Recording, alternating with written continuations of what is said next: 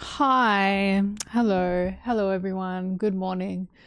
Good morning, good morning, good morning. It's about nearly 6 a.m. for me. It's editing time, as always. If you're new, sorry, you can't see what I'm tapping. I'm tapping her. It's the cat that brings the blue filter. Can you see yourself? Hmm? Alright, so, if you're new here, this is an editing stream. We'll be soft. We'll have fun. There will be... The energy last stream was crazy. I don't know what happened there. Nothing bad was said, by the way. It was just a crazy stream. I'm not sure what that was about. But, we'll get back to... Yeah, she did cast the blue filter. Oh my god. We'll get back to editing. I have to get this video done and out today. So it's gonna be edit central. It was because of the Mass Effect video? Probably, eh? Alright. I found a video game playlist called Water. So, as you all know, or you should know, Water games? Water levels are some of my favorite, but I hate fucking playing them. I've said this many times. The music, the aesthetic, great. I'm a water girly. Thank you for that. I love that shit. Oh, you didn't see him. Let me give you that back. I'm sorry that didn't work. It never works the first time, and I'm not sure why that is. I'll give you a little points back. I'm sorry. 100+ requests for Zonk? For Honk Zora's Hooters. This is ridiculous.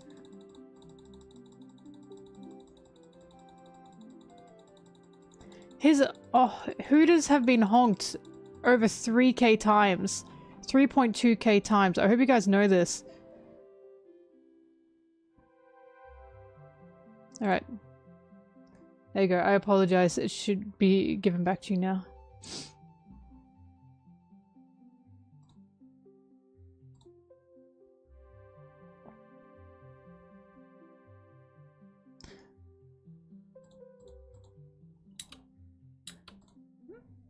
Oh, God.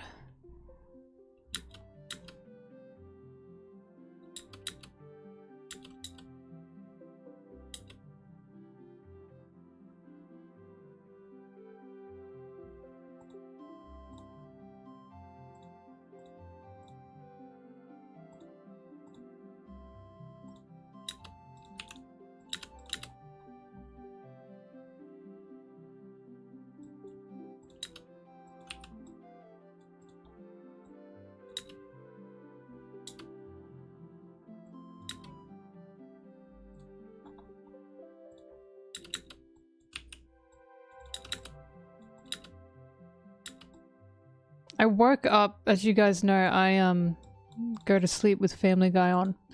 This is the only background noise I can take without it waking me up or keeping me awake. Because it's just so mind-numbing that I don't have to pay any attention and I can just fall asleep with it. I woke up to the fucking... Because it was still playing, right? Oh my god, don't look at my forehead. I woke up, with the Simpsons Family Guy special playing. That it's so shit. I cannot tell you how shit it is. Like, I woke up to it, and every time that one has come on, that's the one that has a little bit kept my interest, only because it's just so bad, and it makes me sad for how far Simpsons has fallen.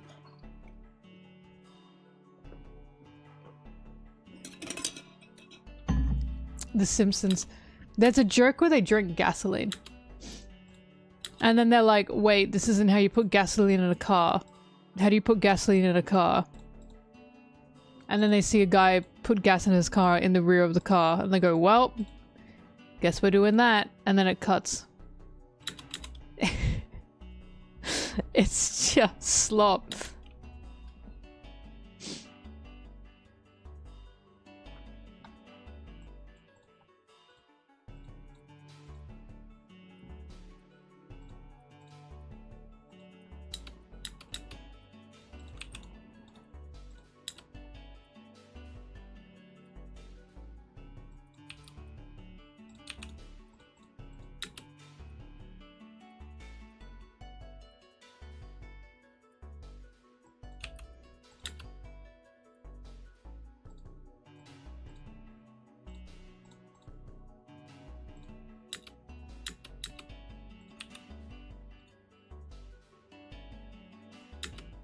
Dragon Ball?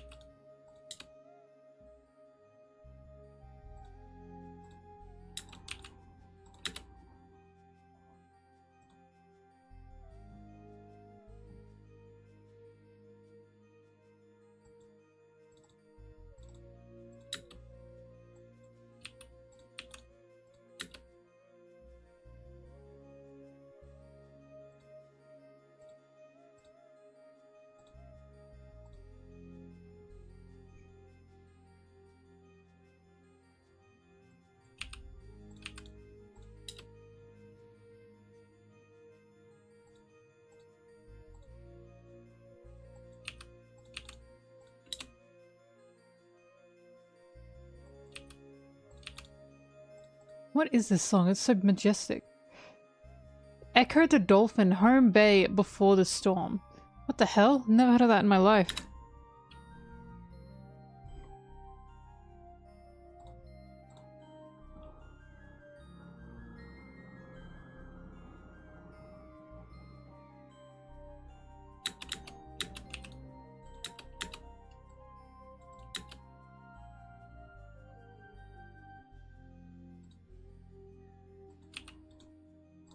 Glad to see we're having a normal one. In the chat, always appreciated.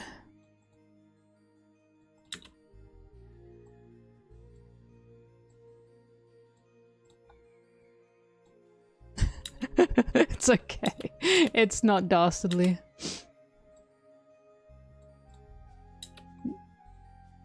I've just started. The editing has just begun.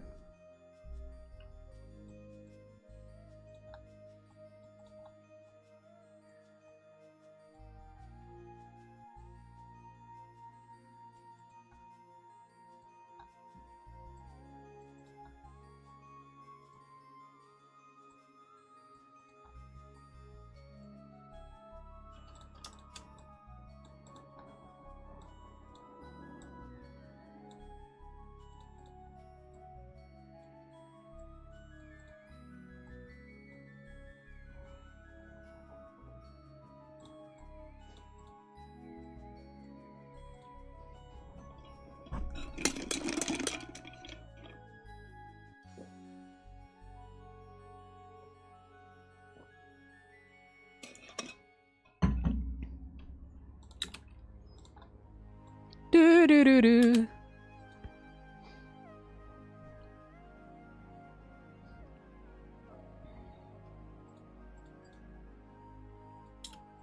Well, Judge saw his emotion as a weakness. If he had any. Judge, remember, Judge says to Sanji, but alas, I'm only human and I couldn't kill my only son when he was little. Like, Judge thought that was weak on his behalf, that he couldn't kill his own son.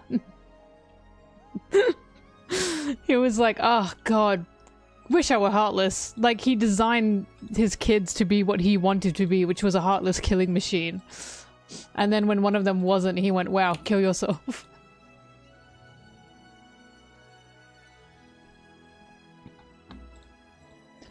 Judge's emotional problems is toxic masculinity. That's about it. Like, I'm pretty sure that's pretty well interpreted. His emotional problems are, I have to be a better man than this. No emotions for me.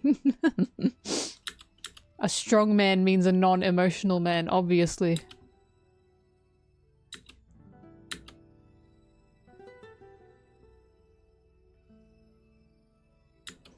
I don't know if Judge will come back, but since he's with Caesar and they've teamed up, I feel like something's gonna happen.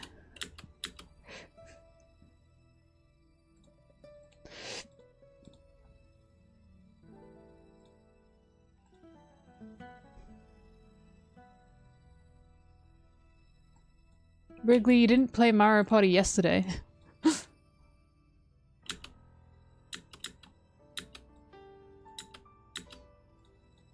I stand by Reggie should have laughed at Judge too. When Reggie was like, this is what you did, Judge, and they laughed at him, I was like, girl, you should be laughing as well. He totally fucked up your entire family. He made your life and everyone else's life hell. Laugh at him. He killed your mother, dude. Forced her into a situation where she was forced to birth these, like, lab rat children. That's just... holy shit, that's like Cronenberg stuff. It's unbelievable. Like, go laugh at him. He deserves to be laughed at for that.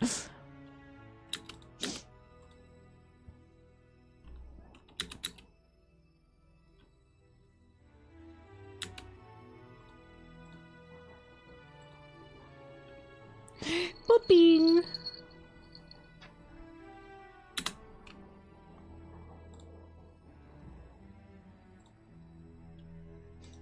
Oh fuck, I still haven't seen Uzumaki. Oh, why I order? Fuck, I gotta watch it. This is how much time I don't have. I'm streaming, I'm editing, and then I play a game, and then I go to bed. I don't have time for anything else. I say it like it's a bad thing. I love doing this. I love Uzumaki. I've read it. I love Junji Ito. So I really want to watch it.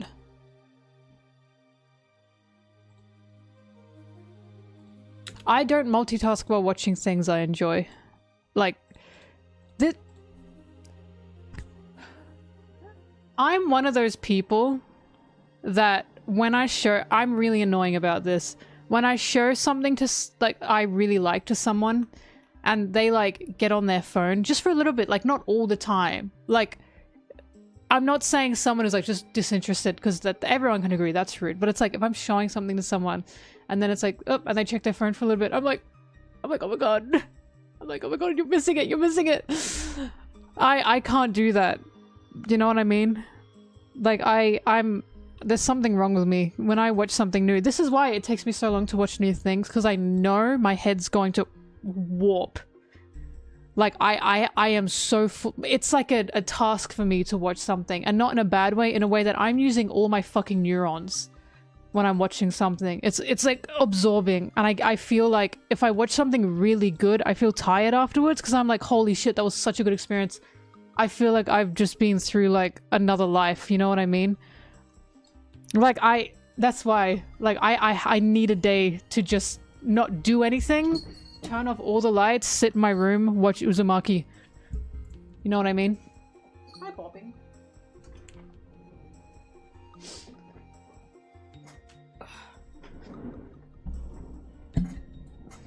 After watching BoJack Horseman, it was a trip. It was such a trip.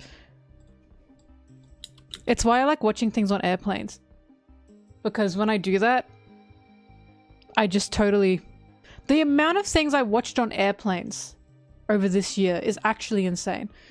I didn't finish Link Click Season 2, but I watched a lot of it. I had to stop at episode 9 because the subs weren't synced. That was really annoying. I watched all of Mob Psycho Season 3. Oh fuck, what was on the TVs? Oh yeah, I watched Groundhog Day, although I've already seen it. But that's why I watch the same things over and over and over and over and over again, because they're not tiring if I've seen them the first time. But if I'm watching something new, I know for a fact I'm not going to be able to multitask. I know, right? Can you see her? Poppy.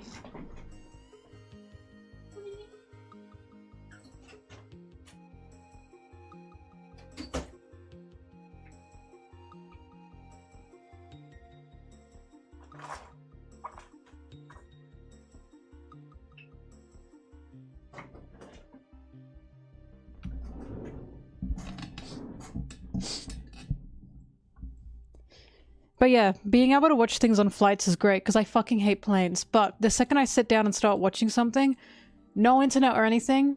I mean, sometimes there's internet, but like there's nothing to distract you apart from maybe the person next to you shuffling around or someone walking by, I don't know.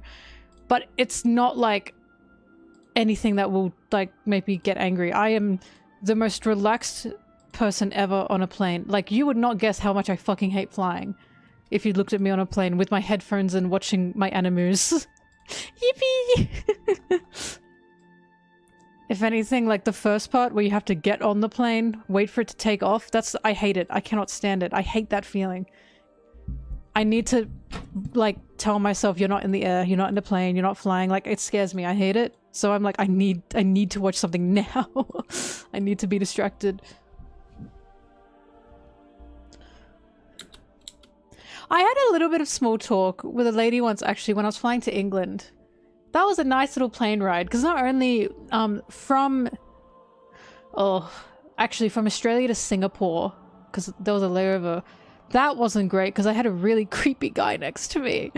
And me being the person I am, didn't ask if I could switch seats with any, like, flight attendants, but whatever. But from there, after that, it was a good flight. If it was Sanji, I'd love it. It was not. No, it was not a good look. It wasn't great. Being a woman sucks. Anyways, it doesn't suck. Creepy men suck. No, he wasn't an addict. He was. He was just gross. He was gross. But from there, when we lay over at Singapore, I got on a plane to get to England from there. And that was such a good flight because not only did I sit with like a free seat between me and the person on the other side. So 3 seats, middle seat, totally free, whoopee. But there was an older lady sitting at the window. I hate the window seat. I hate it. Have you seen those videos of like boyfriends being like, oh, I'll never have a window seat again because of like my girlfriend? I'm the boyfriend. I fucking hate window seats, but like I don't want to sit at a window seat. I hate them. I don't like seeing them. You probably haven't seen those. This is my Instagram specific. But the old lady was at the window seat and me and her were like talking a little bit and she was like, oh, I'm sorry, love, can I like have the middle seat for my legs? I have like bad bones. And I was like, oh yeah, of course, you know, take it. Doesn't mean anything to me. But then we got like an extra pillow from the people and I could just lie. She was like, it's okay, you can like lie like here, like on the other side here. And I was like, okay. And then as we were about to land, we were talking to each other about going to like England. She was like, why are you going? I'm like, I live there. I just saw my family in Australia. I was like, oh, I'm just seeing my friend. She was lovely. She was nice. Not too much talk. Just enough for those in-between moments when you can't watch something. She tried her best not to ever disturb me and I felt bad. I was like, you can, because I always like the aisle seats, and I was telling her, you can get up. Like, I'm not gonna get angry. But that was a good flight.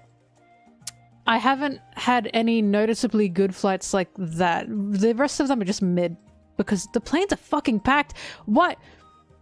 For the economy being in such a recession these days, how does everyone have the money to fly? The planes are so full. I guess it depends where you're going. I love trains. I love trains so much. I hate the window seat in planes because I hate heights.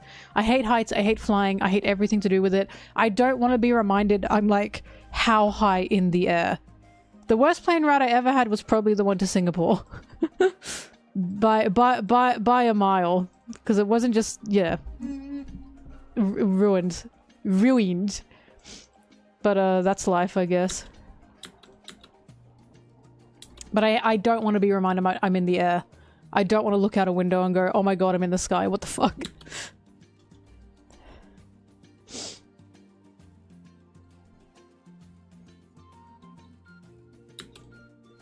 I'd love to go on a ship, but I get seasick. I get every motion sickness under the sun, except for trains. I love trains because they are the only vehicle that doesn't make me motion sick.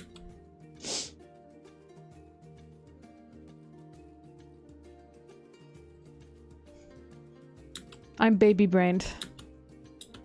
Motion sick baby brain. My roommate Brittany, she really wants to get me the motion sickness glasses. She thinks they're a hoot. Have you seen them? I hate them. I refuse to wear those. You people can't do anything.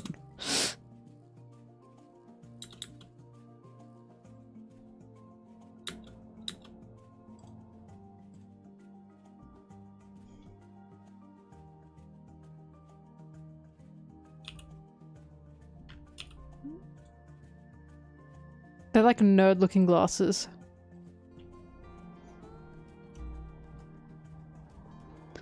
I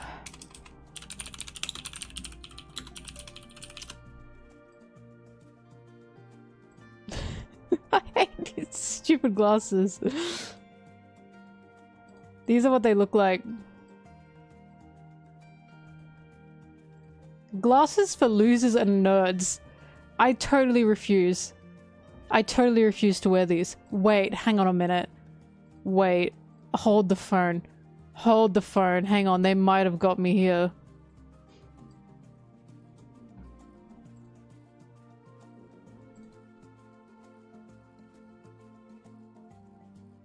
Perhaps. Perhaps. I'd wear those. Hang on a minute. They got my vibe. That's kind of camp, actually.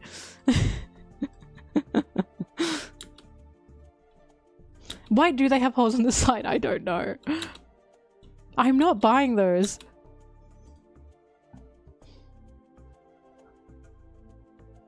I would buy anything as long as it's pink. It's true. Like, look at me.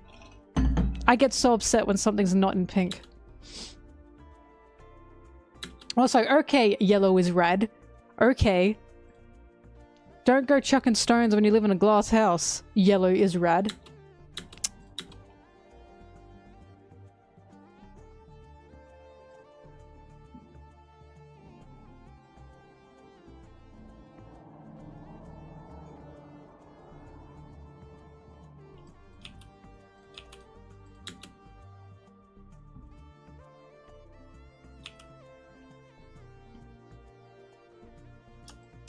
Reiju, do you know how much I jumped when I saw that Sunji's sister was pink? Reiju? Older sister and she's pink and I was like, oh my god, she's made for me. I have a poison pink figure. I love her so much. It's also why I think Shirahoshi is so cute. She's so sweet. Cute big pink mermaid. I love Shirahoshi. She's so sweet. I want to look after her. When I see the shit she goes through. I hate when she goes through things. I hate it. I hate it. When I found out why she was in her room. Oh my god. When I found when Charlos, Saint Charlos went to like capture her. Leave her alone. Oh my god, leave her alone. Please.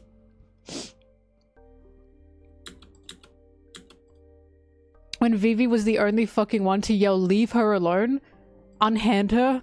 That's my girl. Oh my god, that's my girl. Your big sister tried to gaslight you into thinking you're adopted. I have news for you, buddy. That's every little sibling experience. You know why? Happened to me. Nearly every younger sibling on this planet has had that experience. Of, am I adopted?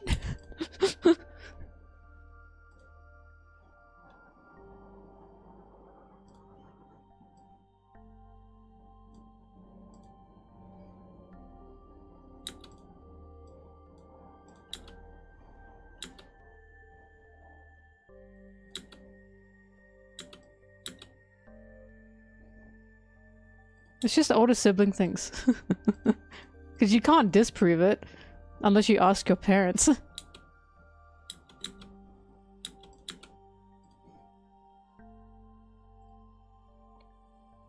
I did ask my mum and dad if I was an accident once.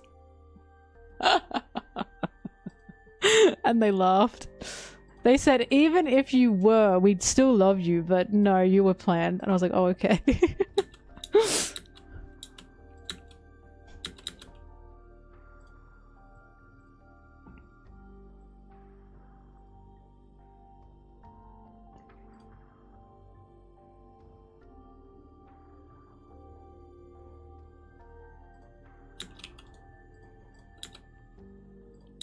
Speaking of slicing tendons on your hands, I was talking to Sarah before the stream and I reminded myself of...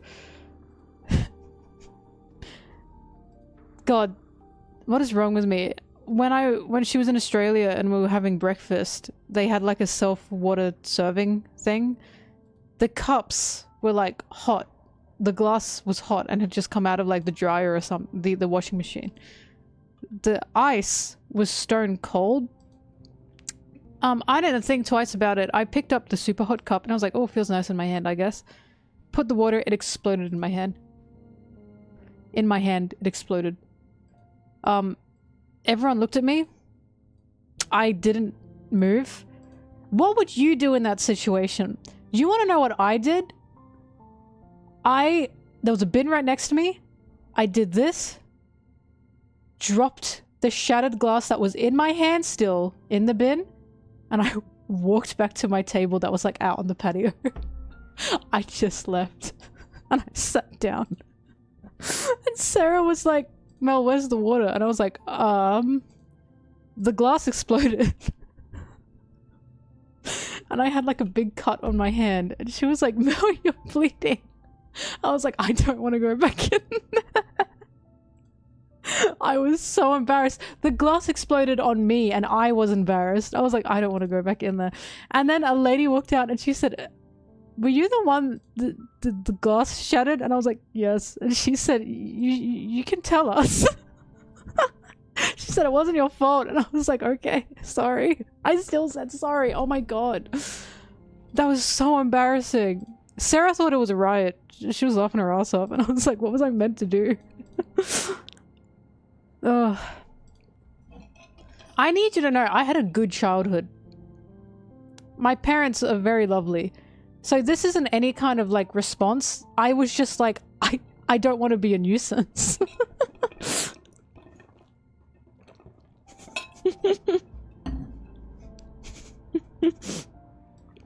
She was like, you can tell us. If that happens, you probably should tell us. And I was like, okay. And then I said, you need a band-aid? Yeah. Yes, please. God, that was so embarrassing. That's one of the things that when I lie in bed and you get hit with like cringe moments from your past, that's one of them. I felt everyone looked at me and I just didn't move. I was like, I can't move. Oh my god, kill me, kill me.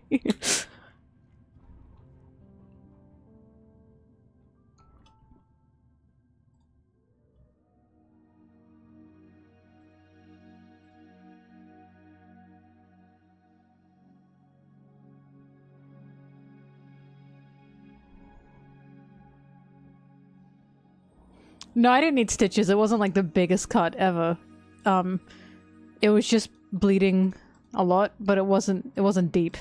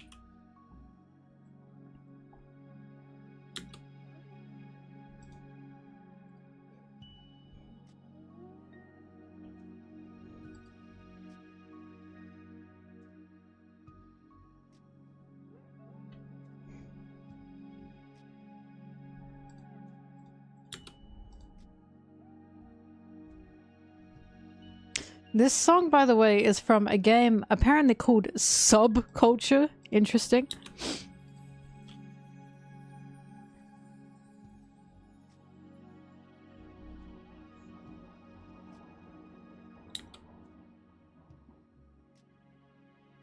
Zimbabwe Queen, so true.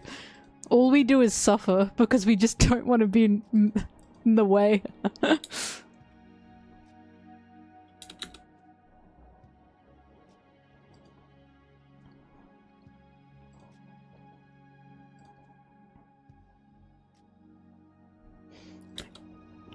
That's crazy. Yellow, why is this so— what is this our generation? Is this what's going on? Are we a generation of fuck, I can't tell anyone, I just like broke my bone? That's so embarrassing. Broke my leg, I can't tell anyone. No.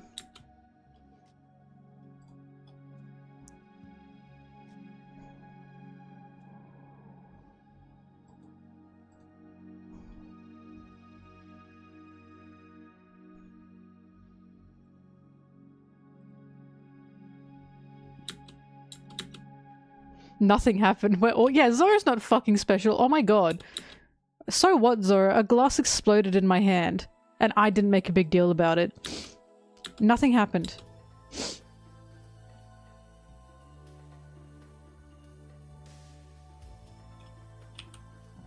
I think the funniest thing that happened to me— it's funny now. I was in the pool with my dad after school. It was like Friday. I lived in the tropics, so we had a little pool in the backyard. My dad got out to like, I think go like respond to some work emails. He got like a work call. He didn't come back, and I was like, okay, I'll get out of the pool now. I like hit my toe on the edge of the pool, and it broke my bone in my toe. My toe broke. Toe broke. I collapsed. I went, ouch! God, how old was I? I think I was like 12. And I was yelling. I was like crying, sobbing. Oh my god, I couldn't, because I couldn't like walk. I broke a toe bone. I was like, oh my god. Yelling, please, please, please. I think I was sitting there yelling for like 30 minutes until I was like, holy shit, I have to get up. Because like, he's not coming out. I was like, this is it. This is how I die. I have to like, survival of the fittest. I gotta get up. Stood up. I had to walk up our little like porch steps that we had. I had to walk up steps. I walked into where the computer room was, like limping, wet, like from the pool water, right? And my dad was like, oh my god, what's going on? I was like, my toe, I think I broke it. And he felt so bad.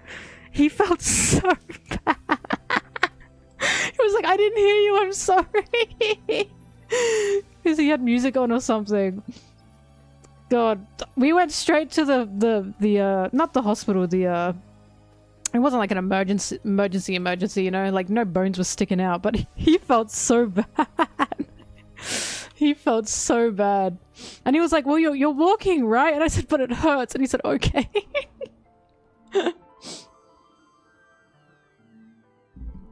And then the other thing that happened, the first time I remember this is like my favorite story of mine, and I don't even fully remember it, but I do remember the biggest moments of it.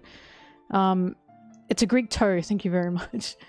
But when I was, I think 5, was I 4? 5, probably 5, I was on the trampoline with my brother, and he did that thing when you're on the trampoline, and he like did that double bounce thing that fucking catapulted me. Hang on, wait, I want to read this. I got hit by a low-speed car in middle school. I got up and ran away with a bloody leg because I didn't want to interact with them. What is wrong with us? This has to be our generation, right? Anyways,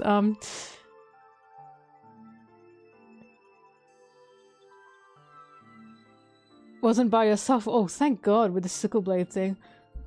Man, the things humans go through. Anyways, as I was, my story is not that gnarly, but I was on the trampoline with him and he did the double bounce thing that catapulted me and it launched me. There was a tree next to the trampoline and it's one of those big like paper trees with like the really soft bark. Those aren't eucalyptus trees. No, they're not. I don't know if you guys know the trees. They're everywhere in Australia.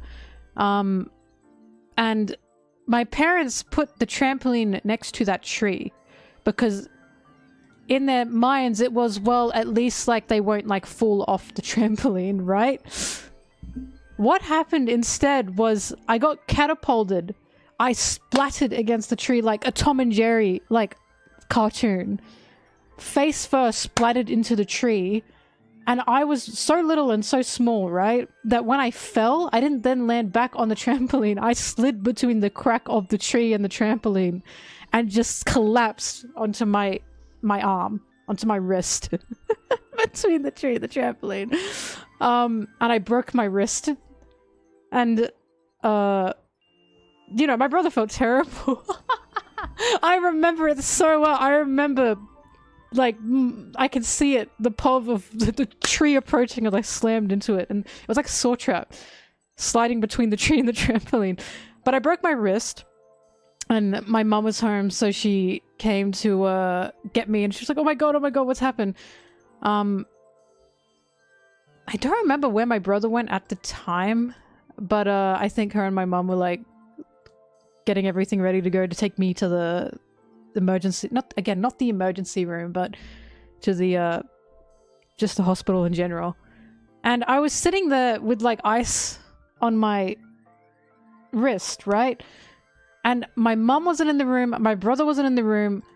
It hurt, but I was so fucking bored. I was bored and I got hungry. So after I think it was like 10-15 minutes, I stood up and I went to go see her. I found her, I think, like just after she'd gotten off the phone.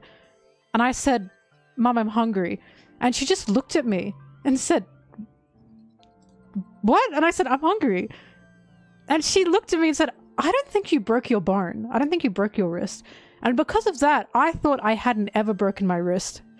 Apparently, when she took me to the hospital, I had indeed broken my wrist, and my mum was appalled. She was like shocked. She was like, but she got up and walked to me and said she was hungry like 15 minutes later. I had broken it, and I kept telling people, no, I'd never broken a bone before except for my toe. And then my mum heard me say that. She said, no, you broke your wrist. I was like, when did I break my wrist? She said, when you were like 5 and you got catapulted against the tree. In my head, I'd lied to myself because she told me in that moment, you couldn't have broken your bone because you got up and told me you were hungry. I'm so powerful, what can I say? In all honesty, it was probably like adrenaline or something, whatever it is. My little body working overtime to tell me, you are not in pain, you're just hungry.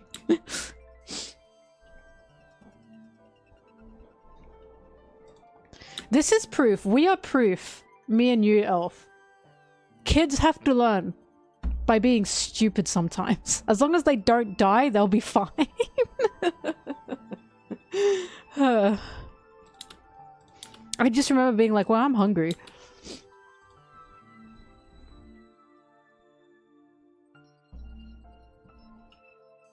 Emergency surgery against your will? Emergency surgery against your will. Interesting. Because I had emergency surgery too, but it was to take my appendix out.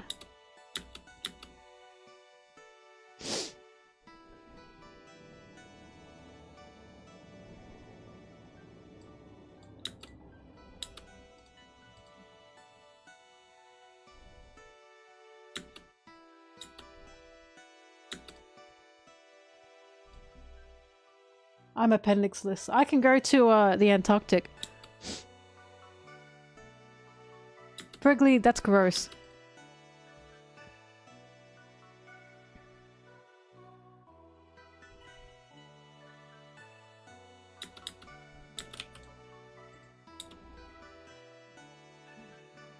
They tried to move to the proper place. Wow. That's crazy. Reverse organs. I don't mean that in a bad way. I mean, I've just never heard that before. You were born in the mirror world, bro.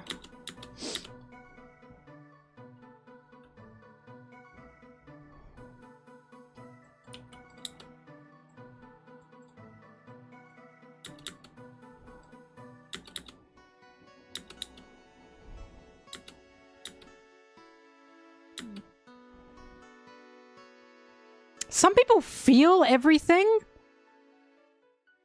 Under anesthesia? Is that not a hoax? I think...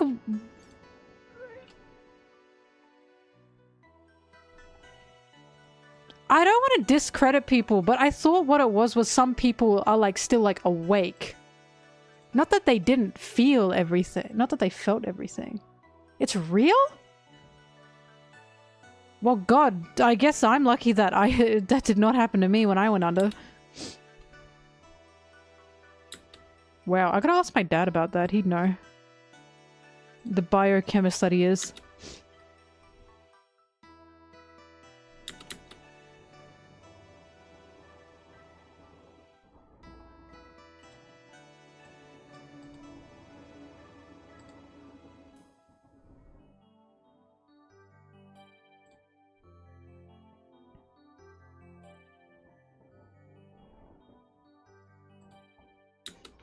Not feeling pain is bad because we have pain for a reason. However, if you were someone that couldn't feel pain and you got put in a saw trap, easiest shit of your life. Make your choice. Okay, give me the saw. I win.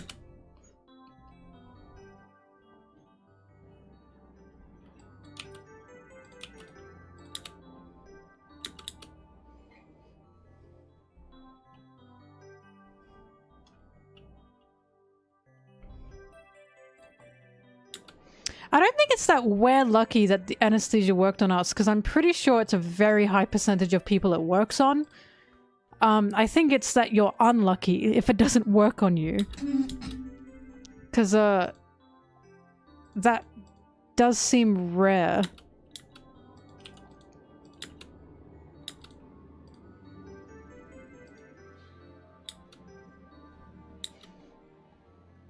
Oh yeah, amputating yourself could indeed cause problems. But you wouldn't feel it. You'd win the trap.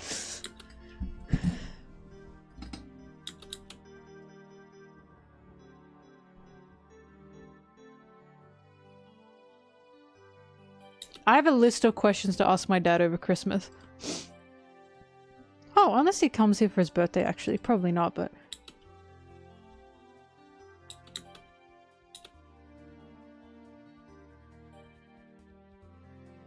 One or two in 1,000. Wow. Yeah, that's very rare. Wow, so rare that we don't even know why that happens. Yeah, you're definitely very unlucky if that's happened to you.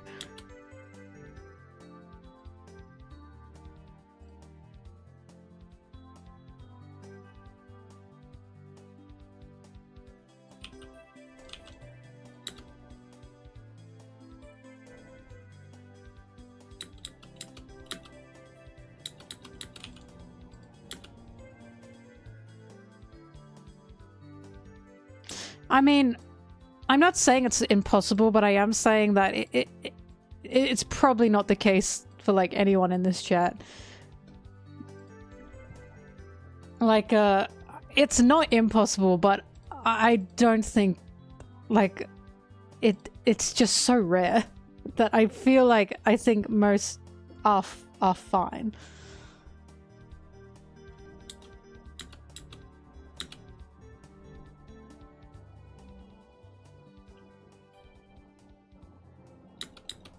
It is just the awareness. That's what I thought, because I have heard stories of people, like, being aware, but they can't feel the pain.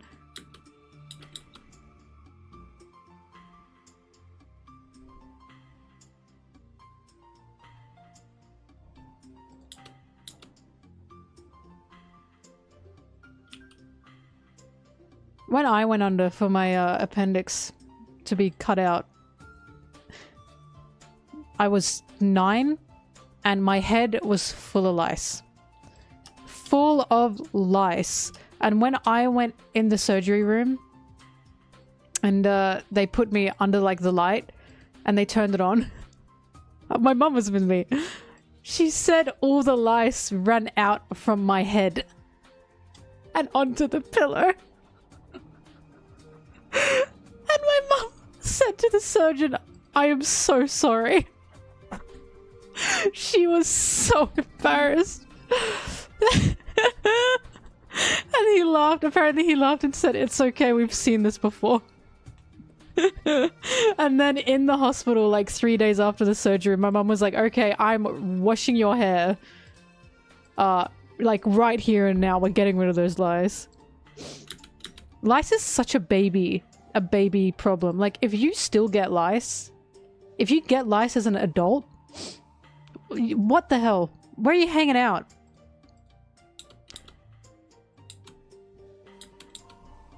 You are 10 years old.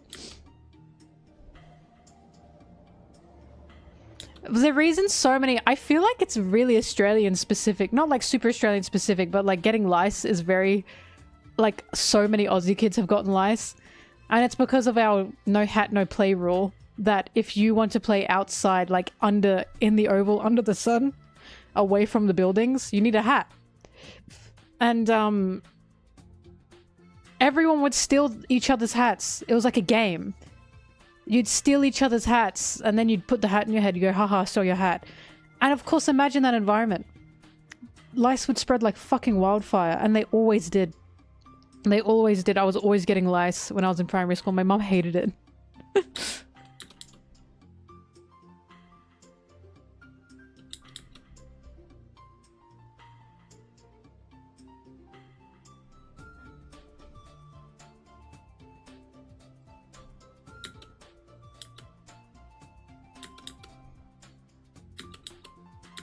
Aww. Ace and Luffy and Sabo sharing lice. That's so cute. They rub their heads together. Ace would get lice, and then Luffy would go, what the hell? I want that. Give me your head.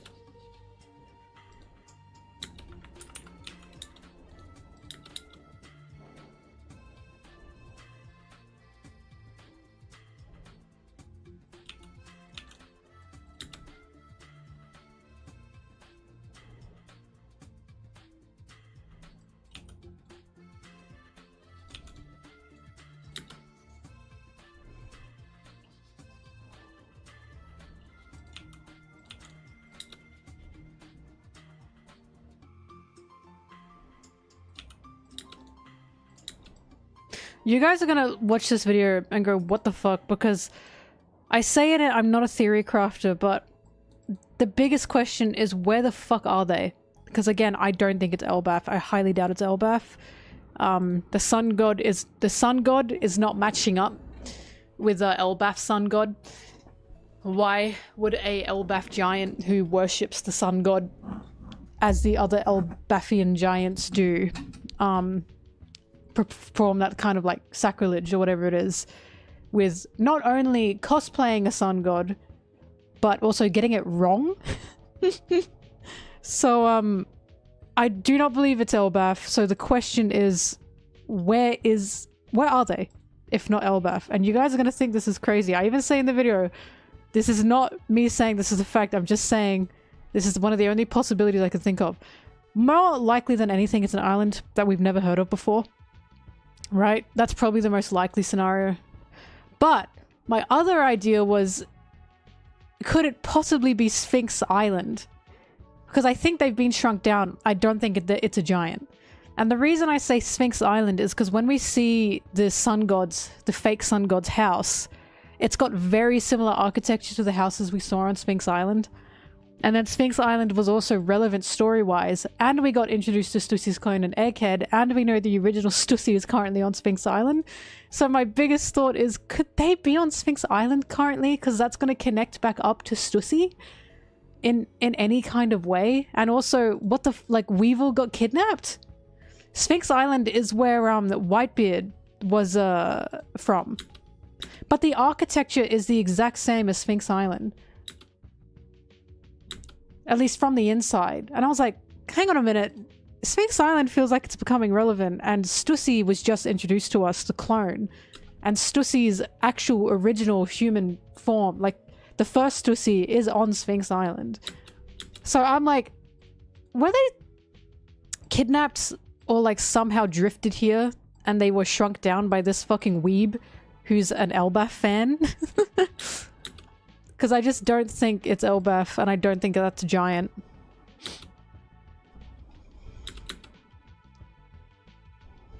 But anyway, that's the only thing I could think of. It probably won't be correct.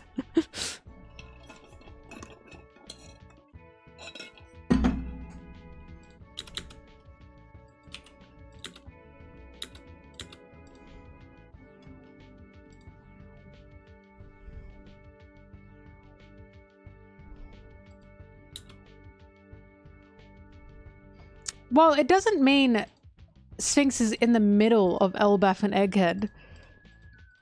They could have drifted out, like, you know what I mean? Like, the islands are everywhere.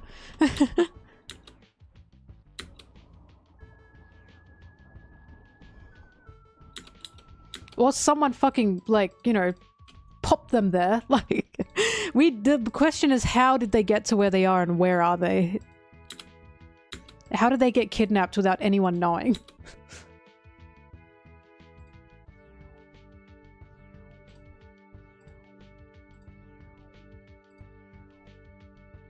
But my biggest thing for it is we've just gotten Stussy introduced to us. Sphinx Island has become relevant story-wise due to Marco Wano the Marines inclusions. And Stussy. Stussy and Weevil. Weevil got like kidnapped. And I'm like, are we gonna get back on that? Hang on a minute. Like, is the Straw Hat's gonna meet the original Stussy? Is she gonna talk about the cloning and stuff? Like, I'm interested. Why does Stussy have a clone of herself? And who the fuck is Weevil? I think Sphinx was around Wano. But again, my thing is, I don't know if being near Elbaf, because Sphinx is in the New World, we know that. But my thing is, could it be being near Elbaf, will that matter? Because we have no idea how they got to where they were. We'll find out though.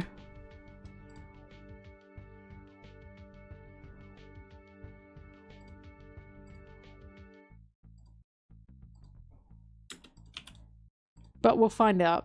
I was just looking at the architecture of the house as well that the sun god was in.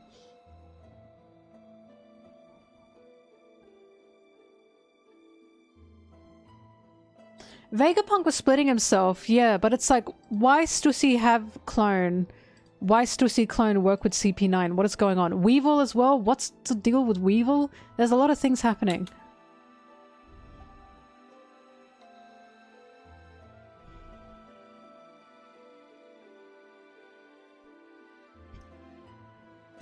Can you imagine if I get this right? I say over and over in the video, it's a reach. I'm not saying it's true. I say, I'm like, I don't think this is gonna happen. It's just what my brain connected. I'm personally also just interested in Stussy.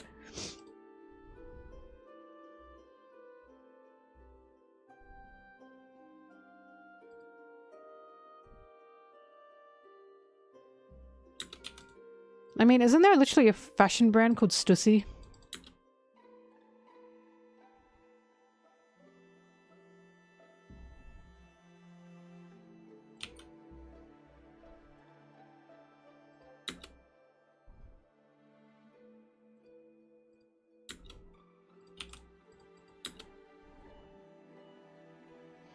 All I'm pretty sure about is it's not Elbaf. Oda's really misdirecting, like he's working to misdirect us. I'm very positive it's not Elbaf. Because again, why would an Elbaf giant, the Elbaf giants who we know, specifically the Elbaf giants who we know worship the sun god, cosplay the sun god and cosplay him wrong? It doesn't sound right to me.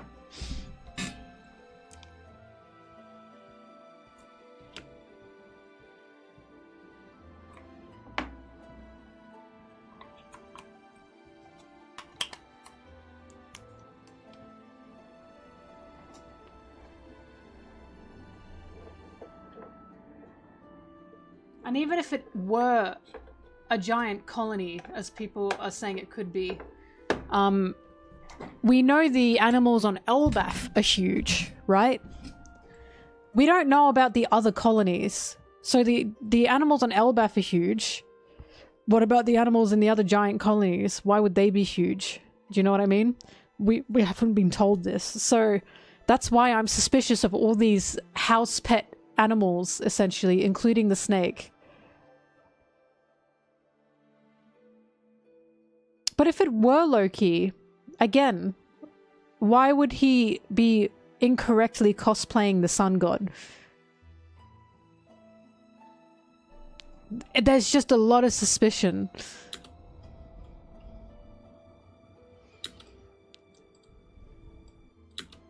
Like, Loki would know what the sun god looks like. Why call himself the sun god and then not look like the sun god?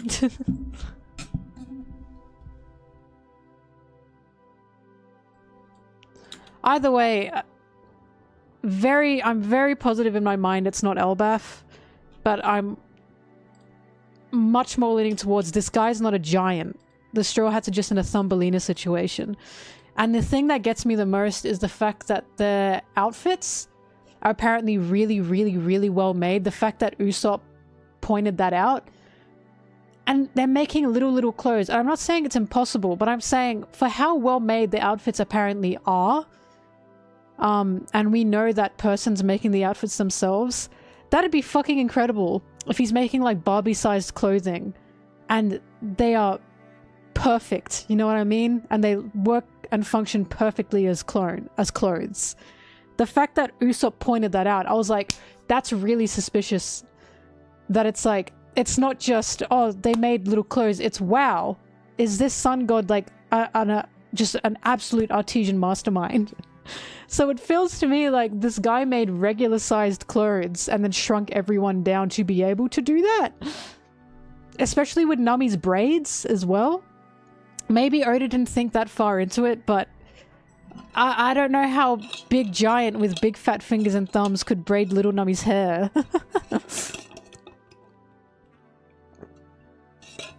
Personally. But we'll find out.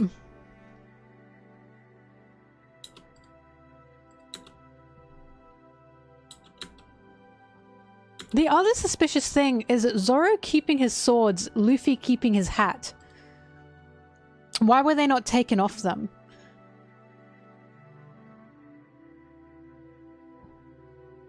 Little Twizzlers? Maybe.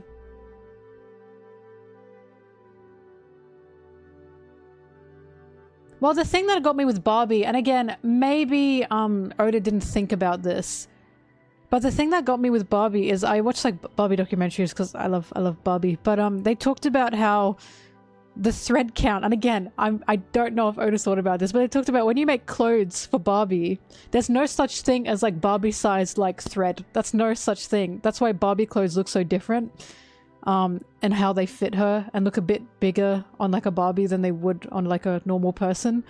So I'm like, how are these clothes so perfectly made? That the mesh armor and everything, like, that's a lot. Do you know what I mean? So it's like, it just feels like to me that they got shrunk down.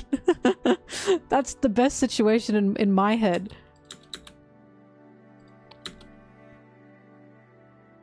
But again, I might be thinking too much into it.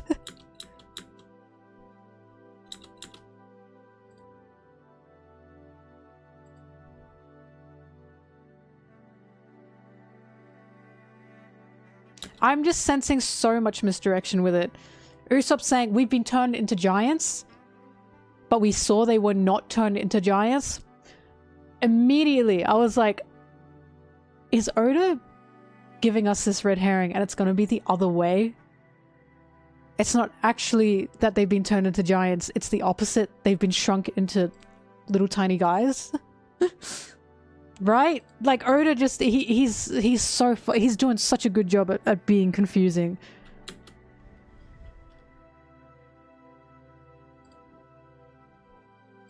And then the fucking inconsistencies from the last chapter, I'm still not convinced that they were just wrong. I'm still waiting to see what else will happen. Especially the fact that all the NPC people just exist in that space and act like it's society. And I'm like, what the fuck is going on? Like, are they going to be kidnapped again? And they're going to be like looped back again? Do you know what I mean? And they keep saying, is this a dream? This can't be a dream. There's so much shit happening. And it's like, I just don't know. For all I know, they're in a lab right now. And they're just like all connected. You know what I mean? With like wires or something.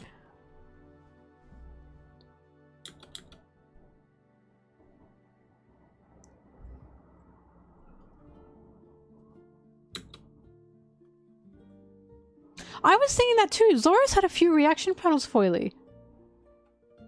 I was also thinking that. I don't say it in the video, but I was thinking, why do we see Zora's narrowed, like, glare, like, twice? We saw it last panel, last chapter, now we're seeing it this chapter. Why? It's like... Because Zora has that instinct for danger. We know that because he's protecting. Right? And we've seen it twice, and it's like... Yeah, like twice, 3 times, and it's like, what the fuck is he noticing? What is he noticing that we're not noticing?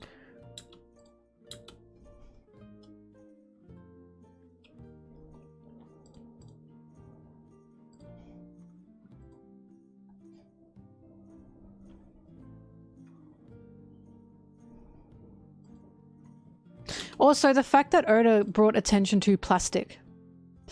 Call me crazy, this might feel insane. Elbaf giants and plastic? That doesn't feel like it makes sense to me.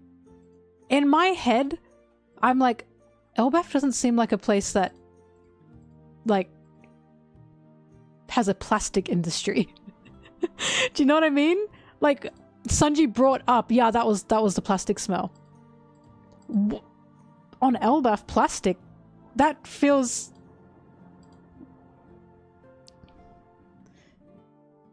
It doesn't seem like Elbaf would have plastic. So I'm like, why is Oda pointing out plastic?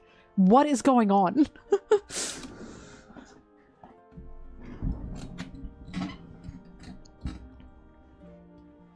Why would there be oil in Elbaf? There'd be lube.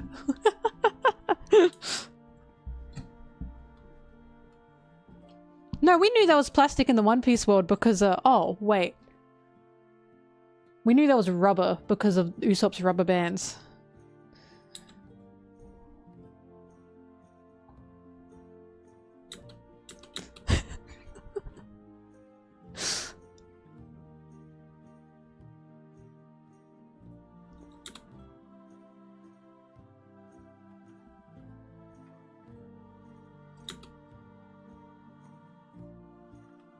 Yeah, there was no rubber in Skypiea. I remember that.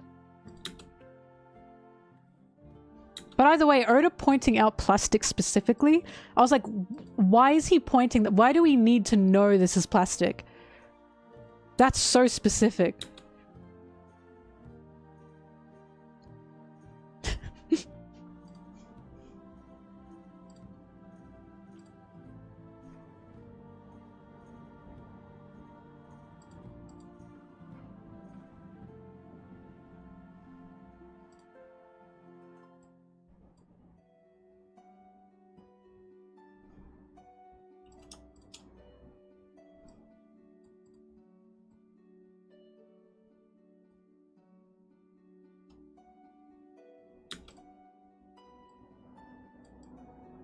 Dude, I also feel so good. I feel so big smart at the fact that those other guys were not giants. Because remember in my last chapter video, I was so hesitant to call them giants. I was like, I don't want to call them giants because we haven't seen them in scale with anything yet. Remember when they saw the bees? The bees! And I said it might be an Oda perspective thing, but from what we're seeing in this panel, they don't look to be giant in comparison to these bees that are apparently big bees. I was right. They were not giants. I was correct. I had a freaking feeling. And that's why I was hesitant. That's why I'm never 100% on a lot of stuff with One Piece. Even though I feel pretty confident we're not in Elbaf.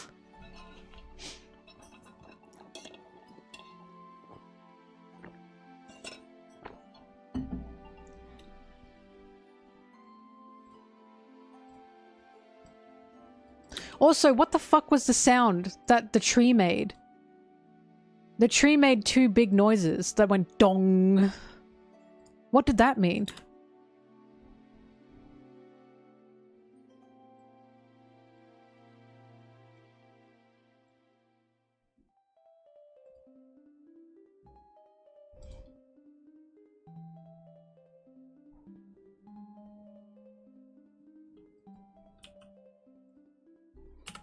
It is the fact that all the animals we are seeing are either bugs or house pets.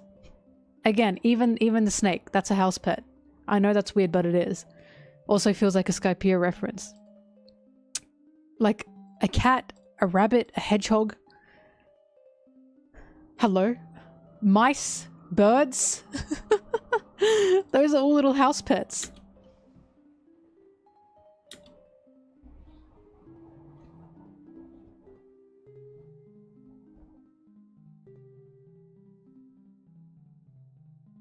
Also, I think it's so fucking funny that I was like, the big tree in the middle of that place. I was like, that is like such an anime isekai thing, where every time they get transported, there's always like a big fucking tree that has like levels. Like it nearly always exists. So the fact that Oda I think has made like this weeb character, this otaku character, and in his D&D roleplay, he's added like the isekai tree. Fuck you. Fuck you so much, Oda. Of course you did that. A nerd would do that.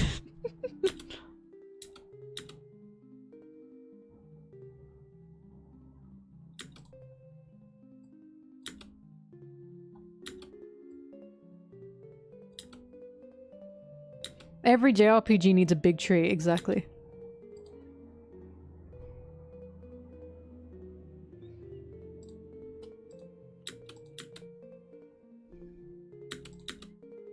It just stands to reason this guy has got to be an Elbaf nerd. Why would someone who lives in Elbaf make a little Elbaf with a D&D RPG Elbaf area? And then also, again, cosplay the sun god and get the sun god wrong. Because we know what Elbaf's sun god looks like. It's screaming Elbaf weeb. Like, right? Elbafaboo. It's screaming that. Because, like, imagine living in, like, New York, right? New York freaking city. And then you go back to your house in New York freaking city where you've modeled all of New York freaking city. And you've just got, like, people in there. Like, you role-playing, you know what I mean? Like, well, I'm now going to go role-play my D&D session of New York City.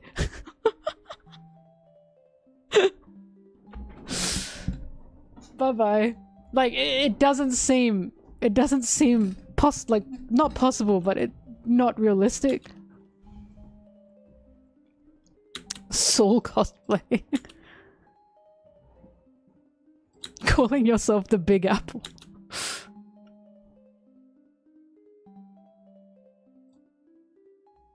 It's not Soul.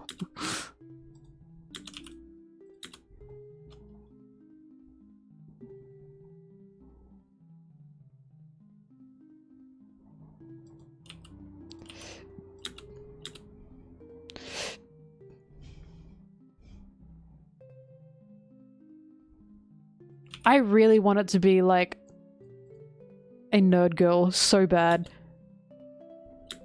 So badly.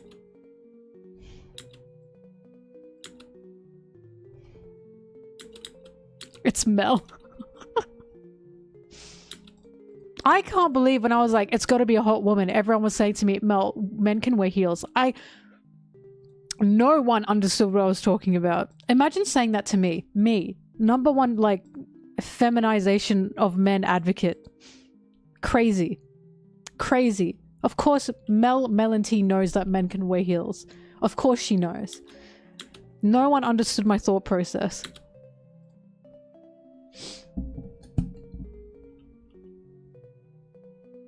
No, Saul's not a nerd, he's a geek. A nerd is someone who partakes in nerd culture, which is like video games, pop culture, comic books, all that kind of shit. A geek is someone who's just nodal, reads books to be smarter.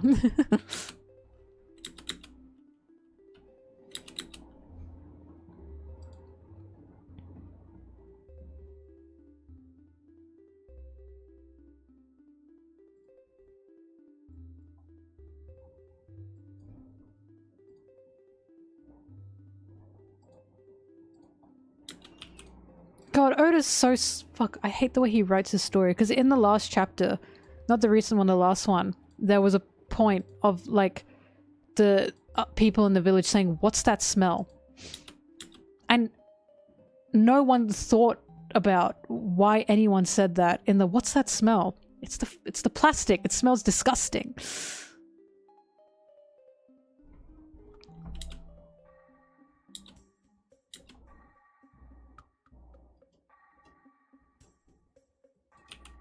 Also, Oda did totally imply that Sanji was scared of the bees. The bees! Ah! And told Zoro and Luffy to go take out the hive. Because remember, in the last chapter, Sanji said, "What about that hive you two took out?" I.e., Sanji was running and hiding. Kill them! Kill them! That's totally implied. I need a flashback now. Because Oda has indeed remembered Sanji scared of bugs. I knew it. I fucking knew he remembered.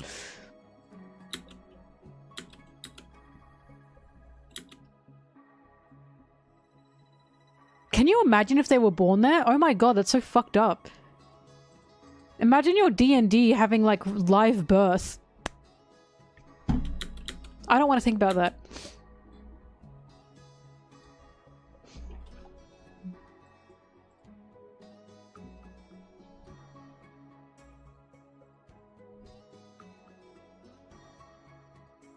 I hope they weren't born there.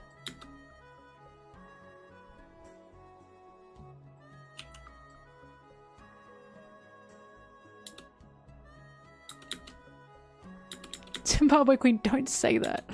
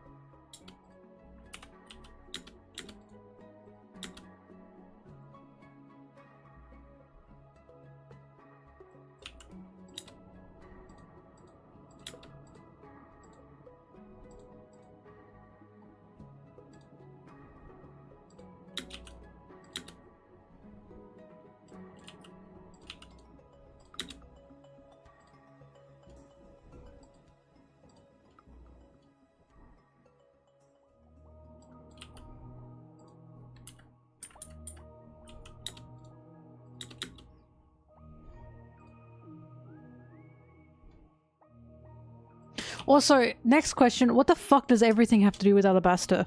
Why are there so many little Alabasta references and like Easter eggs? What is going on? Oda clearly has Alabasta open while he's writing this. Why? What's happening? It's water music because it's called Torvis Bog Underwater Area. Zimbabwe Queen. Vivi's the fucking Elbaf nerd.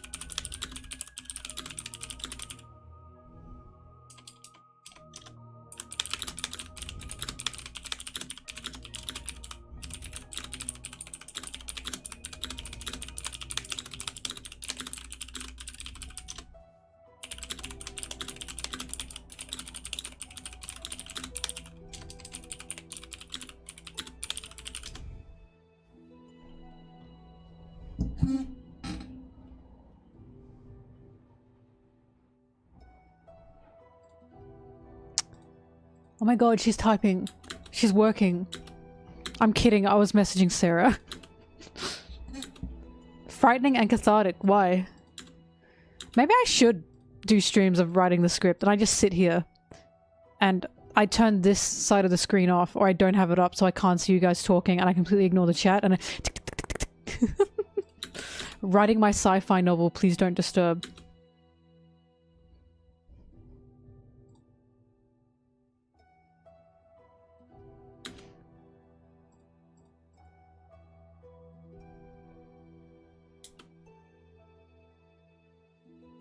I'm fast with it, and you know how I type?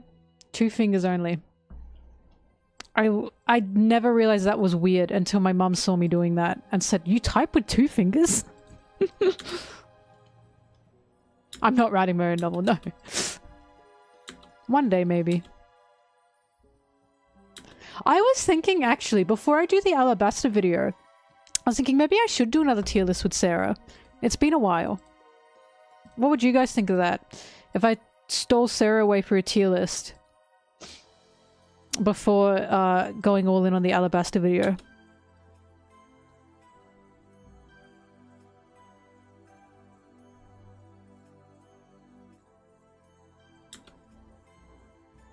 It might not be another sexy one. I kind of want to do a Straw Hat one with her. It wouldn't be sexy, obviously. I have like a written list of what people asked for.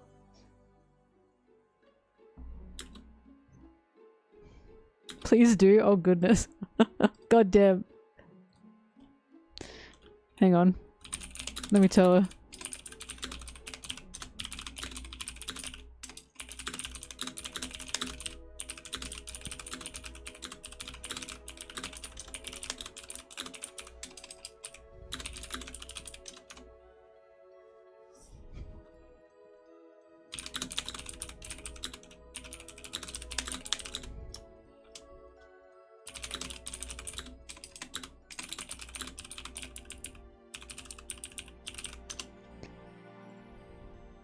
I can do another villain tier list because I've still got like, there's still like Baroque works to get through.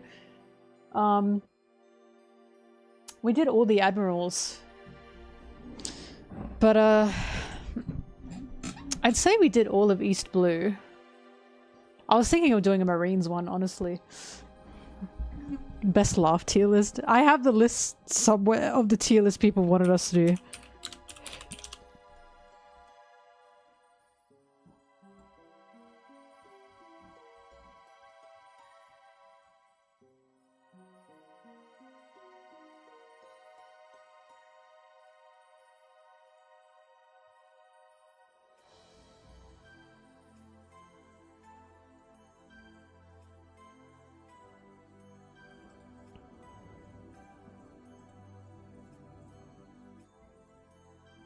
Oh, the idea was tier list of straw hats that are the easiest to bully. The most bullyable straw hats tier list. That's right. Someone asked for that and I went, wait, that's kind of a good idea.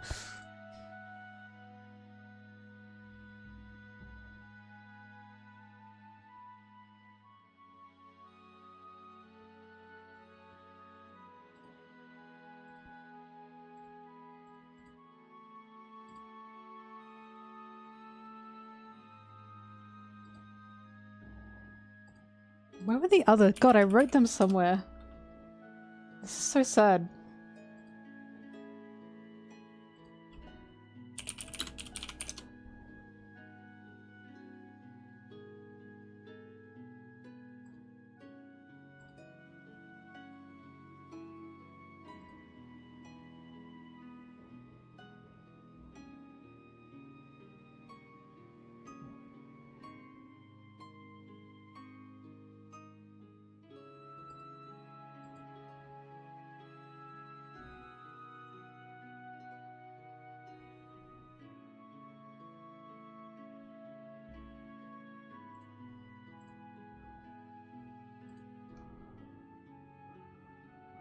Luffy and Usopp could be pretty high. Exactly, it's a bit too... ambiguous, isn't it? The bullyable one. There was another one, but I thought I wrote it down somewhere, but I can't find it.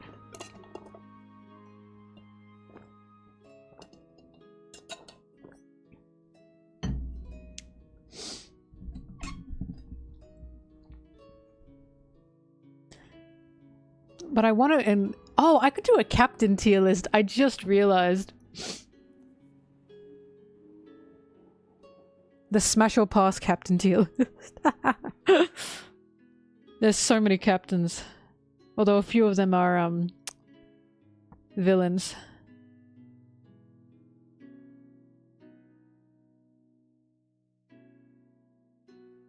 Doo-doo. Anyways, I'll figure it out. Oh, I didn't get to do Sanji's brothers. I'm thinking, because I'm thinking that there are still villains that can be picked that were missed. I just have to look through One Piece. Drop tier list? What? No, I cannot do a ship tier list. I'd have to do that with someone who actually knows, like, One Piece, I think. Drip! I'd have to- oh my god, wait, yeah, the drip tier list for the Straw Hats, hang on. Fuck, I'd have to pull all the outfits together. Oh god. I can't let my bias get in the way.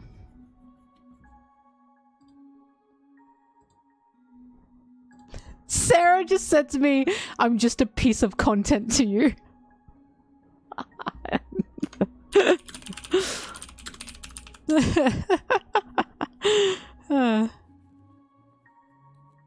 No, I mean, if I would to do a ship tier list, I'd have to do that with, like, Anna. Because Sarah, like, she doesn't know the dynamics of these characters, you know what I mean? Like, she knows some of it.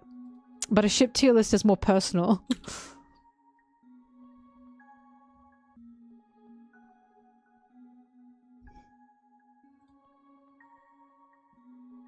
Anyways, I'll think about it, because another villain tier list is totally possible. It's totally possible. Because the Smash and Pass ones, not the Smash and Pass, but the sex appeal tier list is so funny. I love talking about them.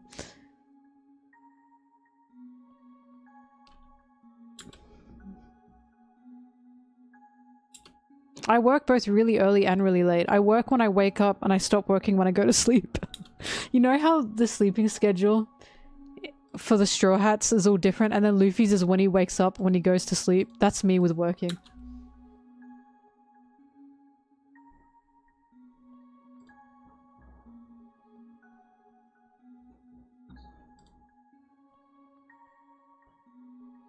I need to do another villain tier list, actually. I have to include Daz Bones. I think he's so sexy. I need to do another one.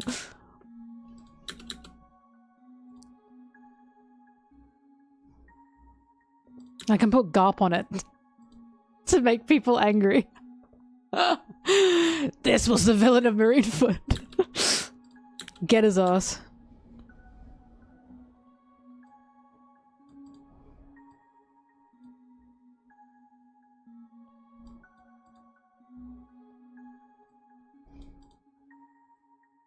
Maybe I should just do a marine one. I don't know, we'll find out.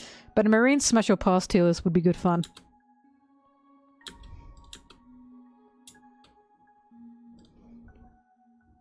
It's not even smash or pass, it's talking about their, like, appeal.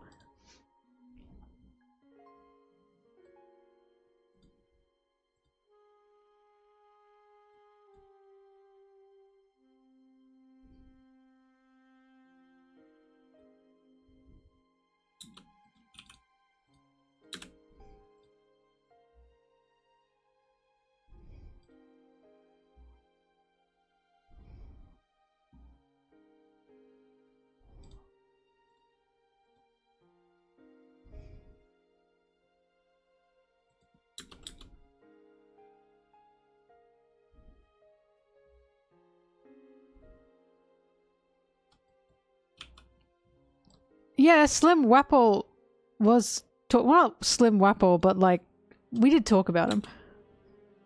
Like, I talked about how he, like, had, like, an ability where he just, like, skinnies himself. Oh, a mentor. One Piece mentor tier list, actually. Fuck, then I could put Zeph on it. Yes.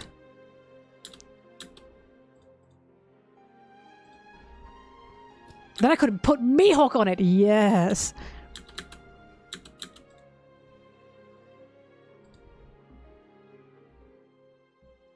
Then I could put Rayleigh. Oh my god, wait. The mentor tier list might... Yeah, either... Wait, the mentor tier list might slap.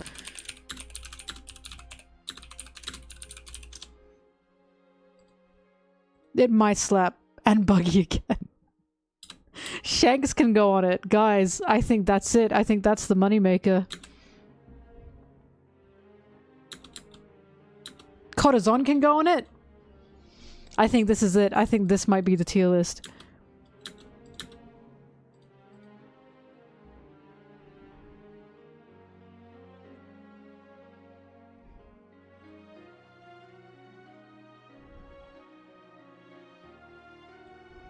This music's so emotional. Halo 3? Oh my goodness.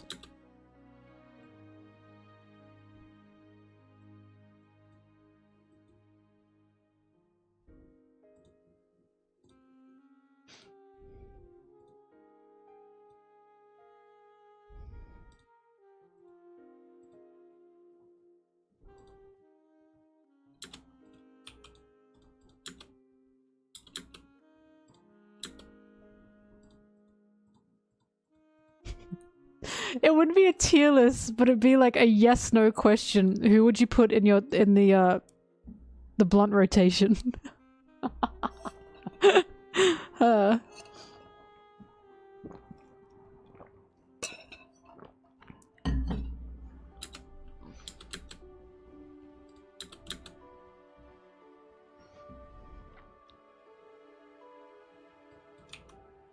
You know who is going in the blunt rotation? Stony Chopper. Fuck yeah.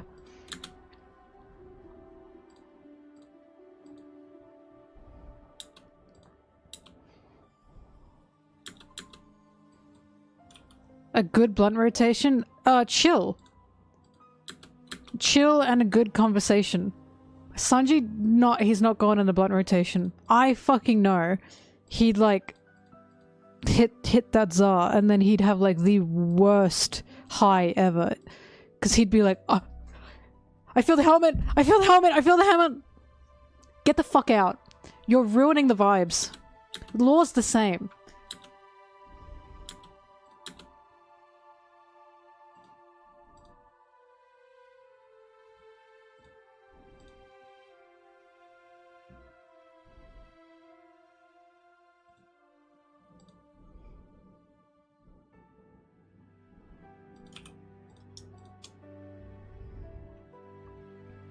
I think Zoro would just pass out. I'll be so for real. When Zoro drinks too much, he doesn't get drunk, he just falls asleep. I think he'd be like that with weed too. I think he'd hit it and then he'd just fall asleep.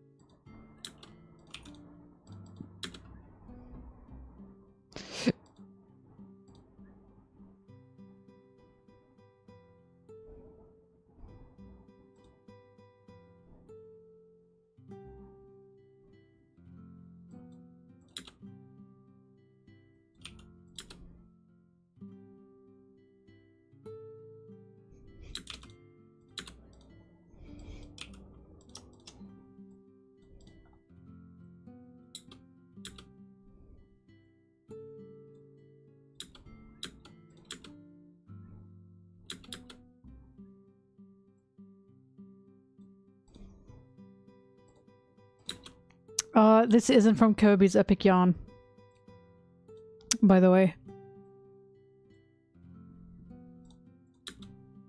It's from Yoshi's Story.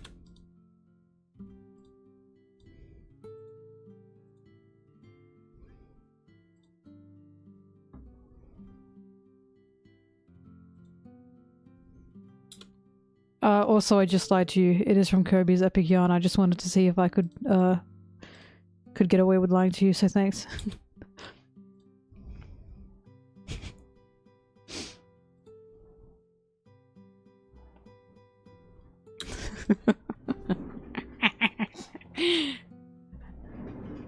Yes!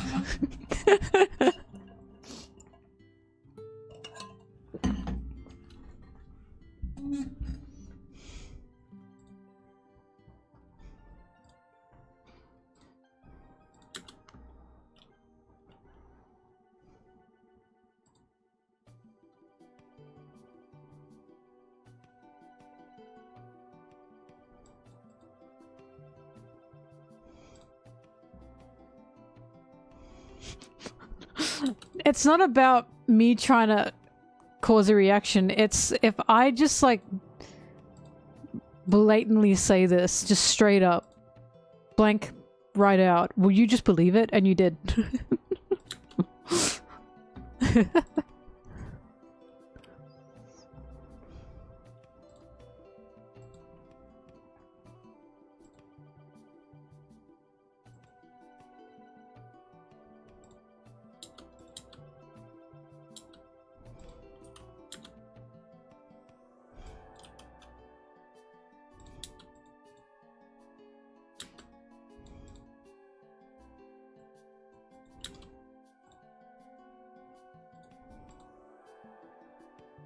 You know what a song is in Yoshi's story? Oh, thank you.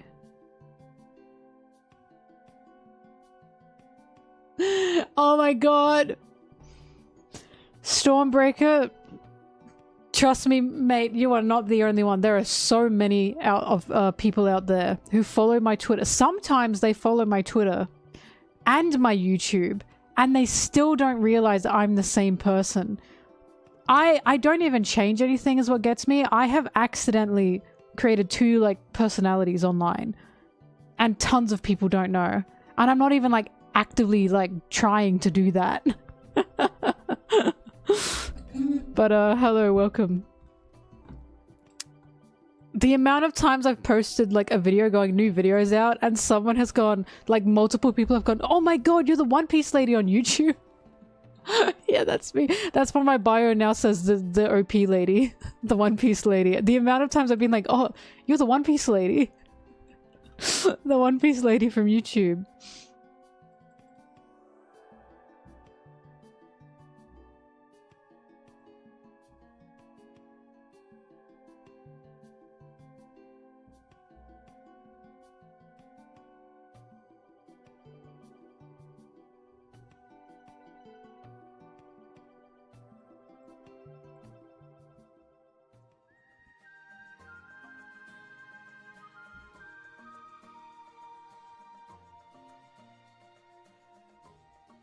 Oh, yippee, so true.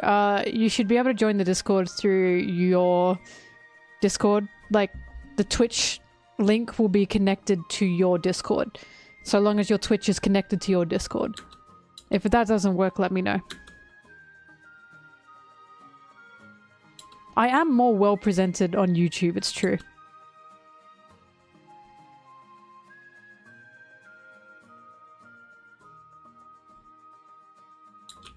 Oh.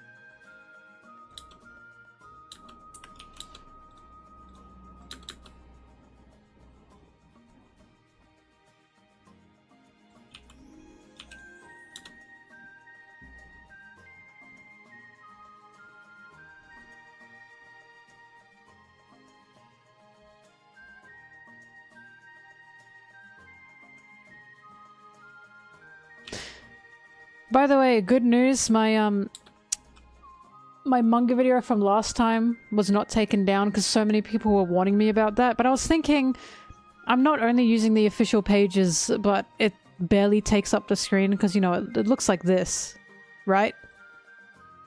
It looks like this. And I'm like, it's not exactly copyright if you can't even figure out what's going on, right?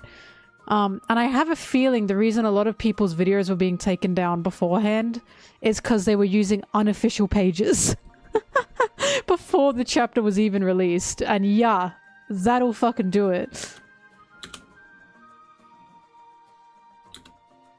Oh, yay.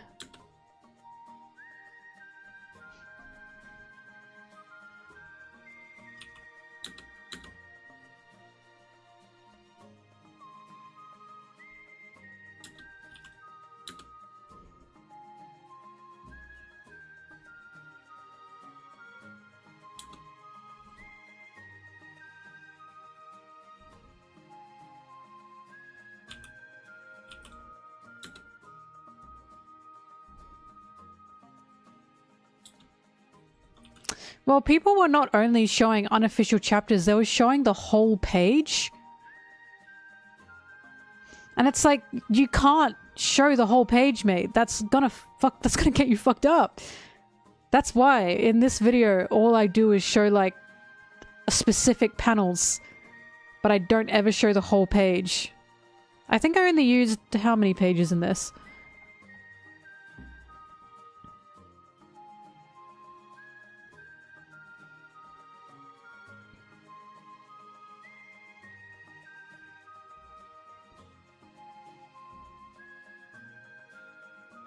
One, two, three, four, five, 6, 7, 8, 9, 10. I used 10 pages from the chapter, and I only used panels. And it's like, I'm pretty sure the reason a lot of people were getting taken down is because they were just throwing them on the screen.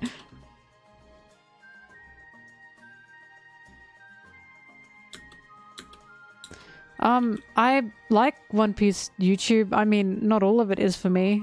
As we've discussed, I like Murphy a lot because I really like her analysis.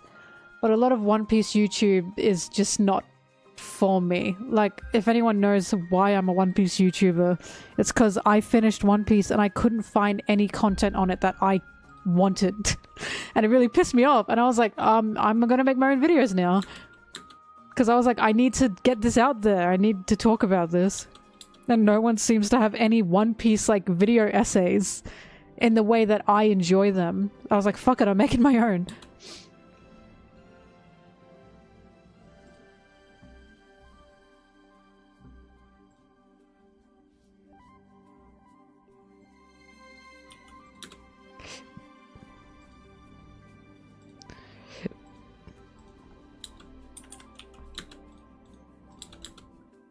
Like, I was looking for super eye patch wolf type of content with One Piece. I was desperate for it. And every time I get told by someone, your videos are like super eye patch wolves, I've been told that a few times. That's not me going, haha. I'm like, I've just been told that. It makes me so happy because I'm like, that's exactly the air I was going for. Because I fucking love his videos.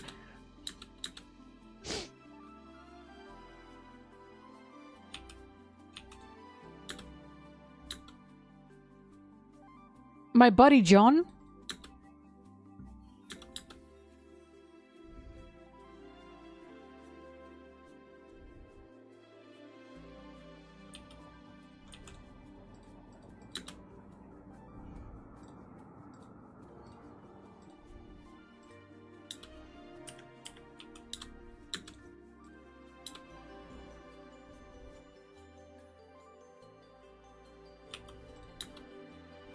I know he's a One Piece fan. Isn't he? I'm pretty sure he is.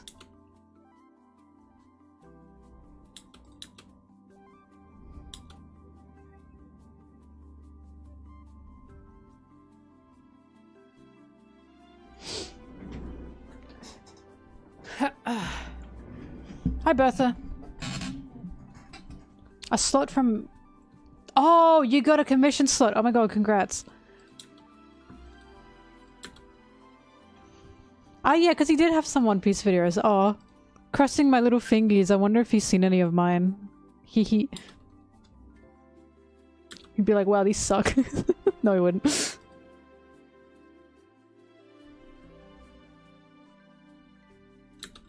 No, why are you trying to get me in a room?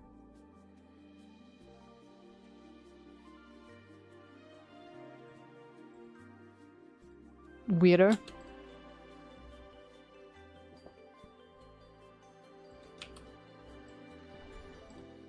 And he wonders why I keep him locked in my non-existent basement.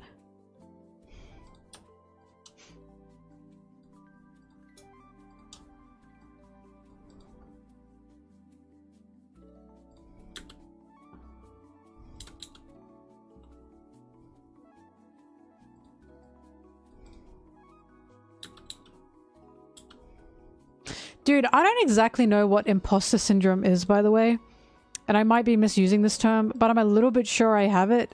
Because the amount of times I've been like, I was nervous to make this video, I don't know if this is a good video, blah blah blah. And I get so many people commenting like, Mel, your videos are talked about all the time. People like your videos, you don't have to be worried about it. And it's like, but I always am. Is that imposter syndrome where I don't think like I'm as good or my content is as good as people are telling me, you know what I mean? Is that what that is? Or am I getting that totally wrong? It is? Okay, nice to know. I don't think it's the worst thing to have personally, because it pushes me to keep wanting to be better, at least.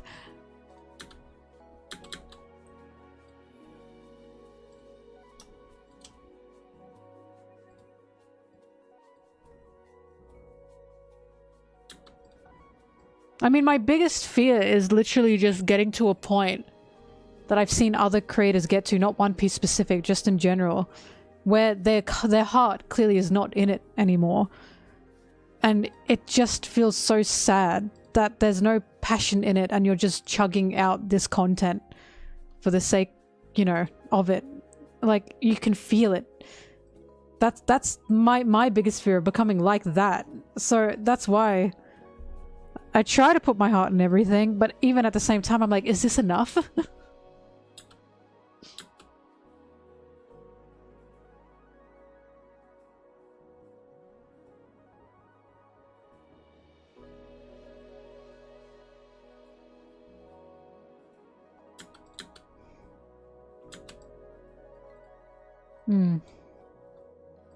Oh my god, sorry, not to vent. Sorry, I swear I'm not fishing for any, like, pats on the back. It's just, I do genuinely worry about that sometimes. That's my biggest worry. Not the burnout. I can deal with burnout. I know how to deal with burnout. But the lack of passion. Because that's just such a sad, sad thing to see. That's why everyone is like, Mel, I'm worried you'll get burnt out. It's like, I'm not worried about a burnout because I can, you know, heal through a burnout. How do you heal through a lack of passion? Exactly, if I start disliking One Piece, that's terrifying to me. I don't want to start disliking One Piece ever. It's why I stay away from any sides of, like, the fandom that I don't want to see. Because a fandom can affect your experience. I never want the fandom to negatively affect my experience, ever. Because that, I think, is the saddest thing that happens to people. When they liked something, but an affiliation with a person or with a space is now what makes you hate it. That is always such a sad thing to see to me. How do I deal with burnout? I do something else. So, if I get tired of editing, or if I have like a burnout from writing scripts, I'll write something else. I'll edit something else. Usually you get burnout because you're stuck in like that loop and you're pushing yourself, right? And then you hit a point where you're just too tired to keep doing this similar thing. And when that happens, you kind of got to learn to do a new thing in a way, or you just got to change up your schedule a little bit. So like, this is going to sound so fucking lame. If I ever get tired of script writing, instead I can write like, you know, I guess fan fiction or something instead.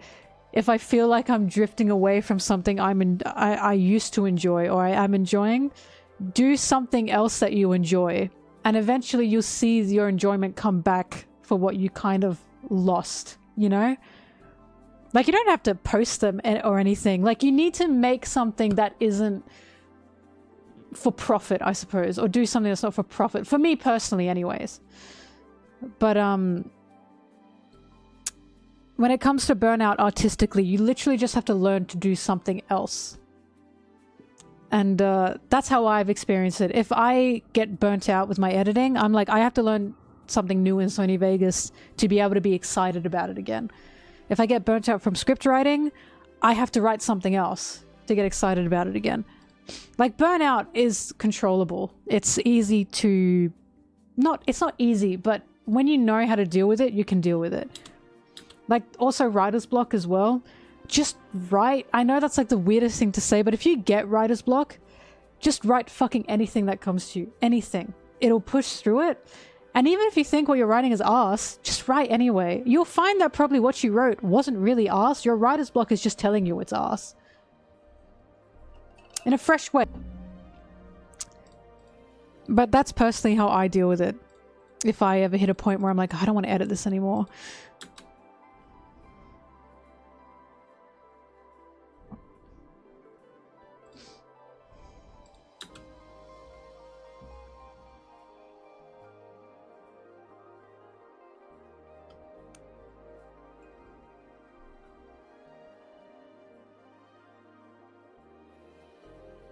Unpublish your fanfic? What the hell? No, fanfiction is what makes mid-media good. Don't do it.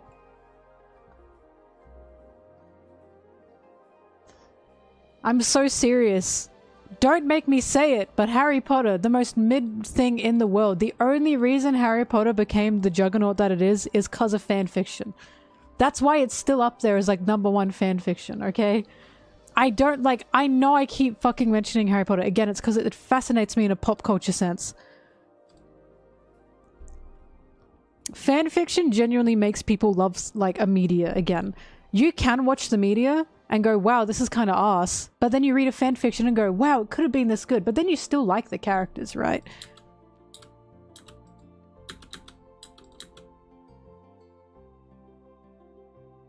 Because of the movies. Movies are part of it. But, the fandom control, right?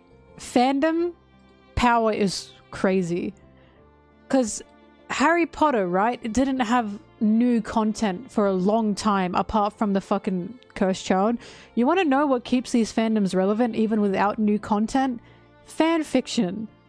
If you have a constant, like, living fandom that's making like fan art, fan fiction, fan anything, your property will survive. Hence why I'm so sure once One Piece ends, it's not going anywhere. It's going to stay there because One Piece is so easy to integrate yourself into or new stories into. Like, that fandom's not going anywhere. Will it dwindle? Yes. Will it go anywhere? No. Like, it's not going to die.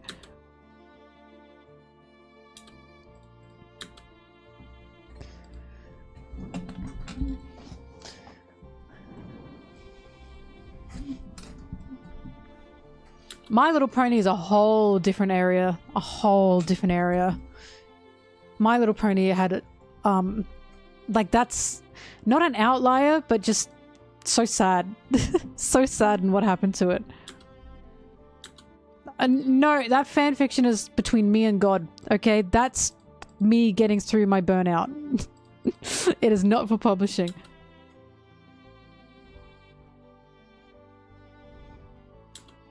My Little Pony? What happened to My Little Pony? You want to know what happened? It hit an audience that thought, actually, I've decided this is for me. And in deciding that's for me, I'm going to ignore the fact that this is originally for little girls. And then, in the process, accidentally traumatize a bunch of little girls who just wanted to look up photos of their favorite characters in My Little Pony. That's what happened. Well, My Little Pony dwindled because it had that problem. Like, My Little Pony is just a big outlier in that regard. it went off the rails. These people loved hard and then fell out of it harder. Like, that's what happened. Do you know how weird it is? I've discussed this before. Do you know how weird it is to say to people, oh yeah, I liked My Little Pony? And they go, My Little Pony? I am a woman who was once a little girl. What the fuck do you mean? Why are you giving me a weird look for saying, yeah, I liked My Little Pony? That was made for me. That's my nostalgia. What the fuck are you talking about? Men overtook that space like fucking nothing. Like crazy. And now they are the ones that have made it hypersexual, hyper weird, right? In such like disrespectful ways. And it's like, I'm now having to deal with that fallout. Why? Yeah, right? And it's why I always say, when it comes to stuff like My Little Pony or like Pokemon, a lot of men, grown men especially, need to learn when they are not the target demographic for something. They need to learn, Pokemon baby game, you're not the target demographic. I'm sorry. Once upon a time you were. You are now a grown adult. Pokemon is for kids and families. Always has been. You can argue it to the moon and back. But it always has been, always will be. You cannot complain about a game that you are saying is not made for you when it isn't made for you. You are enjoying it, yes, but you have to play it with the idea of, I'm not the target demographic for this. They did the same with fucking My Little Pony. They were like, I'm going to forcefully make myself the target demographic for this and complain when it's not. And then basically, like, not force the writers into like a situation, but the writers by the last seasons kind of catered to that, to those men. And I was like, this is so fucking sad. Like, don't give in to that. You are writing, your target demographic for My Little Pony is little girls who want to feel like whimsical, who want to feel some kind of adventure, some kind of journey, friendship, you know. They want to feel even empowered through My Little Pony. It is not grown men. It should never be grown men. And that's why when it comes to like, just give Pokemon a hard mode. I mean, they can. But why would they if it's not made for you? That's my thing, right? You, adult human, can make Pokemon harder yourself by doing a Nuzlocke if you want. You know what I mean? But complaining that Pokemon is too easy will always be ridiculous to me. I'm sorry, it just will be. When it's like, yes, because it is for little children. Pokemon is for babies. It just is. It's for families, it's for babies. We're allowed to still like it, but you can't complain that the children's media is a children's media. So that's what happened to My Little Pony, and that's why it's so upsetting. And it's like, why am I dealing with the fallout of this? I was the target demographic once upon a time. I'm the one with the nostalgia. I'm not trying to force it to be my target demographic as an adult woman now. When you watch baby cartoon, you watch it with the idea that this is a baby cartoon. Some of the things they say, okay, that's not for me because I'm not a baby. It's that simple. And I feel like a lot of women and a lot of queer people in general have a better understanding of that, because many women, many queer people, even non-white people as well, POC people, right? Watch things that don't have them in it, that are not made for them. And we still watch that and we still go, okay, this is not made for me. So some parts here and some parts here, I'm going to understand I'm not the target demographic for that. Okay. But a lot of men don't get that, because what was it? It was an insane number. It's like 80% of media is made for men. Did you know that? It was like 70 to 80% of media. Think of like the pop culture phenomenons in our day and age. Marvel, do you know why Disney bought Marvel and made the Marvel Cinematic Universe? Because they were trying to get men and teenage boys to join like the Disney side. Star Wars as well, right? That's why they bought Star Wars.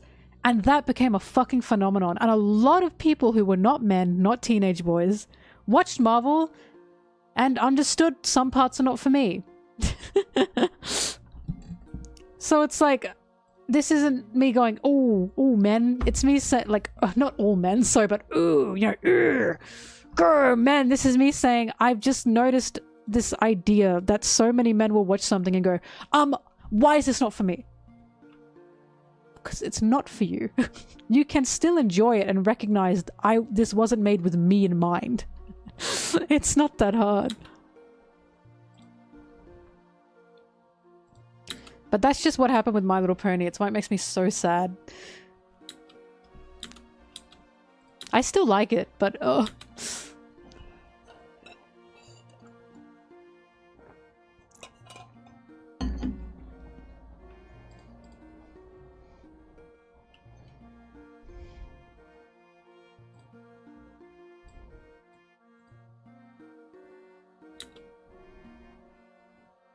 You were 13 and you're 27. Oh my god. 2 years older than me. You've always wanted the types of videos I've made?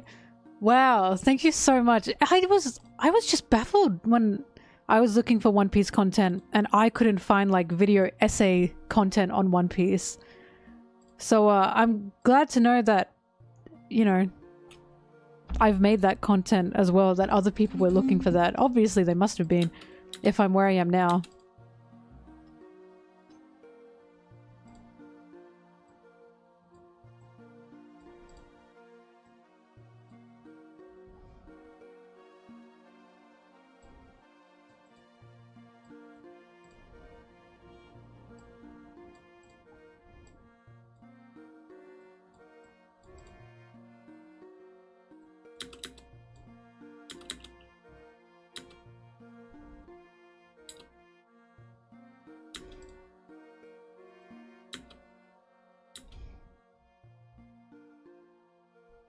I appeared. Oh my god, I appeared from the lake.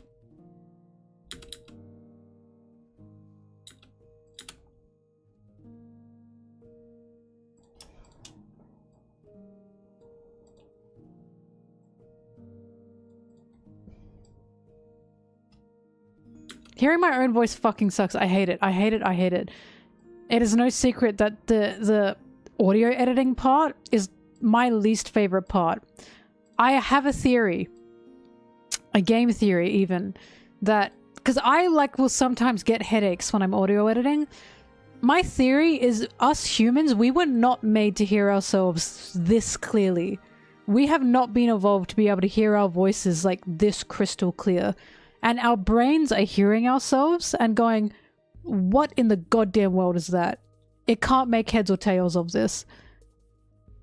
And that's why everyone hates the sound of their own voice, because your brain is going, we're not meant to be hearing that like that.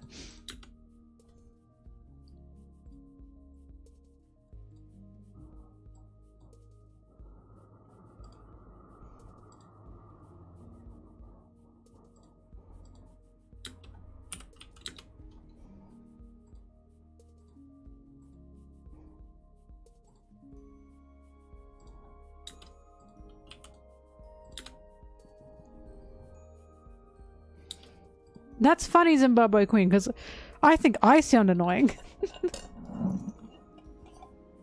Do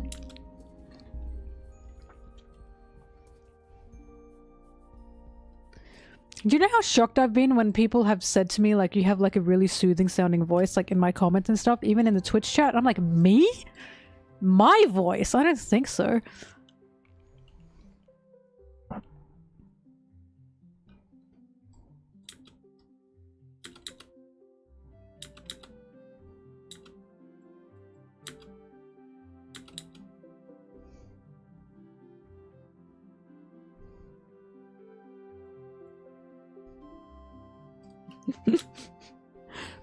No, I know that my voice couldn't be the most grating out there, I guess, because a lot of people I've seen have said one of the reasons they can get through video essays is depending on the person's voice.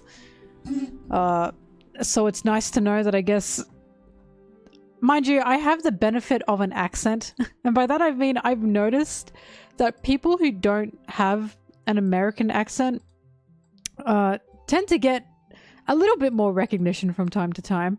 And I want to say it's just because it sounds different. Because majority of my viewers are from the US of A.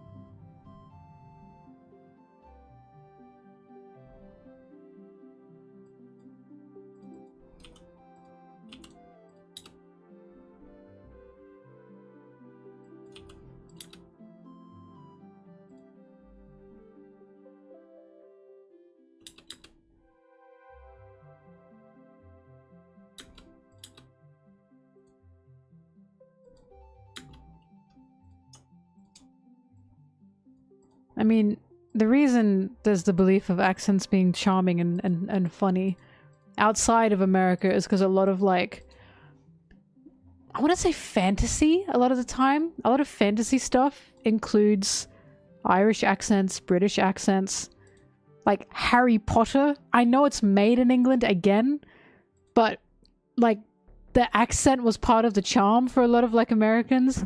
Lord of the Rings was full of charming accents as well. Game of Thrones. It includes the accent. Have you won Vigs? Will you wear Vigs? When will you wear Vigs?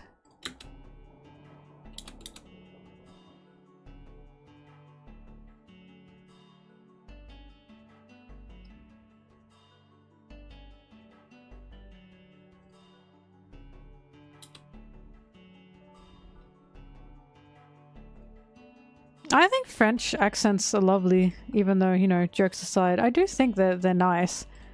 They're definitely not hard to listen to by any means.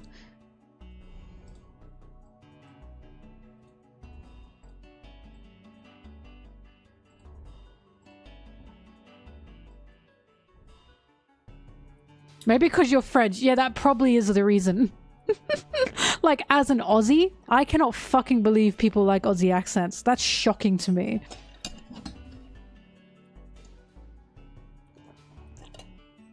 The one European accent nobody's crazy about, let me guess, German?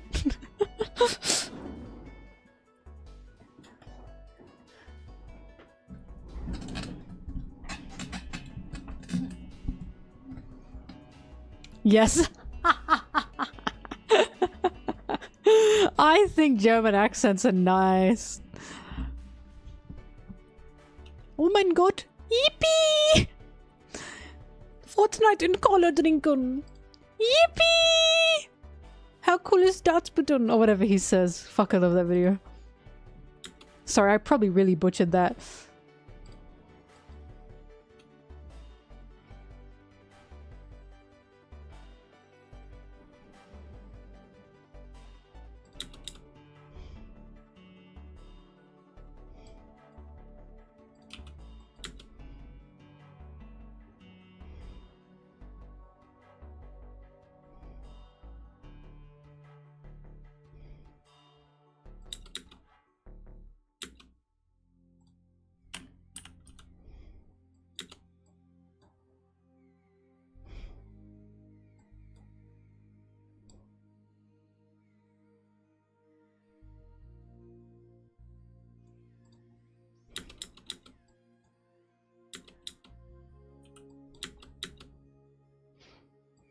I mean, I think one of the reasons German is a funny language is because because English is a Germanic language. That's why there are so many German words that are just like English and so many English words that are just like German. But the funniest part about it, of course, is like a lot of the time Germany will like Dutch will add add something extra to the word. And I can't think of an example now, but it's funny.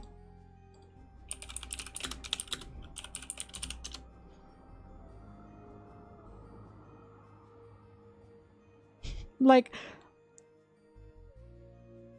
I'm being told by Google Translate, please tell me if it's correct, that toilet or lavatory can be translated in German as das Closet. And like, to us English speakers, that's like, that is nearly there to sound like English, but it's just not there that it's funny. Das Closet. I don't know if poop and fartin is real. I think that was a joke.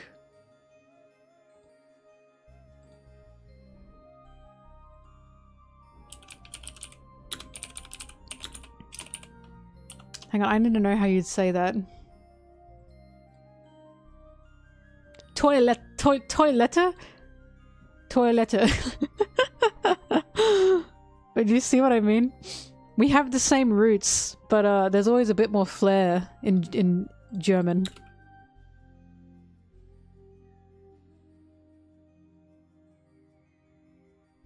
Your favorite German meme?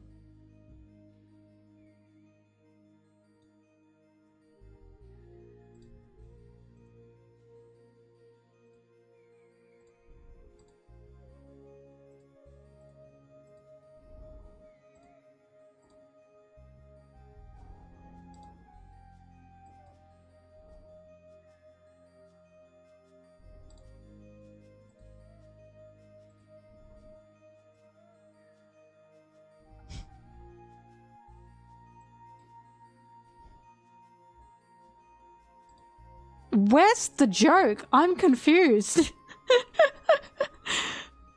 What's the meme of this? He's flying his plane.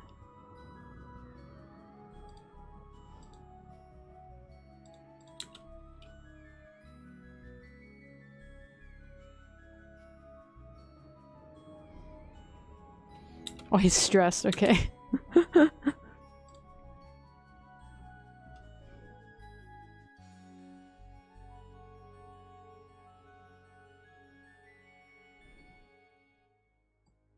You haven't had a Camp German voice? Oh my god, like not in any media or anything? Like, yeah. Yeah. Sorry to the Germans in the chat, holy shit. But I know what I mean.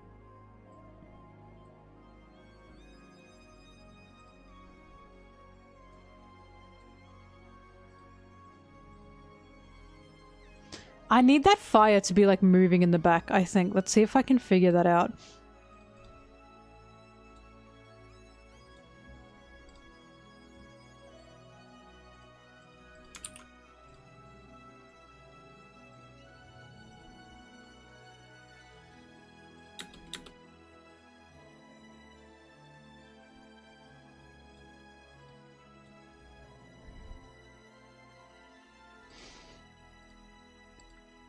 Hang on.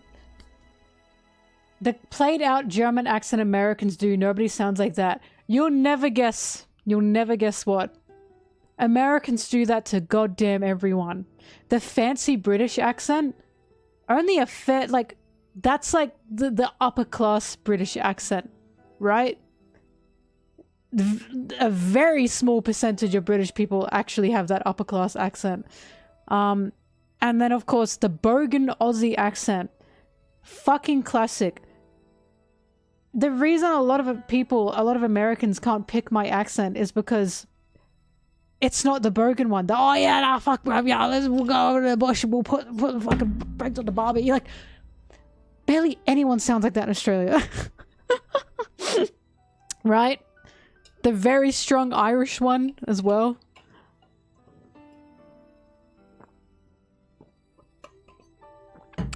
They do that to everyone. It's just an American thing.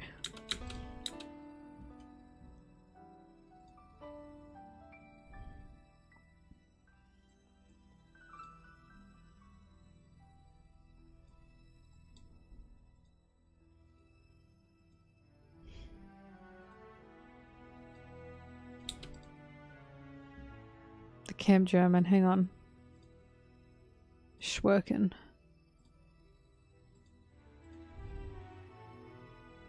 I was trying to be as offensive as possible. Stop.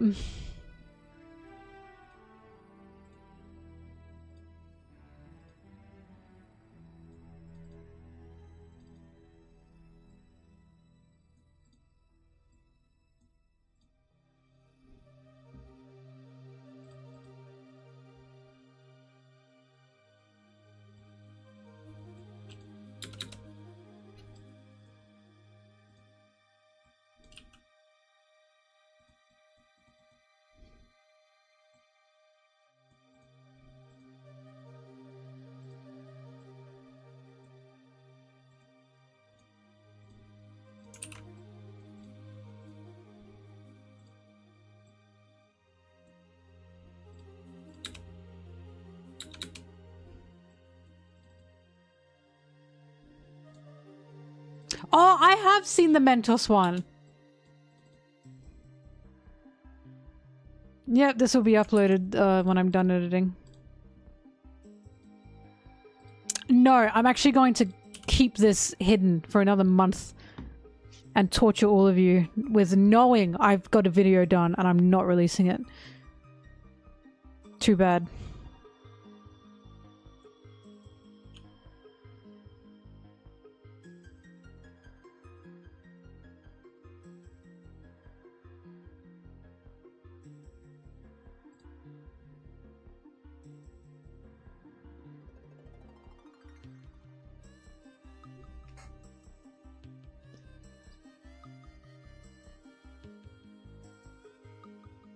Oh, thank God. I thought it was about to crash. Sorry.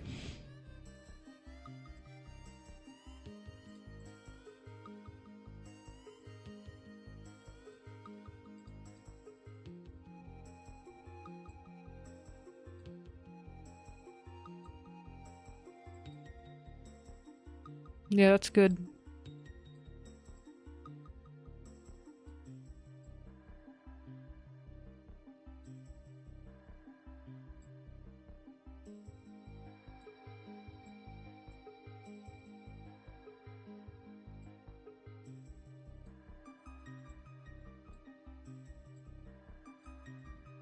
I am channeling Vivi.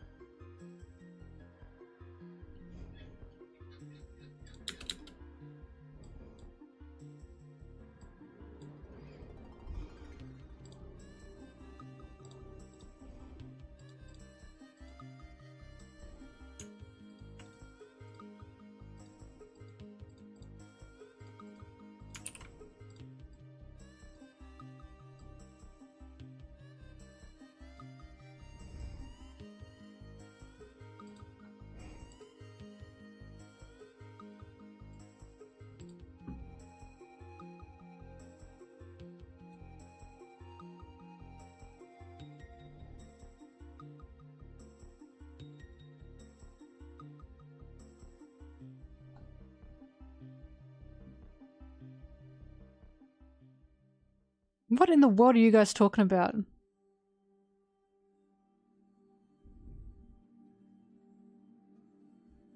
Jigsaw?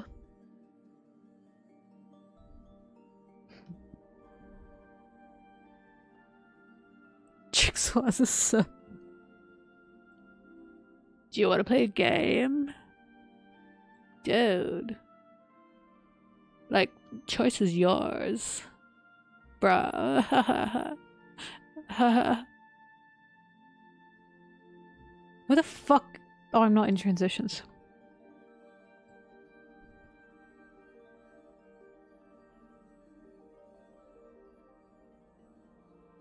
I think the reason I said I wasn't going to do chapter reviews is because I was like, I don't feel like I have anything to talk about with the chapter reviews. Good googly moogly. Was she wrong? She was wrong, ladies and gentlemen. She was wrong.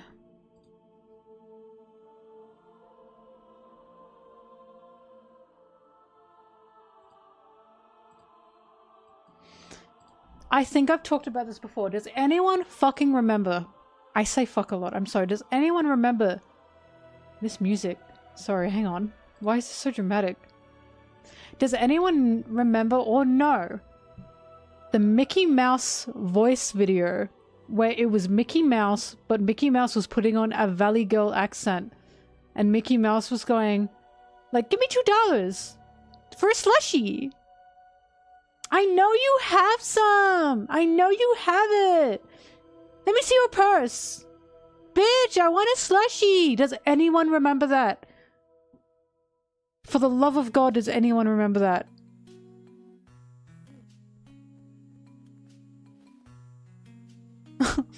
Did I imagine this?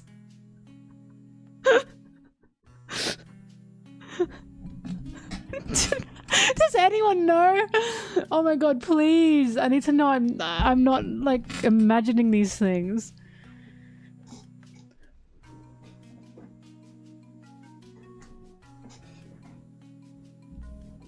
Oh! Oh, hello, Seymour Butts.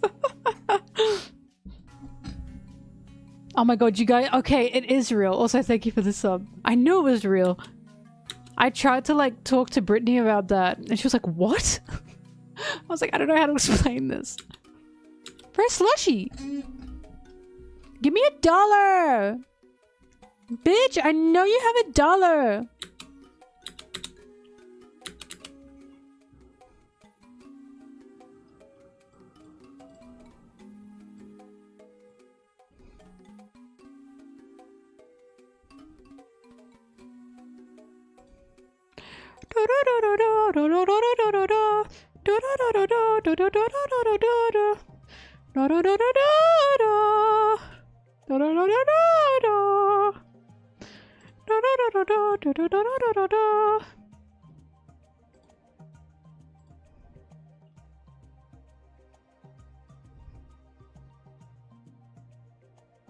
What is with Americans and ranch, by the way? You guys are so obsessed with that. I think something that would shock Americans is, when coming to Australia, is you will not have the option of ranch sauce fucking anywhere. We don't care about that.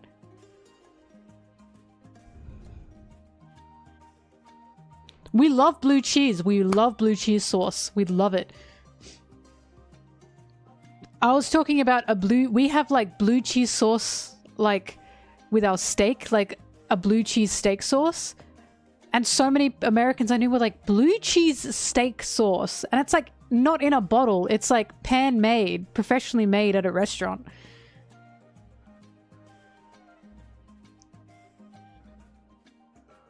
But we love pairing blue cheese and meat.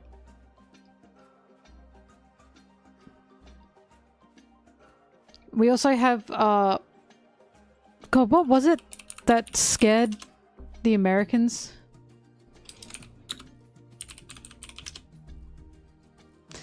We also have Wagyu burgers.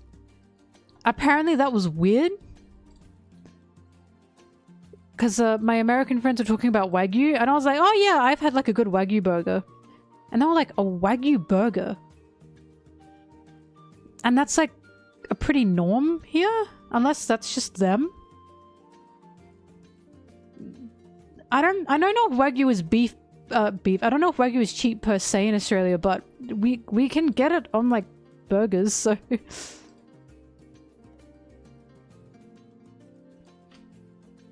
See, that's the thing. I think Wagyu is expensive for you guys, but I think to us it's not. It's like not super expensive here. Of course, it depends on the cut.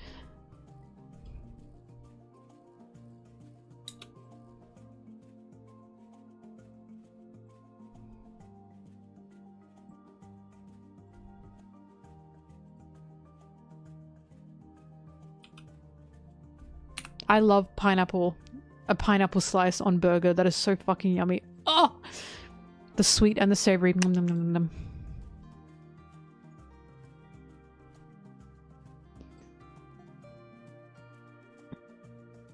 Baggy.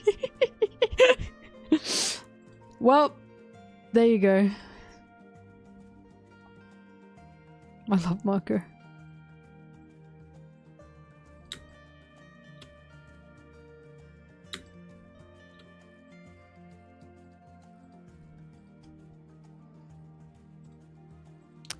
Hello.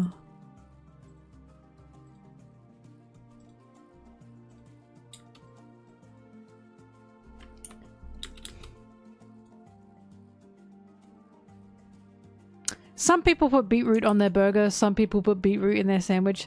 Beetroot. Oh my god, sorry. Beetroot. Some people put beetroot on their sandwich or on their burgers. Not me. I'm not a fan. It tastes too earthy.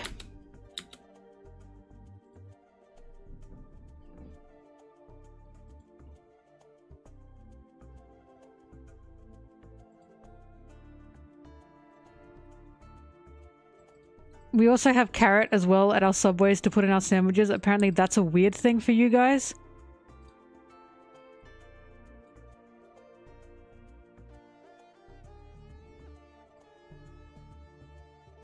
But yeah, we have beetroot and carrot at our Subways.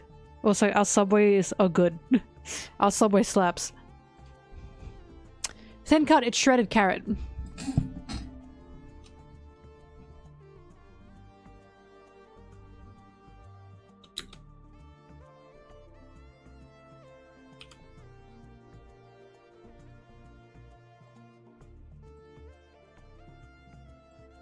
You know what tastes freaking delicious? Shockingly delicious. An orange jam. Just a little bit. With a turkey cheese sandwich. I know that sounds basic, but that orange adds so much zest to the turkey and the cheese. It's so good. It's so yummy scrummy.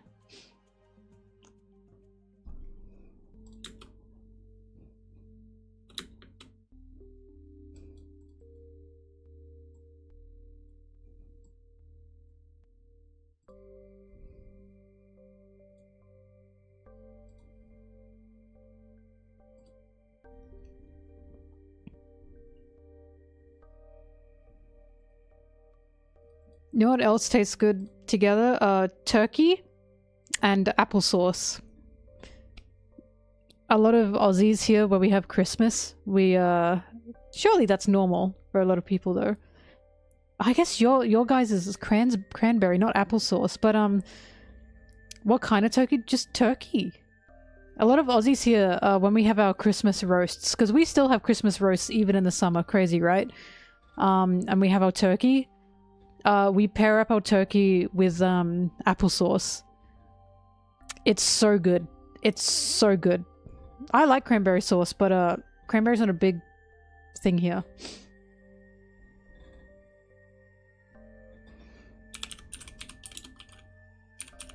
And then we have lamb chops as well. We love our lamb chops.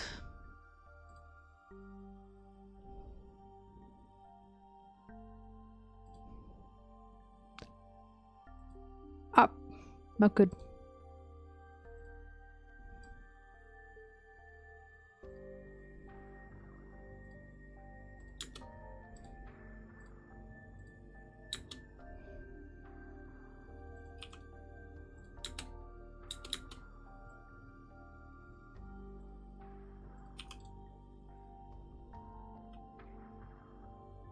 Some people have Christmas on the beach. We usually have our roast at home and then we can like go to the beach. There was a Christmas where we went to a beach called Boomerang Beach. It's such a fun beach. The waves are huge. Huge! They're huge! But it depends on... Christmas last year was cold. For us. It was weird. It was like 19 degrees. Usually Christmas hits the 30s. So that was weird. Global warming, eh?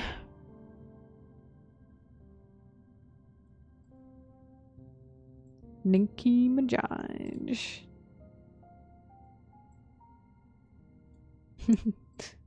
Oh, bye-bye. Yeah, I know, right? A cold Christmas? That's so weird.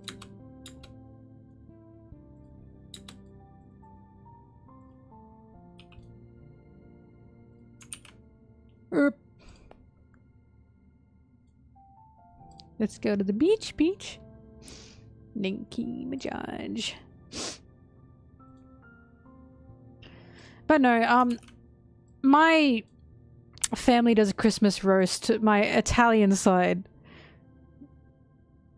I wouldn't call it a roast, but it's a big gathering of food, I'll say that. But many other Aussies do like barbecues. Although in saying that, the roast is also a barbecue. Actually, there's always a barbecue on, now that I think about it. So my dad's side, we have the roast plus barbecue, and then my mum's side, we have all this, like, Italian food plus barbecue. There's always a barbecue.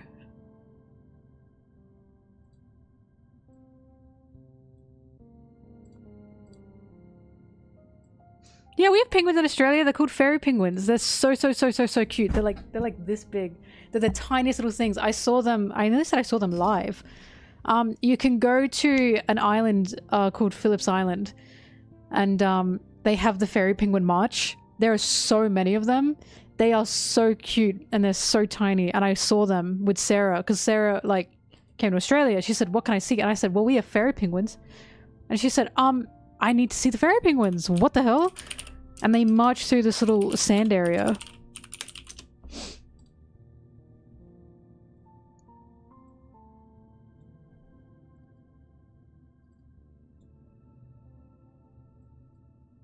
There you go, they look like this.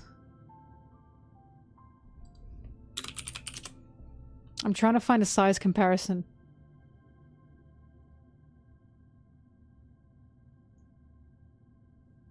They're the smallest penguin, I believe. Penguin.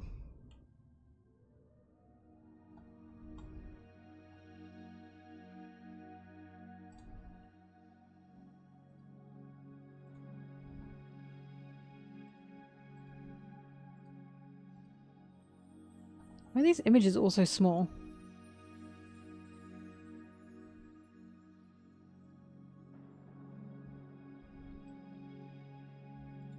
There we go, that's a good size comparison.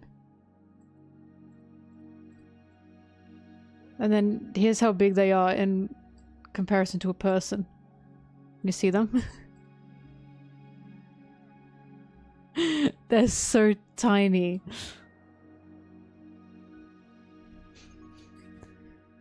Sarah also made me realize, that's how full grown, by the way, full grown fairy penguin. Sarah made me realize Australia, we have a lot of things called fairy penguins, fairy bread, fairy floss.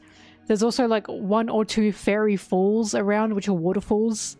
I remember a fairy falls being somewhere around a drive out from where I lived. I don't know why.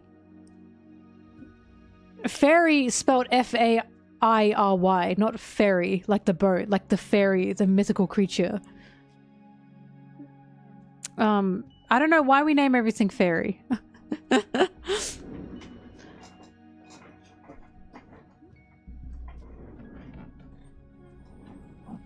Because I remember when I said the term fairy floss, in fact, Anna's become my freaking Australian to American interpreter. We'll be in like a Discord call, and once I said my fringe, and in the middle of my talking, as I said fringe, Anna said she means bangs. And then everyone in the chat went, "Oh." I didn't realize fringe wasn't like a known term to Americans. I had no idea. And then the other one was fairy floss.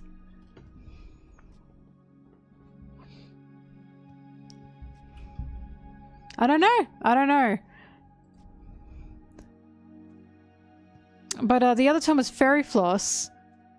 And Anna was like, she means like cotton candy. And again, they went, "Oh."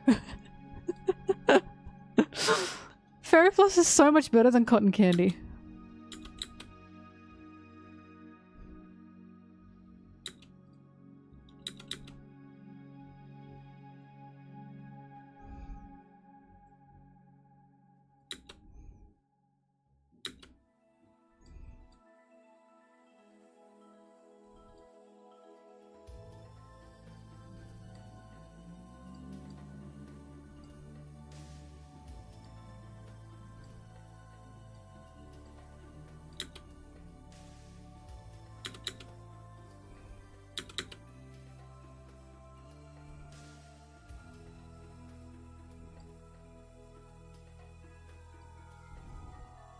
good mouth feel.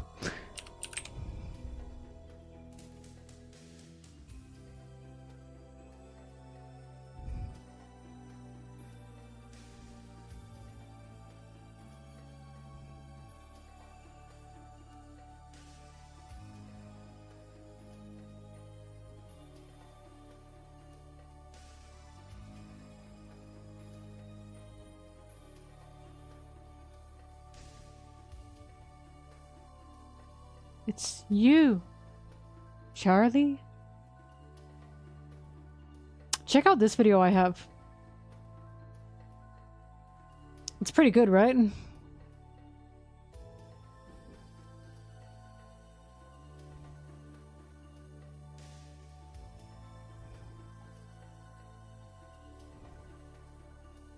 Now check out this video I have.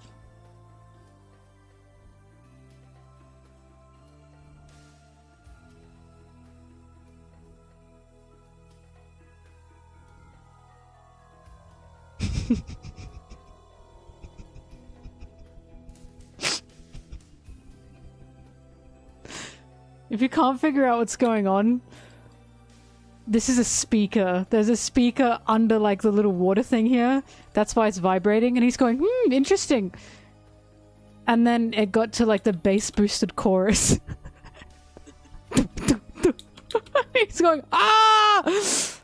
He's fine, he's fine. He's just got a bit of a shock.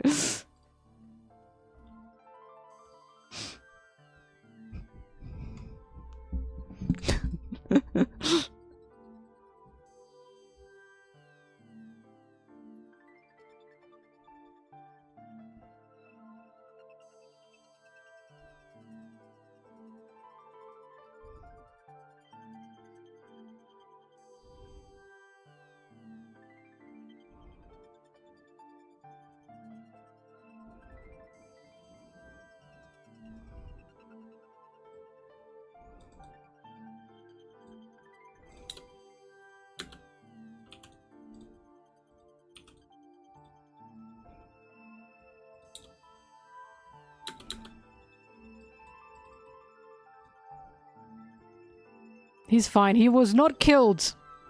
He was just shocked. It's like being on a trampoline. I promise you. No lobsters were harmed in the making of this video.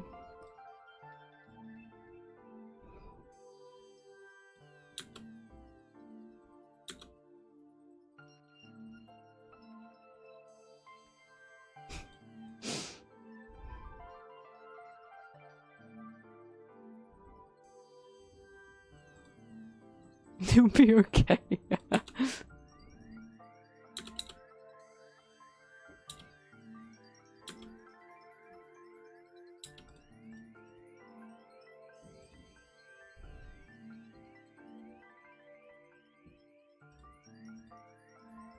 Well, yes, Toriyama influenced Oda's work. Of course he did. And you know who influenced Toriyama and Oda at the same time? Journey to the West. That's why both, like, despite popular belief, Luffy is not named Monkey D. Luffy because of Dragon Ball. It's because of Journey to the West. That's why Goku is called Son Goku, because of Journey to the West. That's why Goku had monkey affiliations. Monkey King, yeah. Media is a loop of inspiration. But yeah, Dragon Ball influenced all shonen.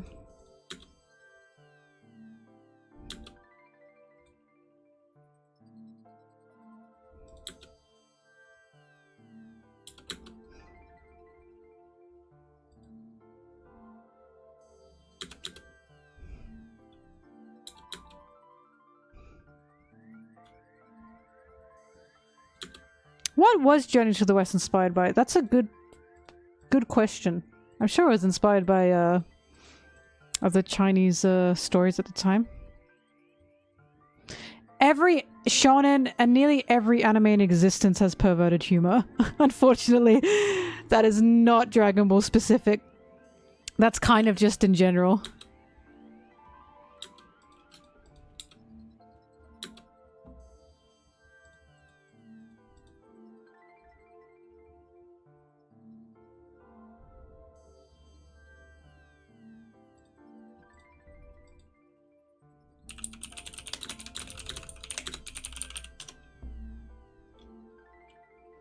Hang on, what do you mean?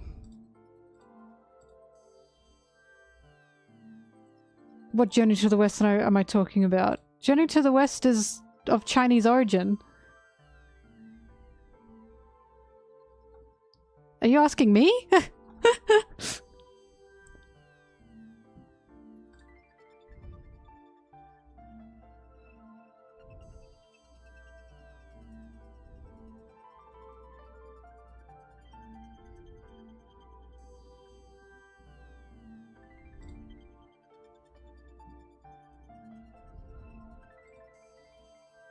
You guys made me question that for a second. I was like, I'm pretty sure Journey to the West is Chinese made originally. When I went to California. But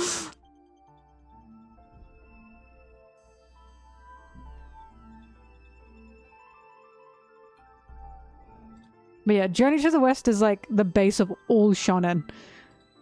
It's essentially the hero's journey. But like shonen hero's journey.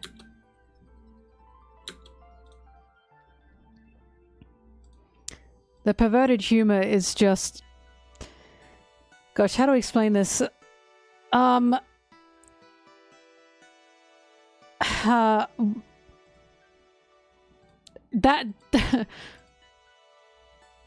I'm trying to figure out how to explain, like... When you have a country or culture that is not closeted, but is quite conservative in real life with... I want to say sexual stuff, that will create a more perverted media outlet. Do you know what I mean? Because, I'm not saying Germany's the same, but you know how there's like the meme of like everyone in Germany is like a furry? There's like hard kinks in Germany, all that kind of stuff. Like that's a kind of stereotype. It's similar to that.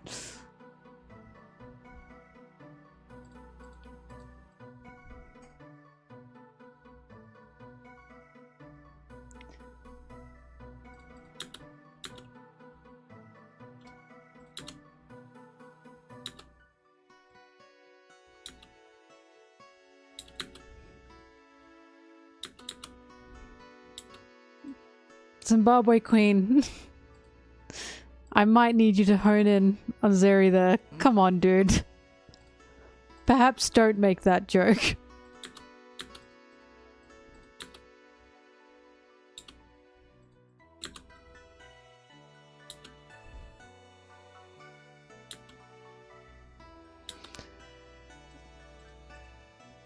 That depends on the shonen. I see where you're coming from, but that's not a shonen, like, overall specific thing.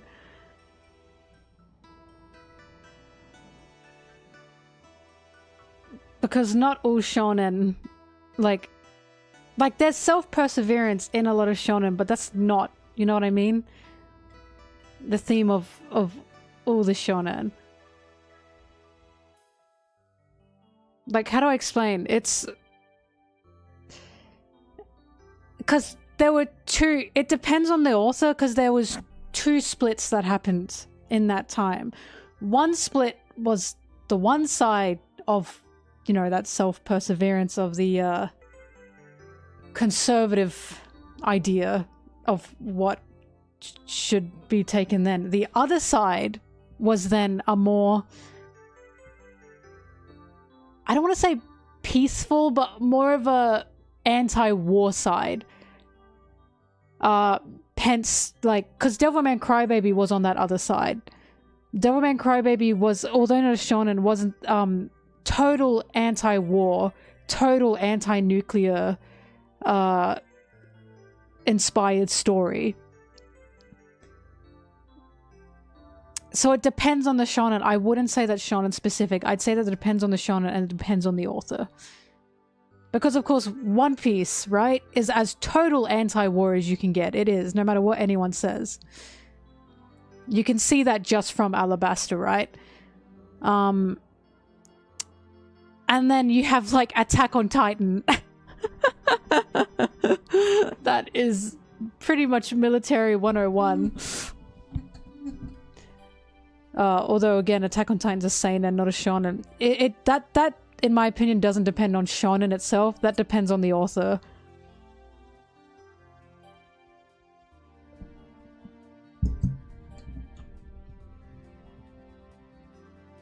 Why do you make the war arc so good?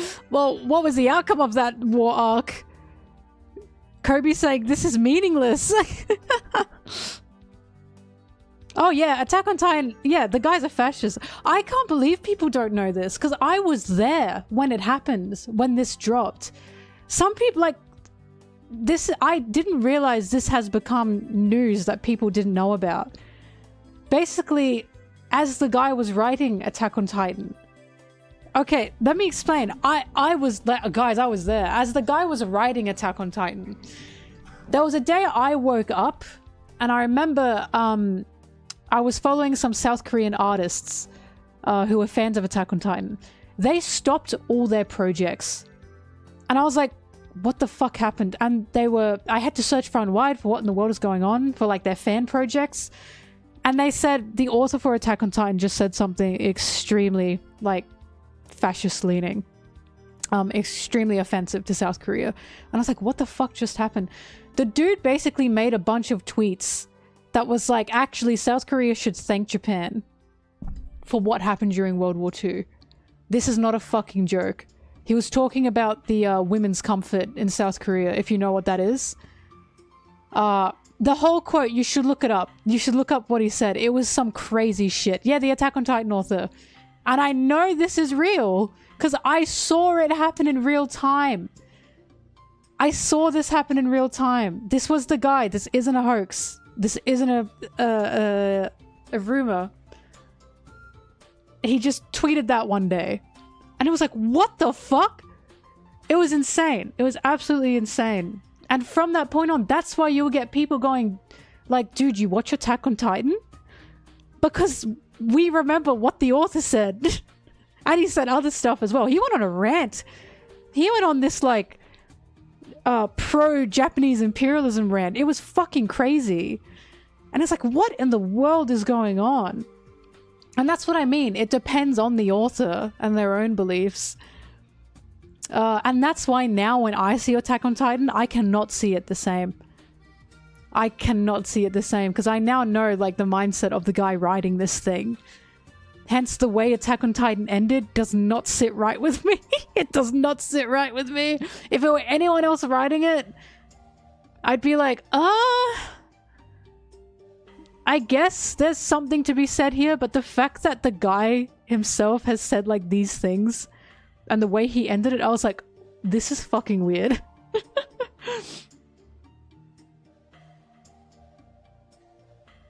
You can separate the art from the author. You can, because you can take your own ideas and your own interpretations from it.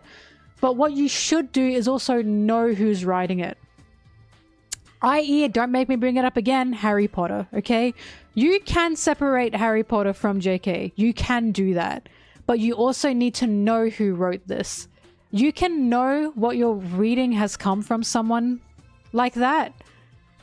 But you can also be like, well, I personally am choosing to not want to see it like that. It's about, like, educating yourself, in my opinion. Because I do think you can separate art from author. You just also need to know who made this. Something can still reach you emotionally while also understanding the person who wrote this was kind of ass.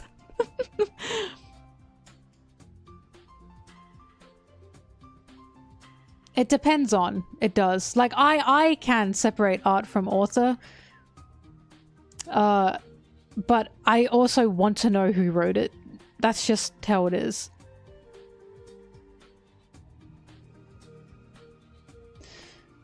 But, yeah, that's a real thing that happened. It was crazy. When people don't know that, as a lot of you guys in the chat don't know that, I'm shocked. I'm shocked. I'm like, how is this something that's been buried?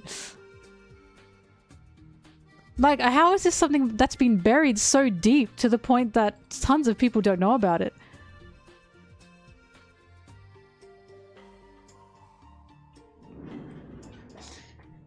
But yeah, it all depends on the authors themselves, because of course not everyone in Japan is a conservative. Not everyone in Japan has these Japan imperialistic views. Even though there's like, you know, government censorship and stuff like that, the same can be said for America, you know? Same can be said for China. Same can be said for any country. Not every author is going to be aligning with the politics of their country. That's just how it is.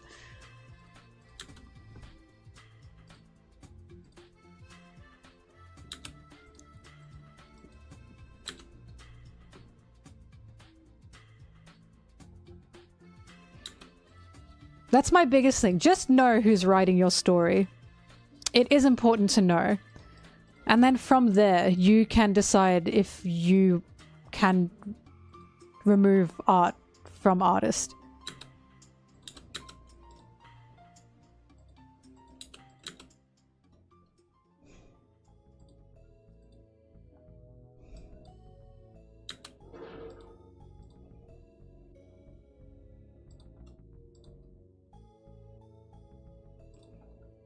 What is Dun Da Dun? I have never heard of this before, and suddenly it's everywhere. What in the world is Dun Da Dun? Why am I suddenly hearing this everywhere? What goes on with Dun Da Dun? What's happening?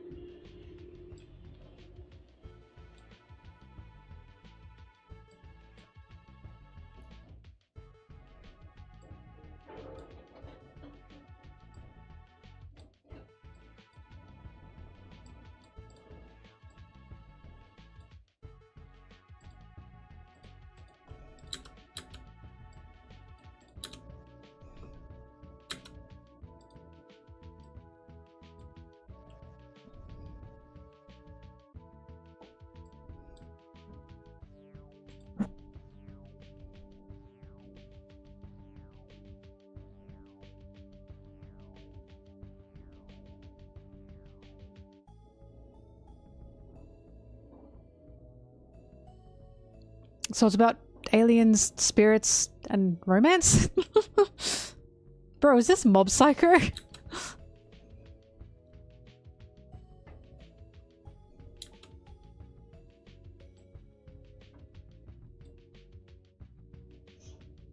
Are the people who made the opening for that the same people who made the opening for Mashal Season 2?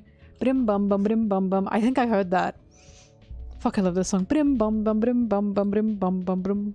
I have to listen to more of their stuff. They have such a good energy in their music. What are they called? Shit. What's the name of them? They have a really funny name.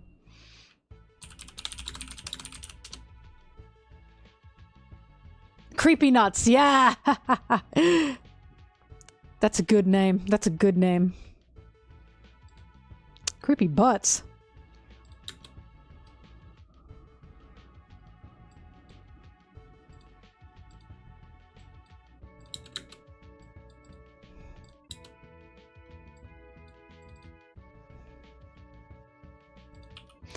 Brim bum bum brim bum bum brim bum bum bum. Brim bum bum brim bum bum brim bum bum bum.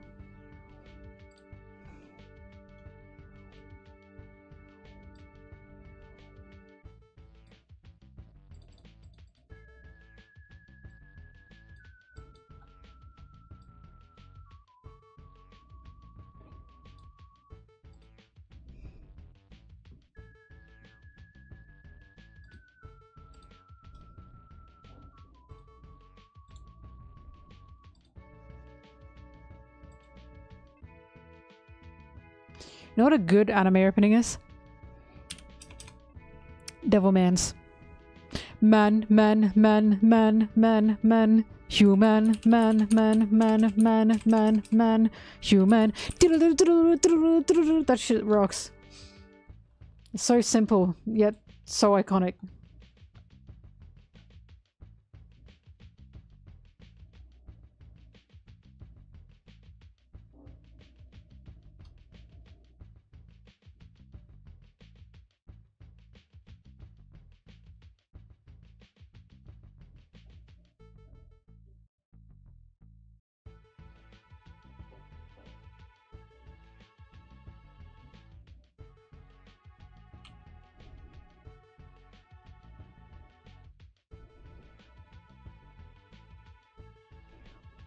Look at this lore image. Baby girl! Scott, you're so shy!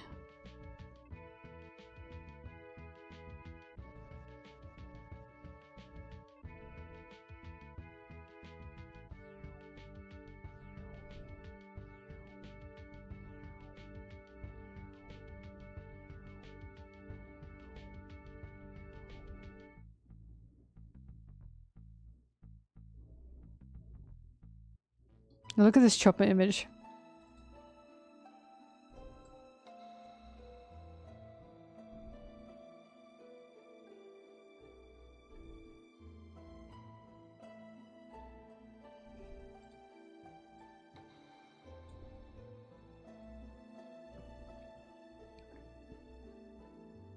I got one more for you guys, ready?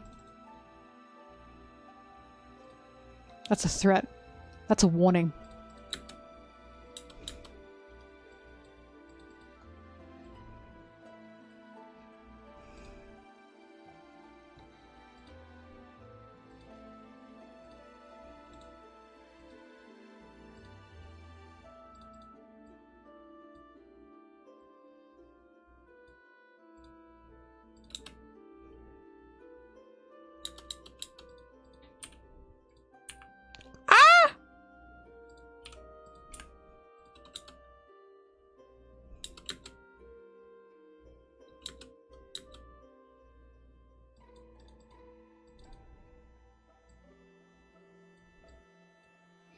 Oh, I'm so excited.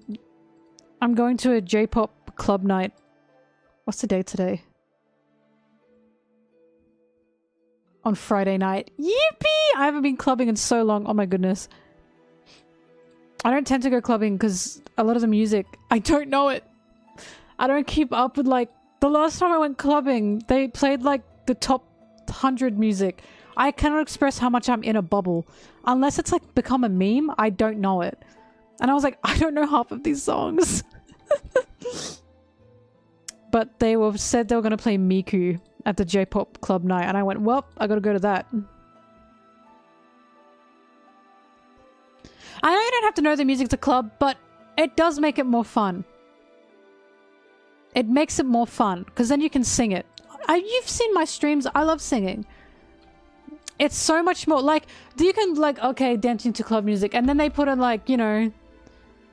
Coming out of my cage and I've been doing just... You go off the fucking rules, right? You want to dance to music that you know to most of the time. Because that's what you... That's what you're feeling.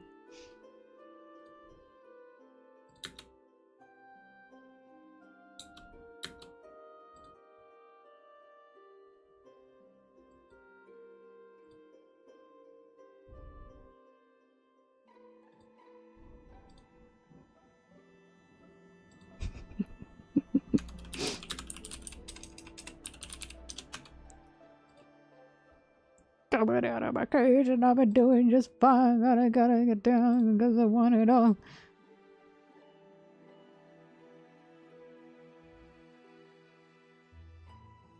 Started out with a kiss, I didn't end up like this. It was only a kiss.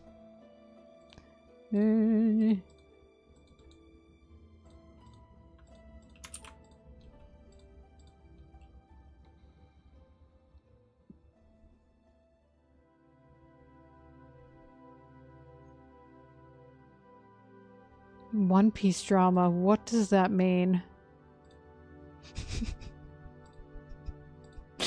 It's okay, that was funny.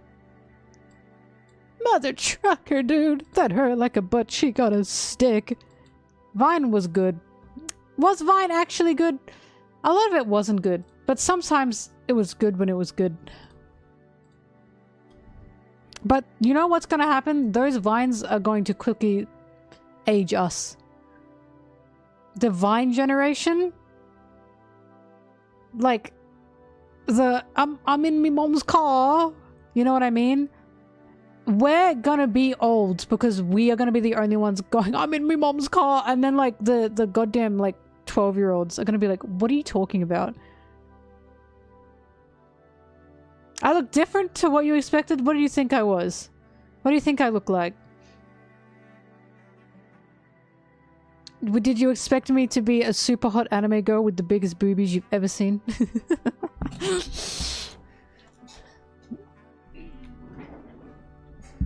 Did you expect me to have ears and a tail? Oink! Oink!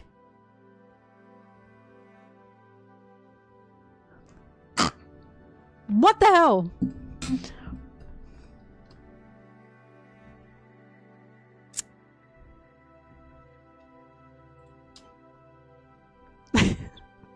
Oink ass streamer. I can't believe this.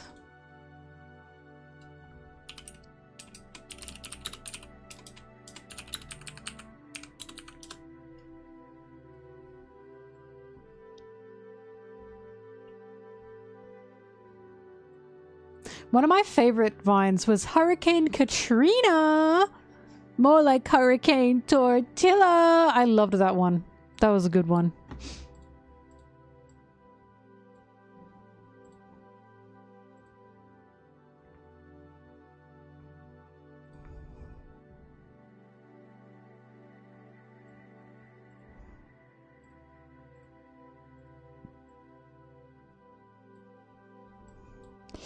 You were too young for Vine? How old are you? You a fetus? A worm? A homunculus?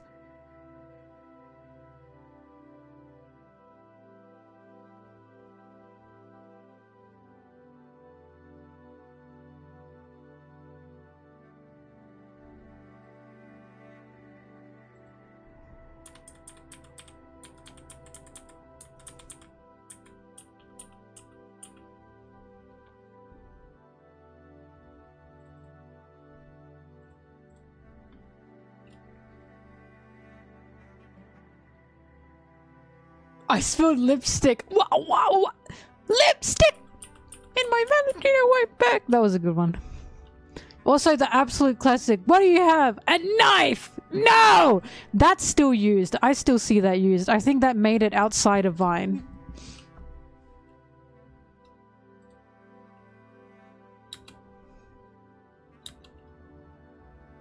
OMG, they were roommates. Also, two bros sitting in a hot tub 5 feet apart because they're not gay. That one was good too. Two bros chilling in a hot tub. This is such a cute panel. People can hate Nami and Sanji all they want, but you know who the real winners are? People who love Nami and Sanji. We do not suffer. The people who hate them want us to suffer, but we don't suffer. We get these cute little panels and we go, yippee! Yippee! I'm the winner! And again, it's not even a romantic way. Like, I can see this in many ways. While I don't mind the romantic way, they're just cute. It doesn't have to be romantic. I see them and go, yippee!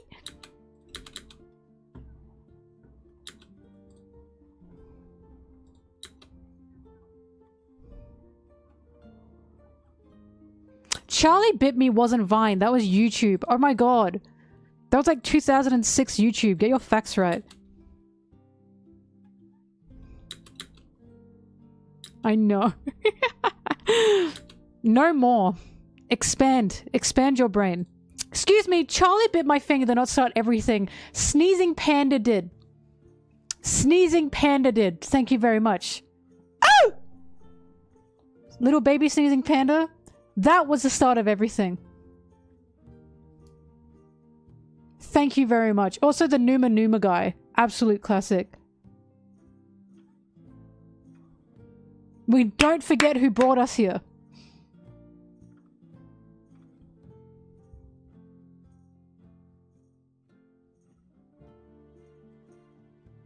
South Park did do this. What else did they include in that? They had like a whole room of like YouTube famous people. Or YouTube videos at the time. The gopher! Oh my god, the gopher. Chocolate rain. I have to move away from the microphone to breathe. Leave Brittany alone. No, he was spitting, and he's still right about that. We're talking about YouTube now, not Vine. This is like early YouTube days. I hated the laughing baby. You know what I did like? The little cat. That was a really good one. That gets recreated by accident, like every like 5 years. I always see people doing that with their kittens.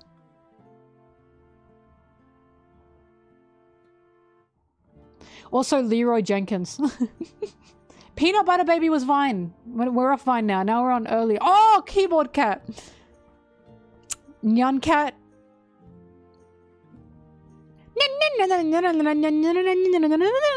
That shit rocked. Sitting on the toilet was Vine.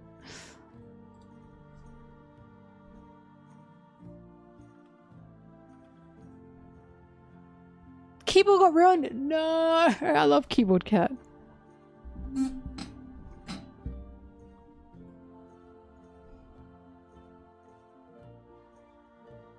Charlie the Unicorn wasn't quite. We're kind of heading into the early 2010s now.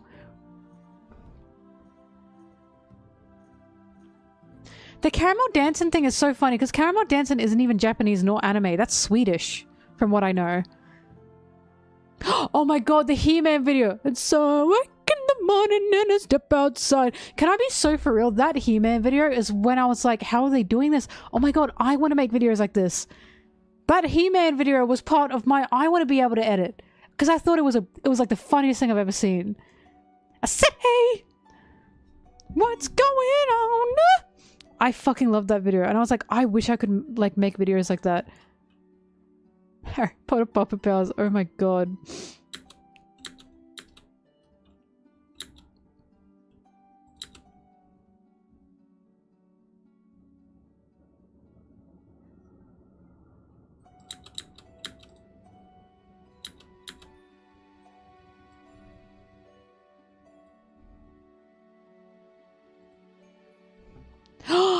And he waddled away, waddle waddle.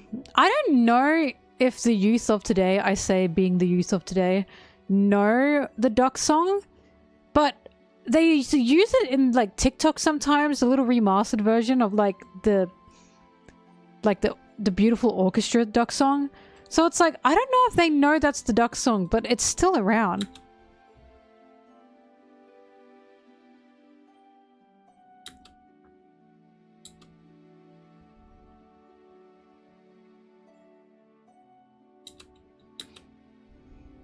Oh, badger, badger, badger, badger, badger, badger. Holy shit, I was obsessed with that mushroom, especially ring, ring, ring, ring, ring, ring, ring. Banana phone. Peanut butter jelly time. That was so popular that Family Guy did a skit with that. Peanut butter jelly. How could we forget? Peanut butter jelly, peanut butter jelly, peanut butter jelly and a baseball bat. I knew I was different from my peers at a young age. I knew I was an individual. No, but for real, I knew that I was already venturing to the non-cool sides of the internet when, like, my peer group was like, do you ever open YouTube and not know what music video to search up? And in my head, I was like, music video? I was not going to YouTube to look at music videos. I was going to YouTube to look at, like, memes. YouTube poops. That's where I was. I couldn't tell them that. I was on YouTube. Pingus. That's where I was. My boy. That was my area of YouTube. And AMVs, of course. It eventually evolved into AMVs. I think the He-Man video was probably the start of all of this.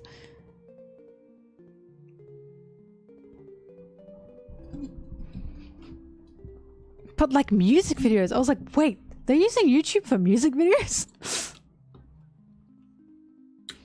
I also didn't follow any YouTubers either. I never had that YouTuber phase.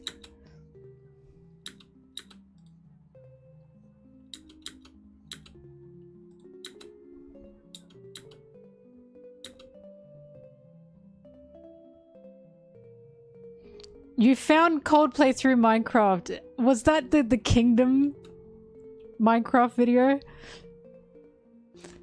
Wait, that slapped. Hang on a minute. I remember that.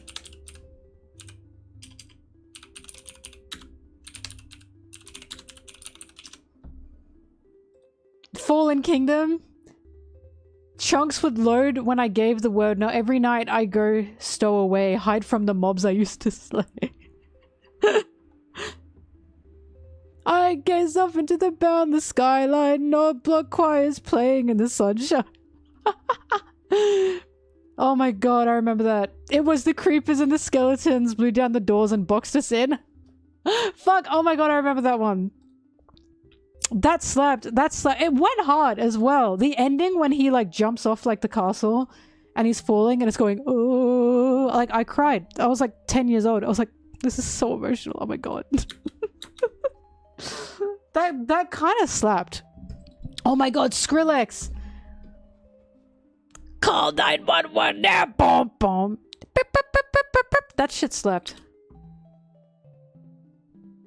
Remember when dubstep was like the new music? And the new music and everyone like you get like adults being like, I don't get it. I don't get it. Have we reached like a new dubstep era? Is there like a new genre of like song where we've got people either my age, our age or up going, I don't get it. I don't get it. Go, yes, like what? I'm talking about like dubstep. 100 gex hyperpop. I guess it is hyperpop. I've just never seen anyone speak bad of hyperpop in my spaces anyways. But dubstep was like a cultural reset. I remember dubstep so well when it was happening and everyone was like, I don't get it. It's too loud. It's too loud.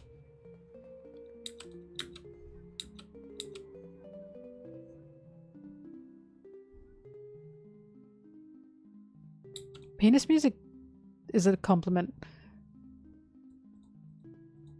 Maybe this is gonna sound crazy. I personally don't feel hyperpop is anything like too crazy. And I think the reason for that is because I listen to shit like Kirby and the Crystal Shards music. Have you listened to music from Kirby? There's like one of the last stages area and it goes blah, blah, blah, blah, blah, blah. Like it's ridiculous. Nintendo is kind of in a hyperpop area. A few Nintendo games are kind of in a bit of a hyperpop area, honestly. Kirby especially. Kirby music is like nothing I've heard before. I want to put on Kirby and the Crystal Shards music.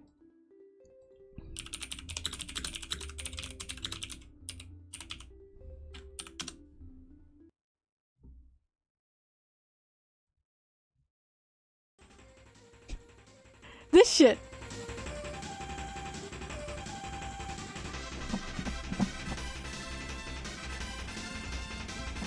This is essentially hyperpop, right?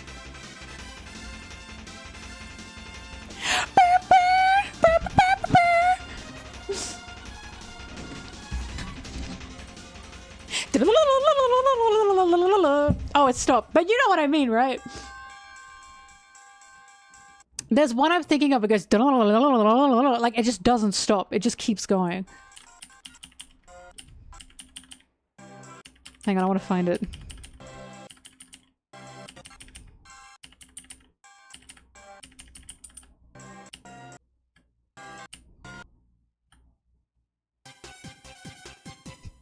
This is penis. That's given straight penis, I think. I'm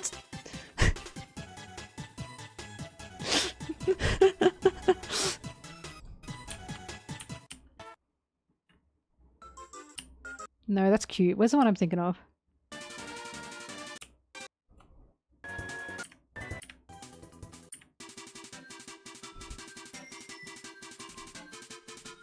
It's not this one, but I know the one I'm thinking of. No. Is it this one?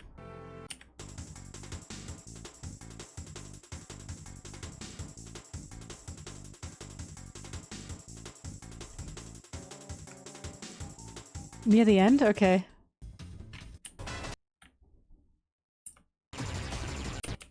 This is it! This is hyperpop. and penis music. This is 100 gags. Hang on, it's coming up.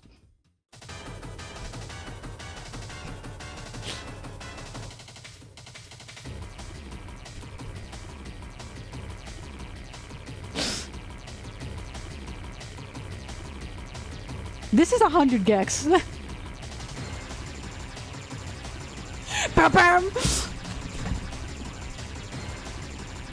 This is so 100 gex.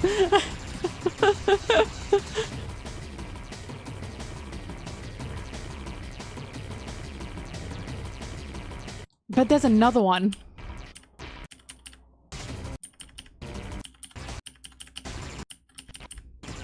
That's goopy sploopy though.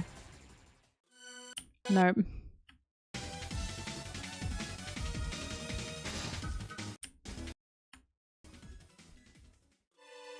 No.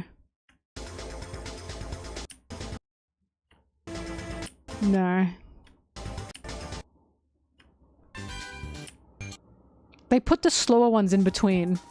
For obvious reasons.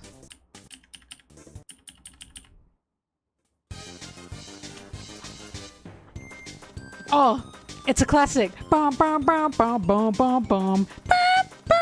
Bum bum bum bum bum bum bum bum bum bum bum.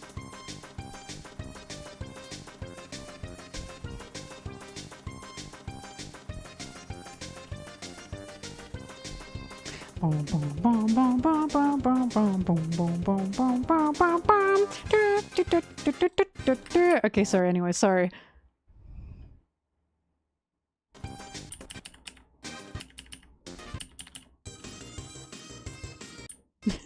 I'm not sure if I'm gonna find it.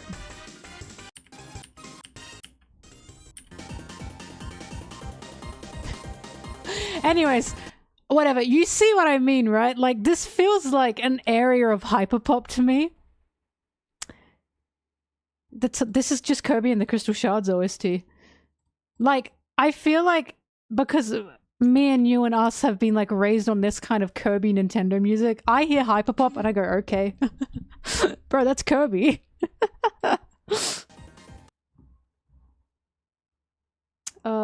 Let's put on the Zelda wave actually. Go back.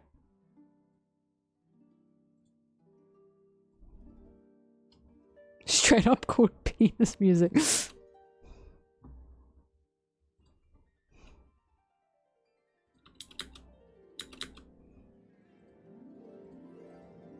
La la la la.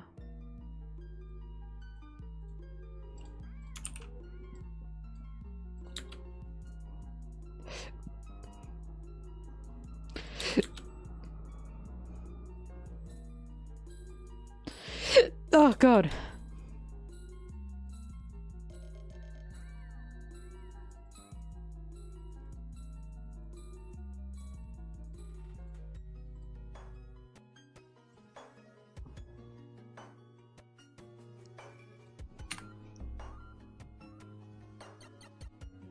I don't know if it's a boss fight. I swear it was a planet and it goes like it just keeps going.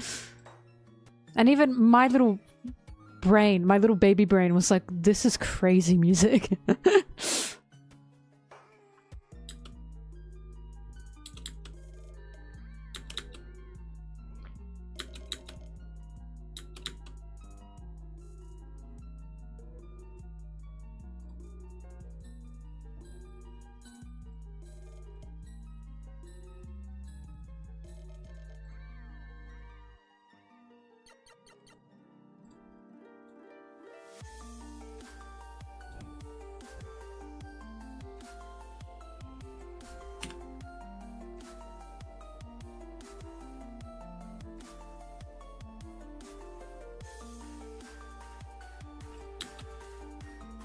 This is still a funny panel to me because it's like, Nummy, as if your dreams have men in them.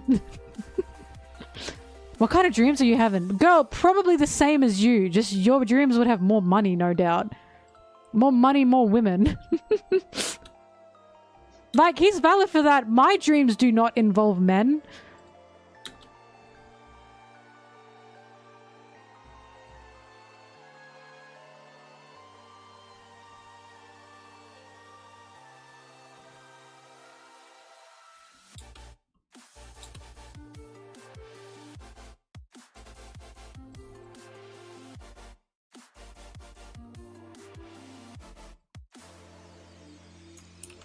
Michael Seymour, thank you for joining and thank you for the sub.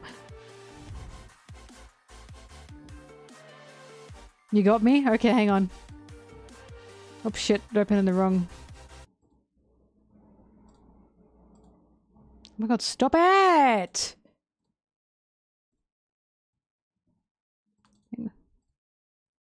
It keeps opening in a Chrome and not Firefox.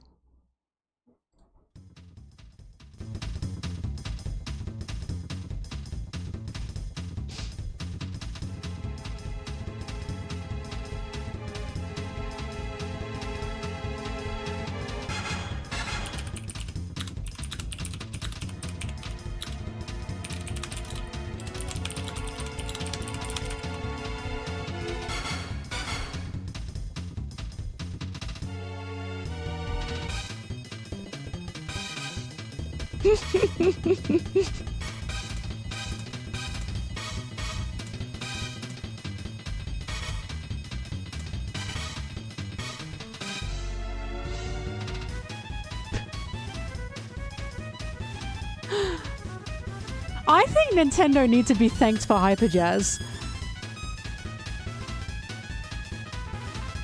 A Hyperjazz lol. Okay, hear me out. Hyperpop, I meant. So I think jazz has a part in hyperpop. Jazz is the beginning of a lot of different things. I feel like jazz is also the core of hyperpop. So I feel like jazz, like of course was big in America. Jazz then became very influential in Japan. Nintendo uses a lot of jazz. Jazz then evolved into Kirby music, into a Kirby type music. And then this Kirby type techno jazz was then evolved into hyperpop. Do you see what I'm saying?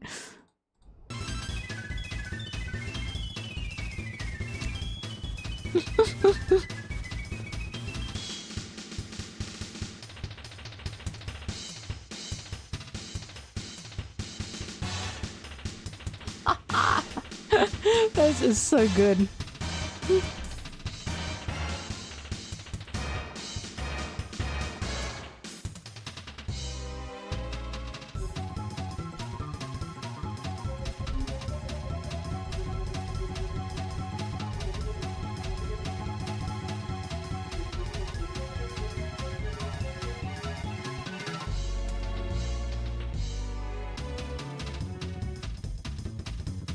Yeah, that's good shit.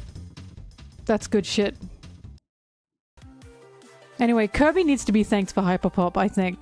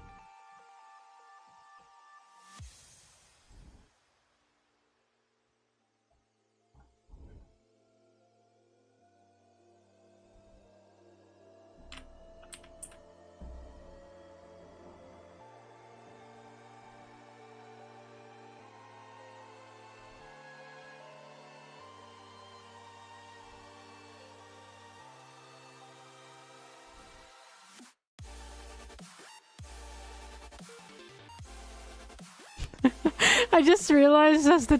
Oh, sorry, that's Luffy. For a second I thought that was Nami screaming above them. Ah!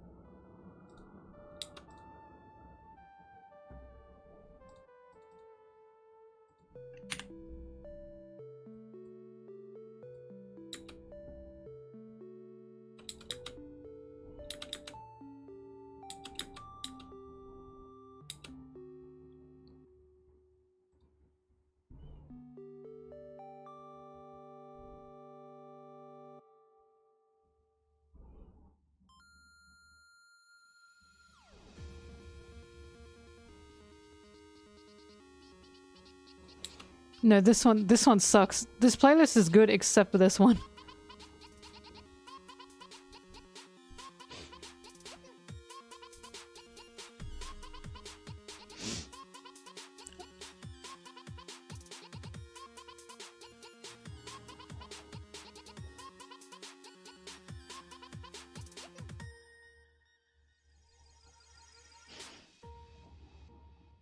Hang on, get ready for the drop. It's ridiculous to me.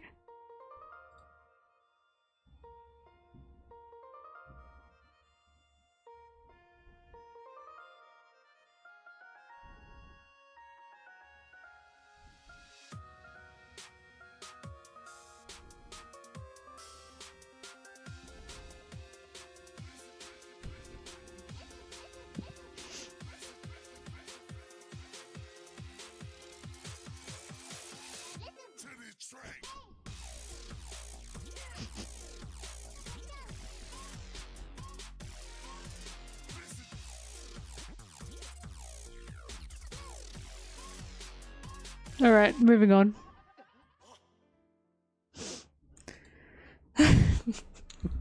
I told you it's stupid. There's 2 songs in this playlist I don't care for. That one, and then there's like an acapella. And it's so, like, I can't do it.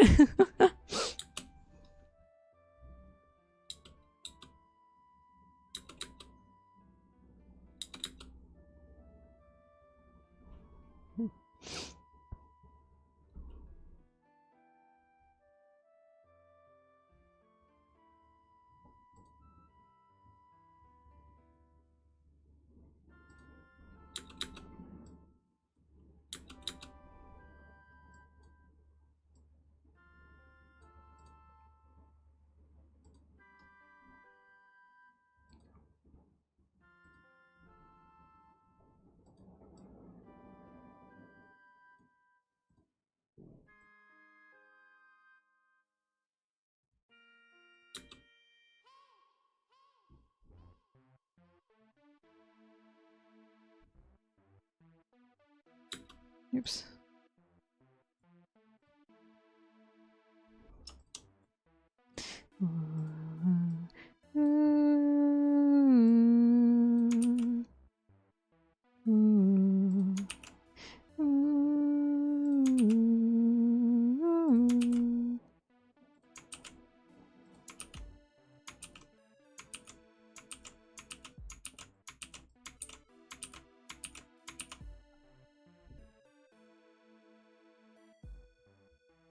Good, sufficient.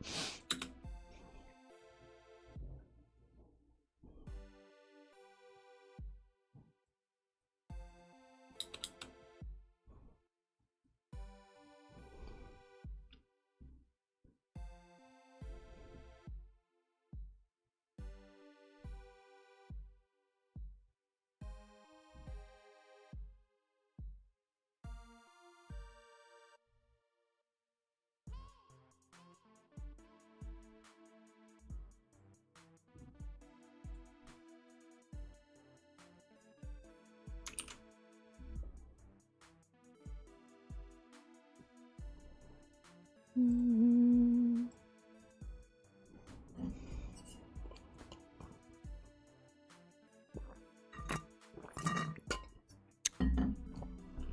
man, I kind of want to eat my curry.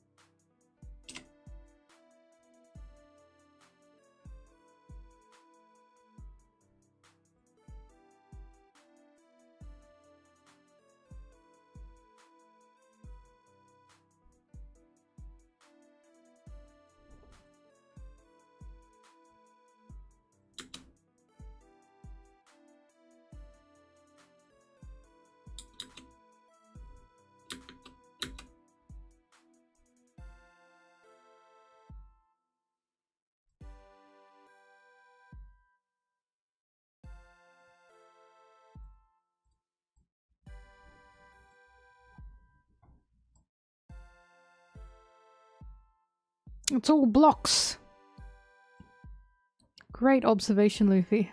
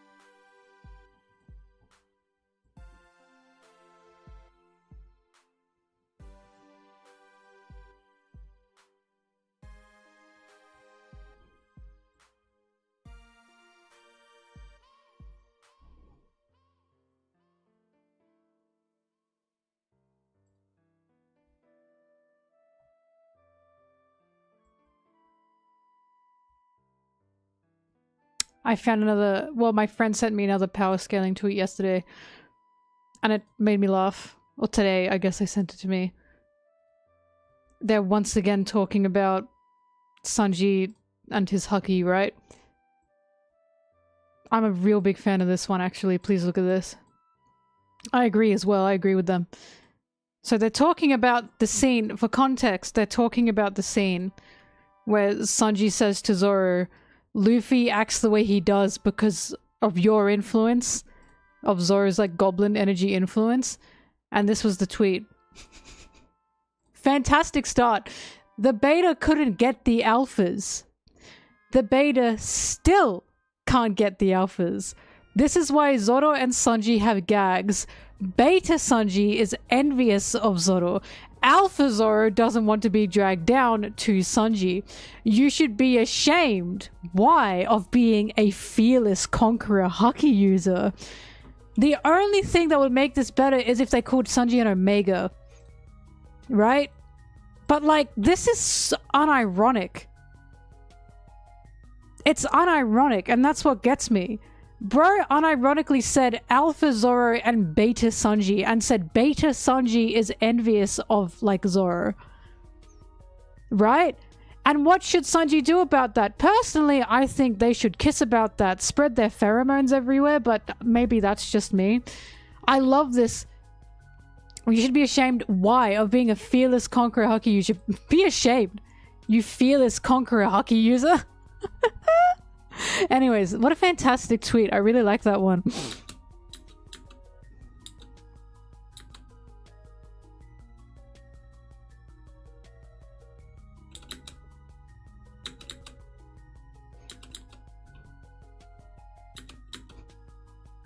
my beta Sanji, my beta wife. You were the one that tweeted it! Nice, very nice. Tweet more like that. More of them. Literally! Why not just call them a top and a bottom at that point? You can tell that they're seconds away from doing that, right? The dominant and the submissive. That's like what they're doing. Alpha Zoro and Beta Sanji. God damn.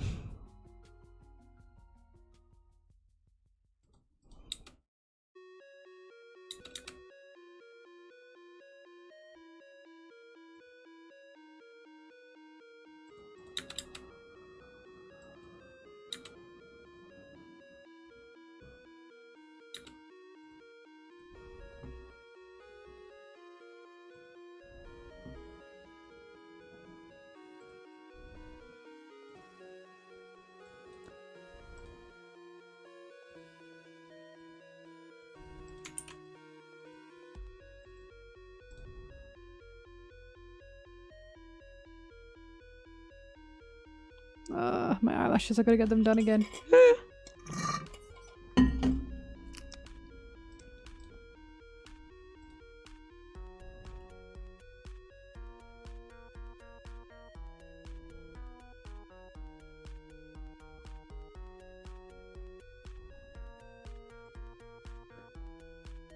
Also, I've seen, hang on, let me save it. Because I did interpret it like this. But other people did not. Hang on. Also, Sunny's eyelashes. Hang on.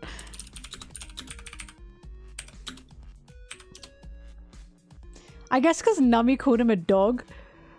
But with this scene and the sniff sniff, I thought he was weeping. I thought he said Robin's not turning up on the me radar. Sniff sniff. I thought he was like crying because he's got his little eyelash. Can you see that? His long eyelashes. And she says you're a dog. I didn't interpret it as him sniffing, like smelling. I thought Nami was saying, are you like a sad dog? You know what I mean? He probably is sniffing, right? But I thought he was weeping. I thought he was going sniff sniff. Because he says the me radar. Snip, snip.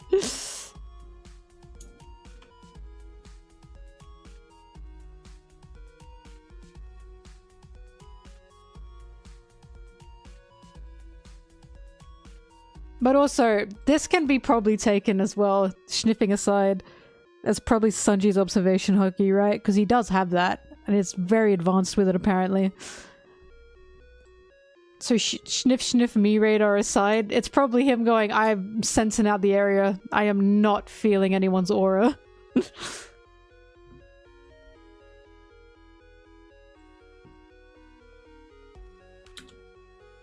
Because remember, that's how he found Kinnamon's body.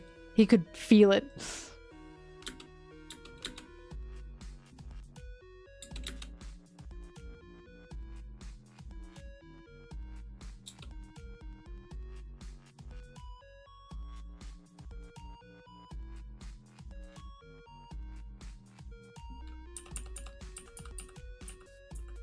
Not to be insane, but by that definition of Sanji being able to like feel and find people, he must be the one that has to collect Zoro when he gets lost, right? Either him or Chopper. Chopper either has to smell Zoro out because his stench would be fucking putrid, or Sanji has to like, oh god, I fucking know where he is. Sanji hates it as well. He hates it.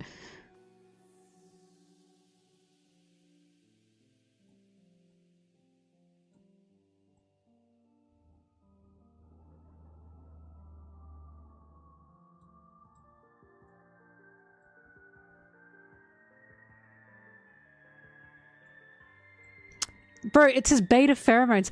They need to call him an alpha and omega. Actually, not an alpha and omega. Can someone in the power scaling community please pass around the term and say, no, dude, you need to call Sanji an omega because he's like below a beta, right? Like that's a bad thing. Start using that term, so then it's like equally funnier to us. And everyone can profit. Omega means you get dominated.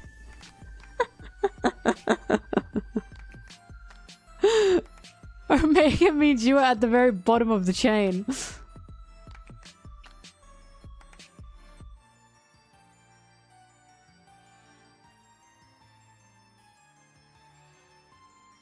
Omegaverse sob.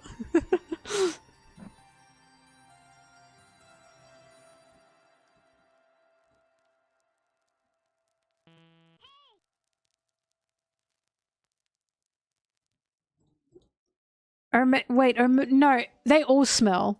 Everyone in the Omegaverse universe smells. Omega smells, Alpha smells, Beta smells, they all smell. They all smelly.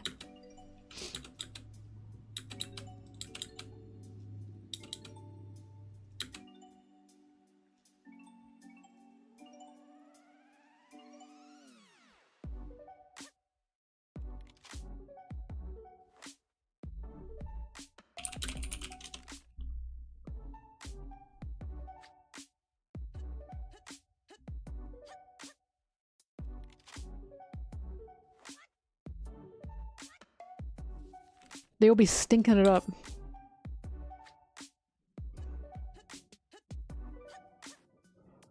You can't smell? Oh, hang on. Never mind, I remember. I remember you. My bad, my bad.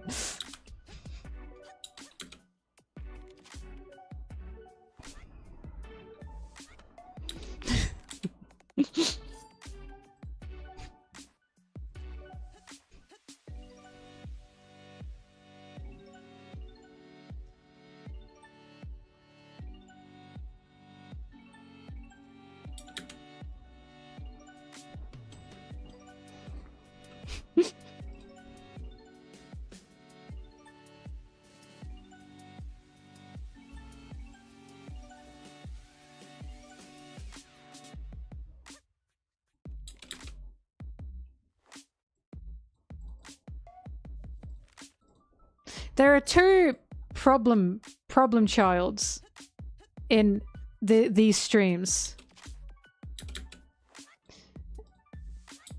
And the two problem children are Zeri and Brigley. When you two are together, it's chaos.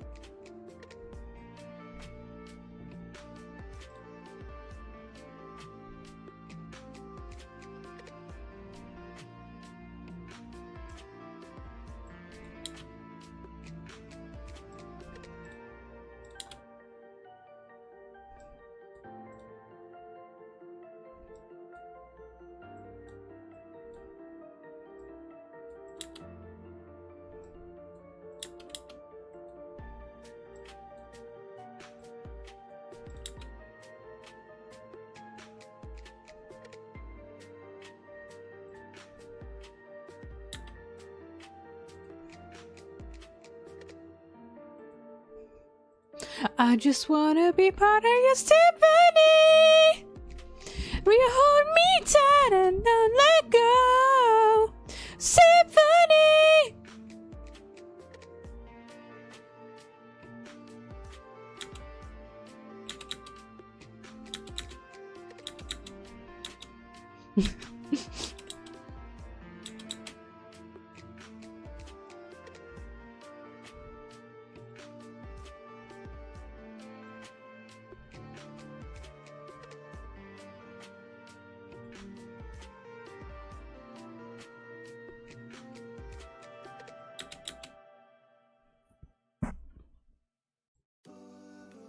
This fucking song, I hate this. The acapella, it's stupid.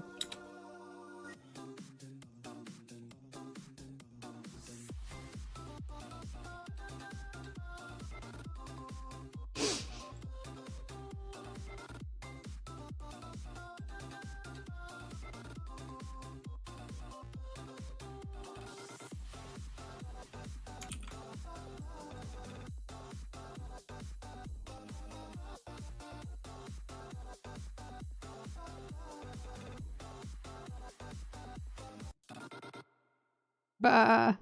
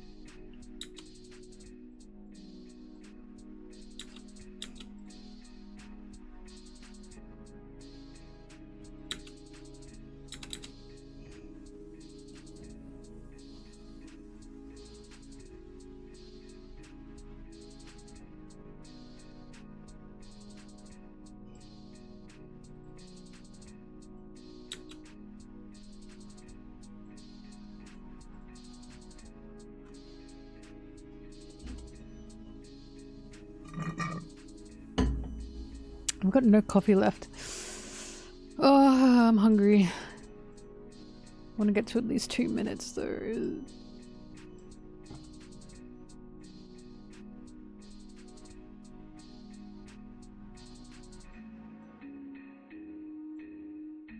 I have curry, I just have to heat it up.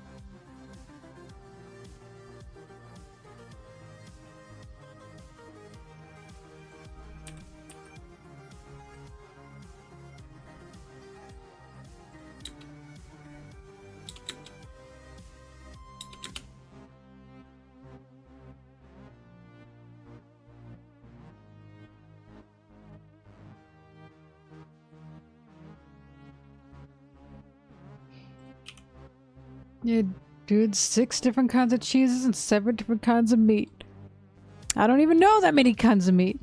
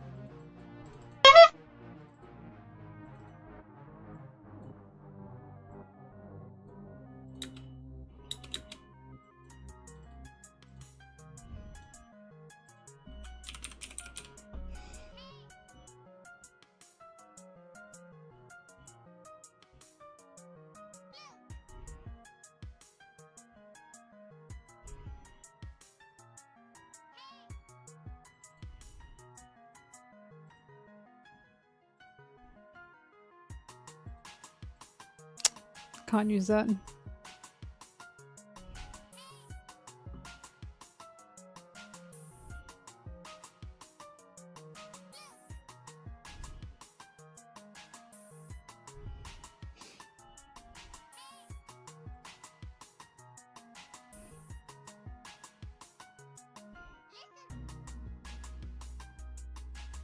Hmm.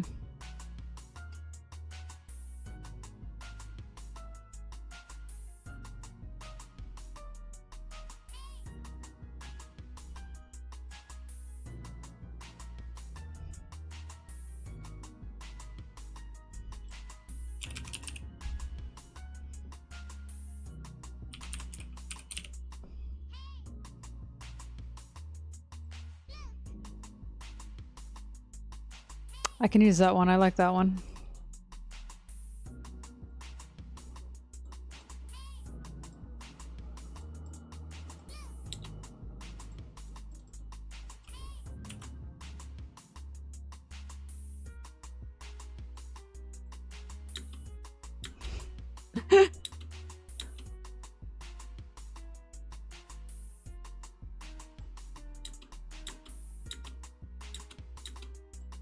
Very good.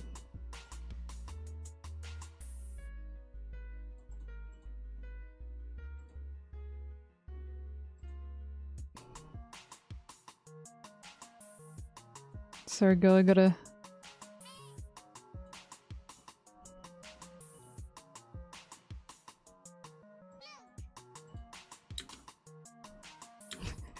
Very good, very good. Up!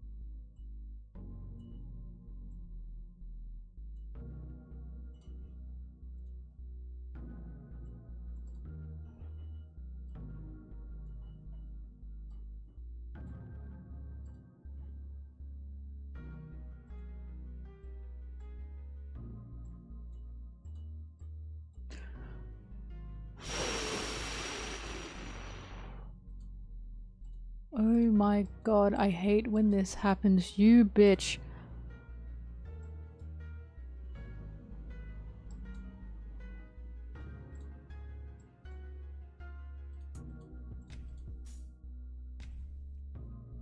Bastard.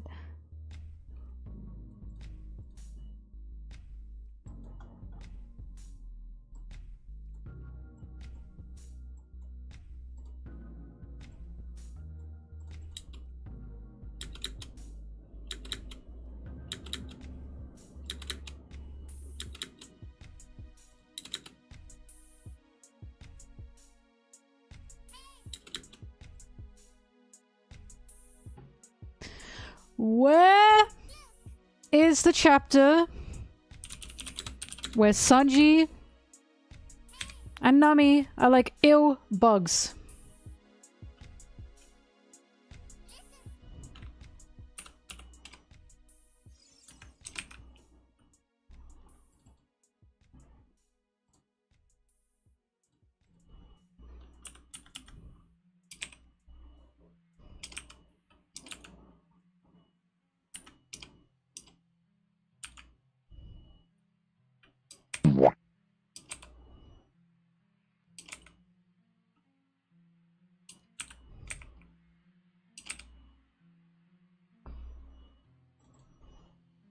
I know it's hunting for the South Bird.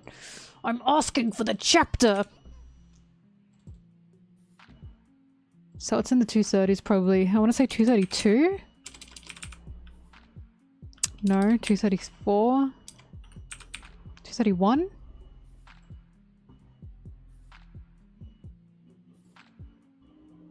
Ah, it's 231. I just gotta actually get it now.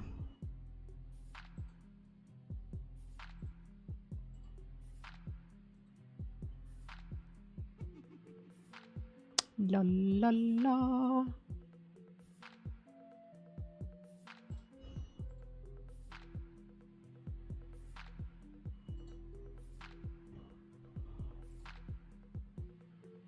Get ready for the first virus of the day, everyone.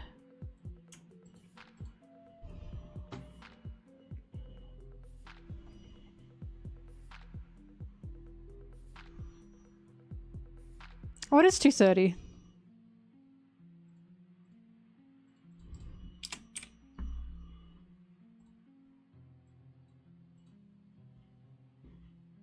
Oh, cool. It seems this website is virusless now.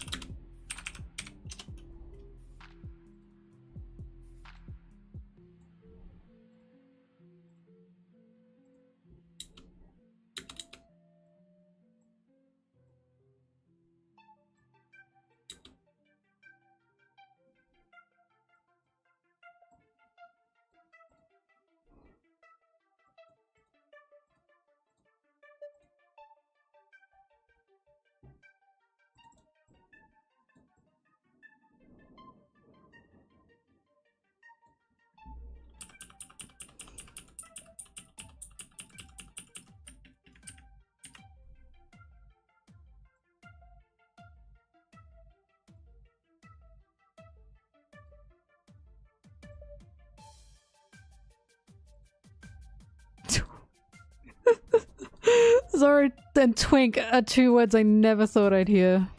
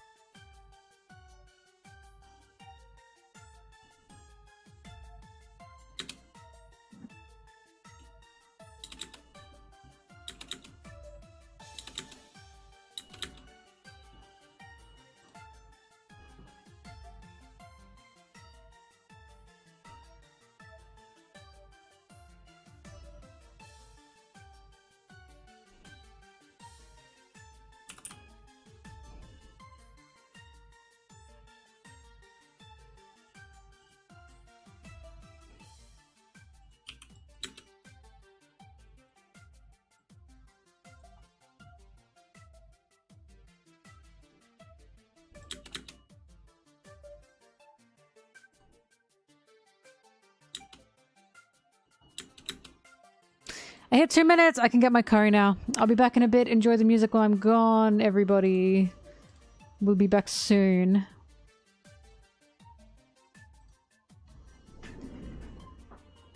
Ah!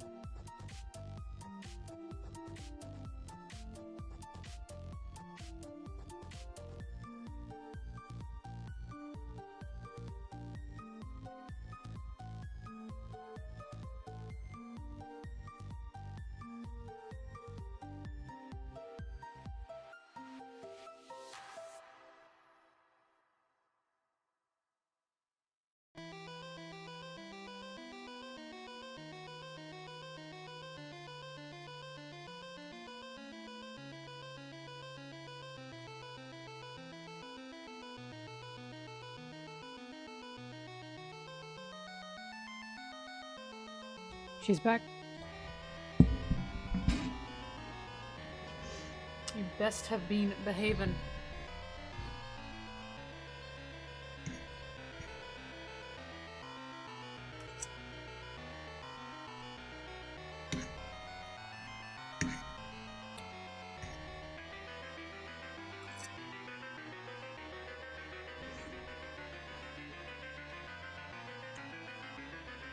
Oh my god, I'm eating Thai green curry. No way.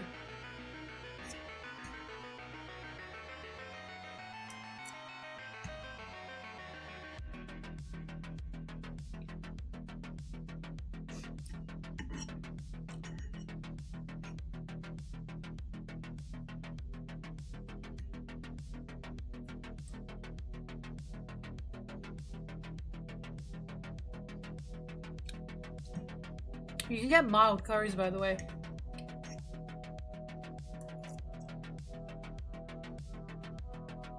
Not all curries are spicy.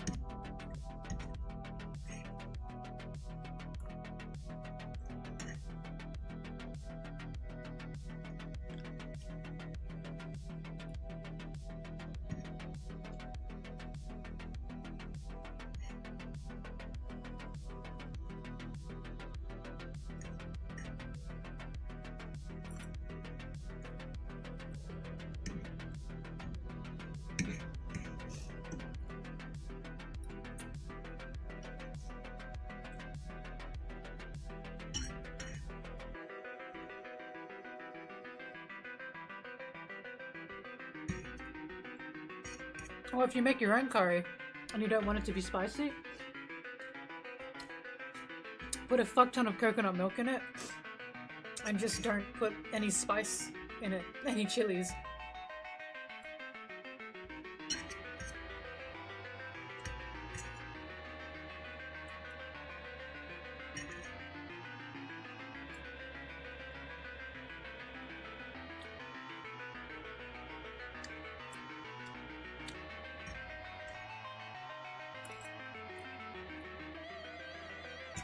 I mean, I agree.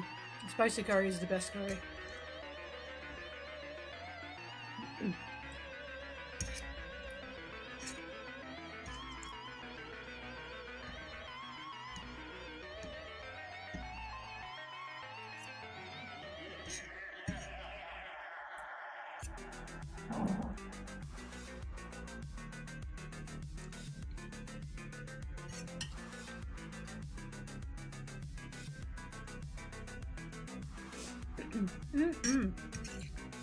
Sorry, I'm so hungry.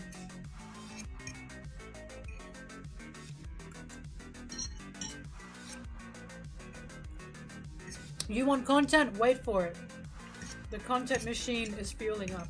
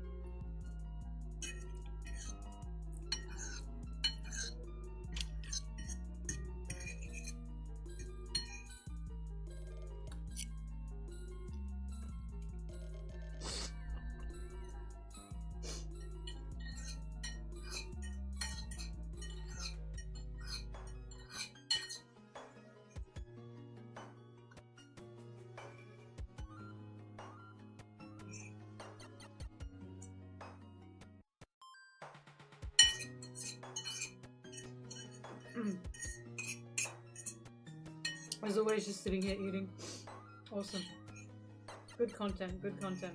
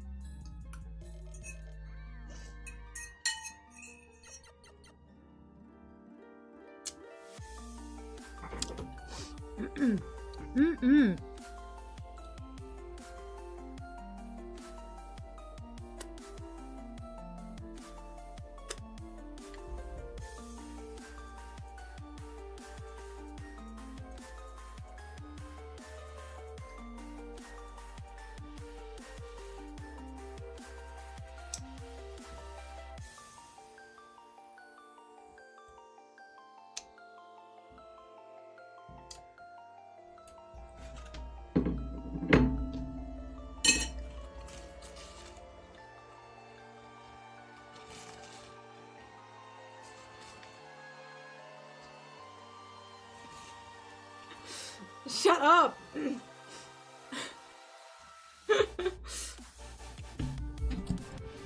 Shut up now! I wanted to lick the bowl, but I didn't want you guys seeing me licking the bowl. So I had to go in secret.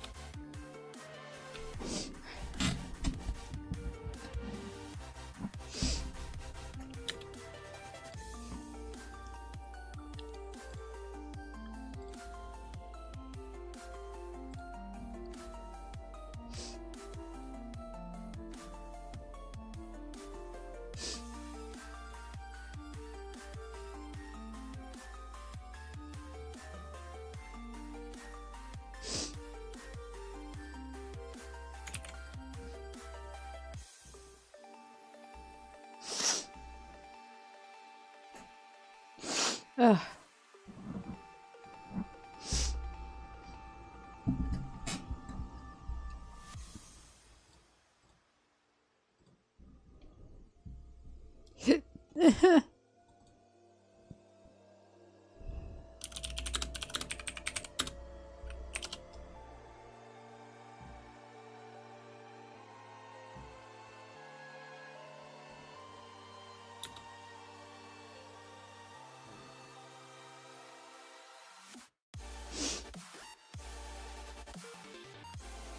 I can't listen to this music anymore. I need chill. I need chill.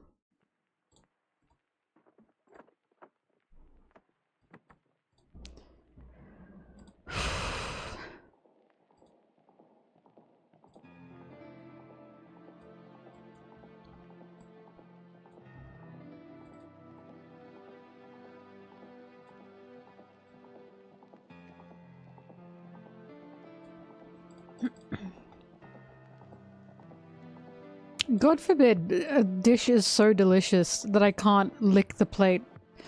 Because the sauce, the soup, whatever, it's always the best part of the food.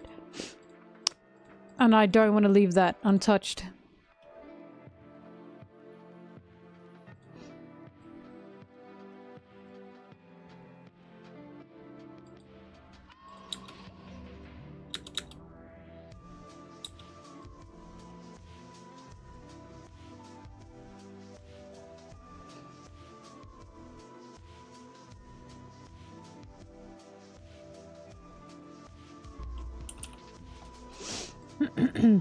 I'll never forget when Brigley told me like a lie. And I said to her, I'll check that, but if you're fucking with me and you've made me check something to waste my time, you're getting banned.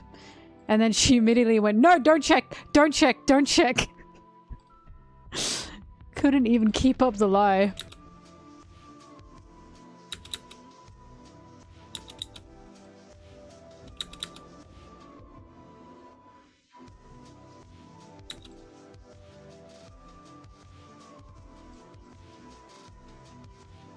Why is bread a terrible eating habit? What do you mean? Bread's delicious. Don't listen to people who say bread is bad for you. Bread is this, bread is that for you. Bread is our ancient grain. It's our ancient grain. Don't ever listen to anyone who tells you bread is bad. Bread good for you. I'm sick of this. I'm sick of hearing this.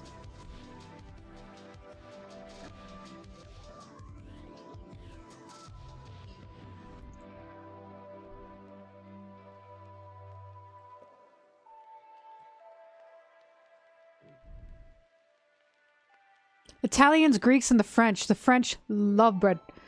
They love bread.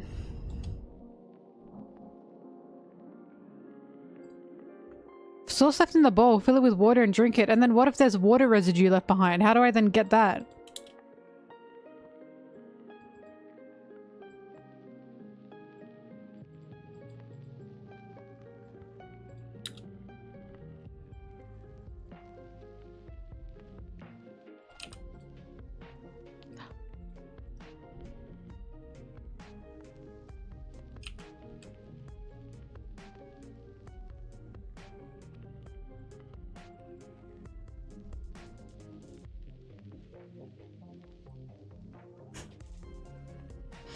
Cloister. I just ate.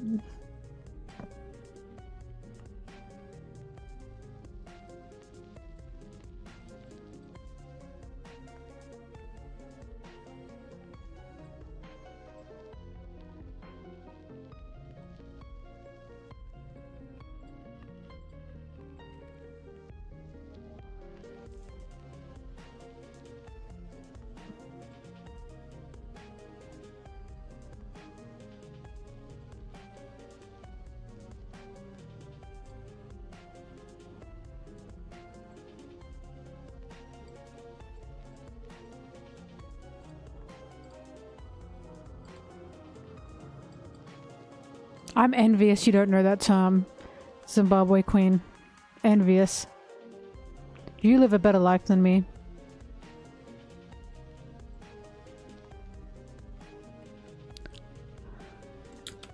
Why did you have to pick the longest name ever, by the way? Zimbabwe Queen takes so long to say, but ZQ is like a mouthful as well. I can call you Queen, I guess. But Zimbabwe Queen and ZQ feels like WWW.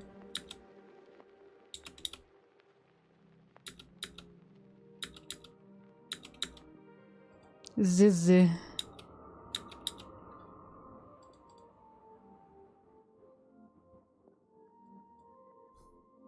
Oh my god, I'm like tired. What is going on? I gotta get this done today. No, don't be tired.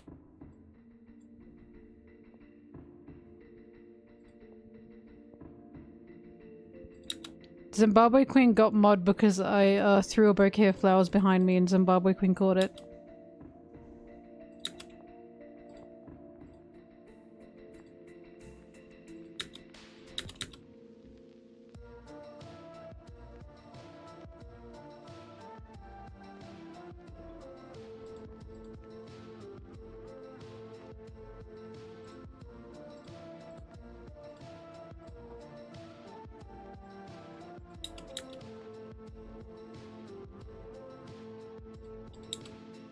I'm glad you caught it too, and now look at us. Living our beautiful little streamer lives.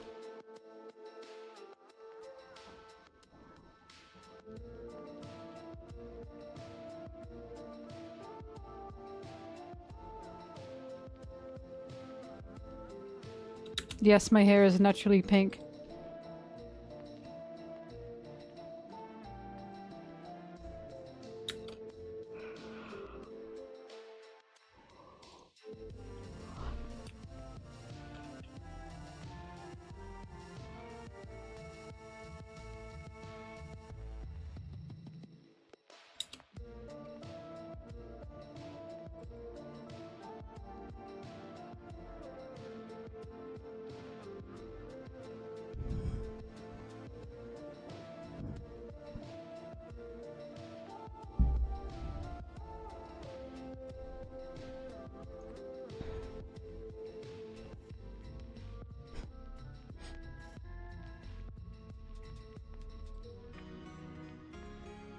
Widely regarded as a bad move.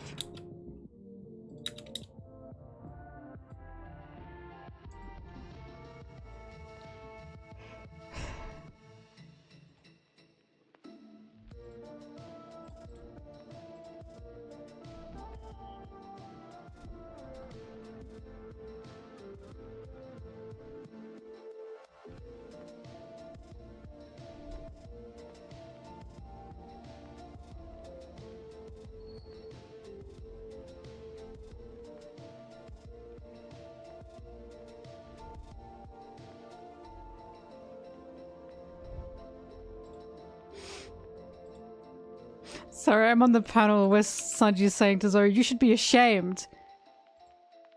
Ashamed of what? Why? His conqueror's Haki, whatever it was. Of being a fearless conqueror Haki user.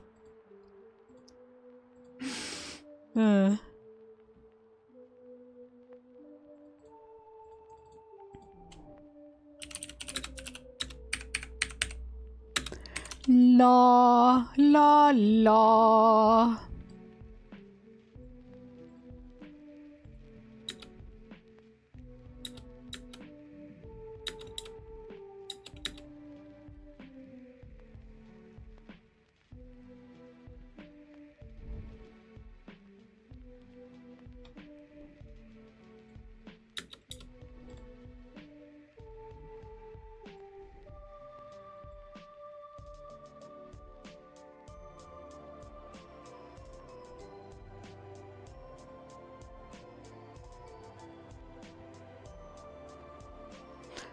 Ah!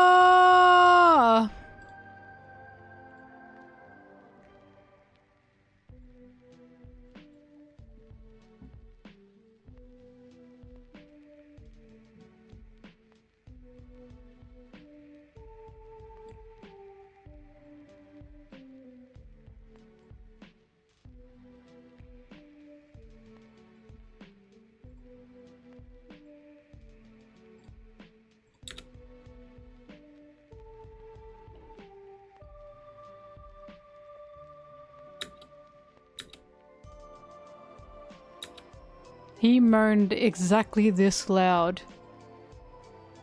Oh!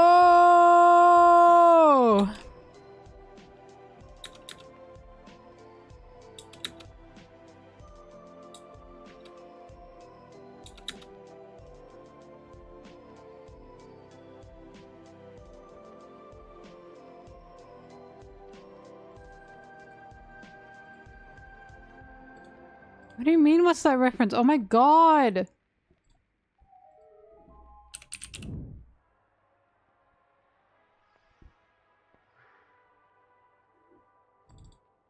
What? What? Ah! Ah! Ah!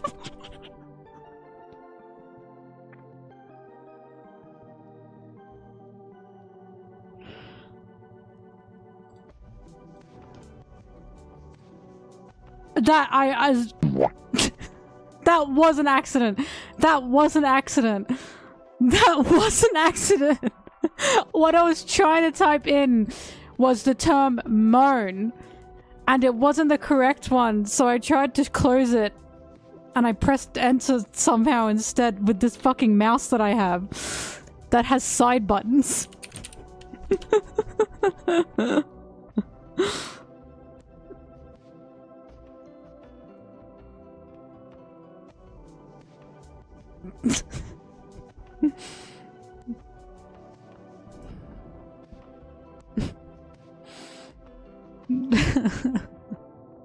It's a joke! I swear, I have it saved as a joke. It's a joke!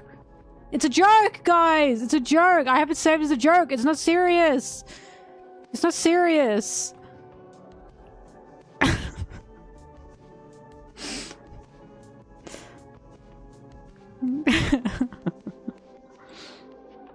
Awesome.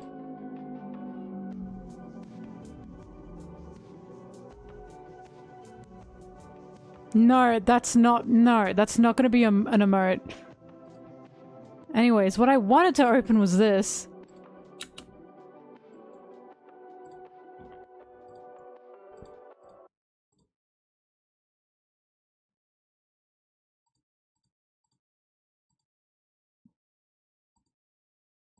Give me a sec.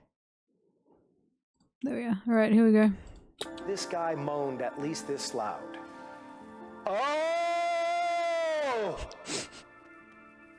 This guy moaned at least this loud. Oh! I like how proud he looked afterwards. Like he was, I nailed that. Why Bertha?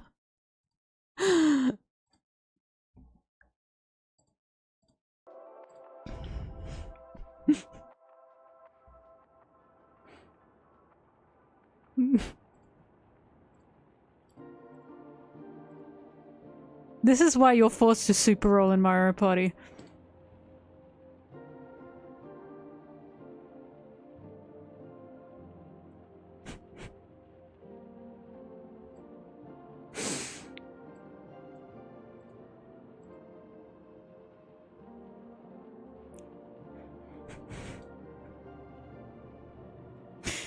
Can I explain what happened? I went to close it. And listen, I have this mouse and I have these buttons on the side of this mouse.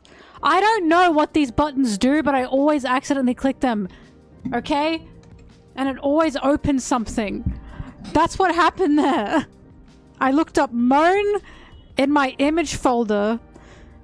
And then when I went to go close it, it opened what I was hovered over. Which was that image.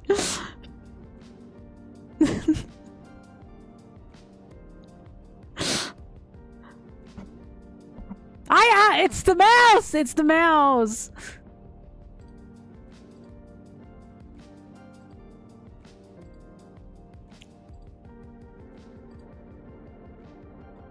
Oh my god.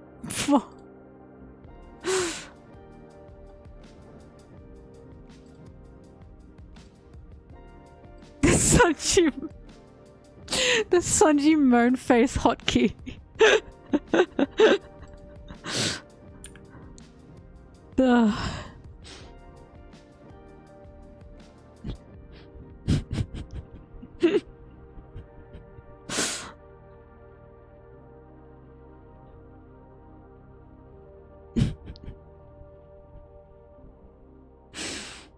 This is terrible. I can't believe that. Zimbabwe Queen, this is your fault. You're the one that said I don't know what that's a reference to, and I went to go look for it.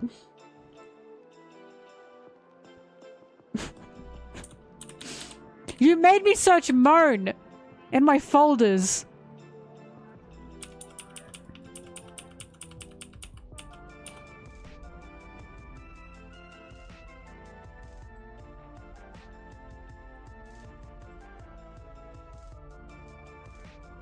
Literally not my fault.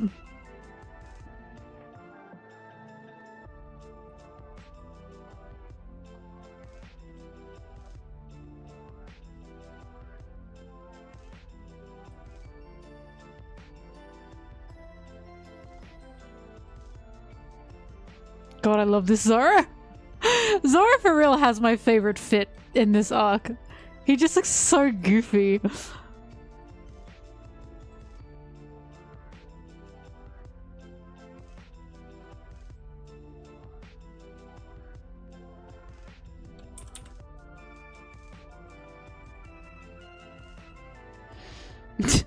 Move on! Move on!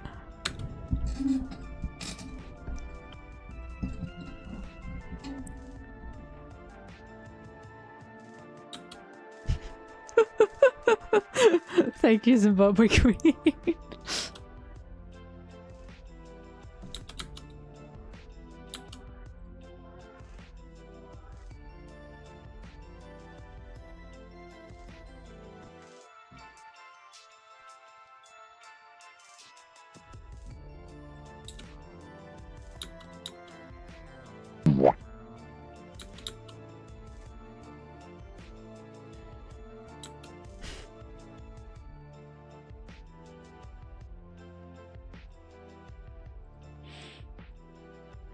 Can I explain why I have that photo in my folder? It's not any Guna thing. It's not any Guna thing. It's because I was gonna use it as a joke in a video. I didn't make that image. I need everyone to know that. It was a joke. I was going to use it as a joke and I just didn't find the video to use it. I feel like that needs to be explained. I just can't believe that fucking happened. By the mouse.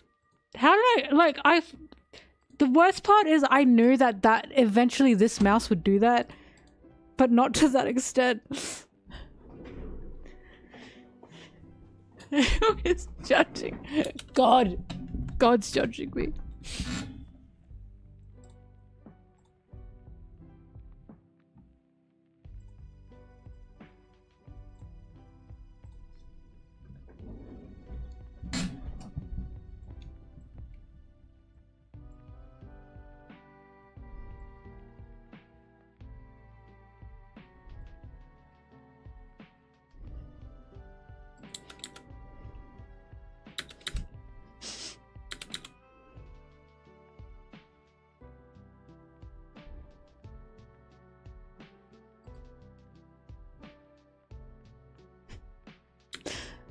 Zimbabwe Queen, the poor woman has embarrassed herself.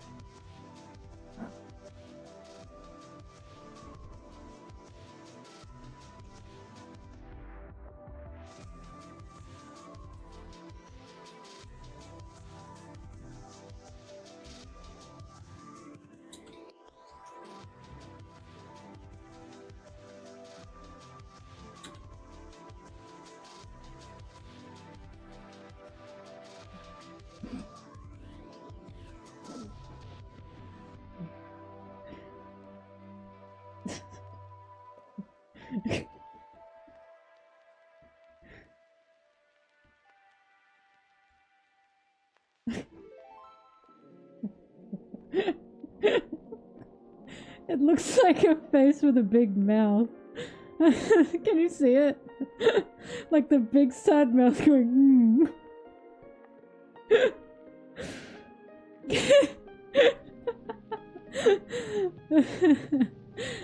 Hang on. I've had an idea.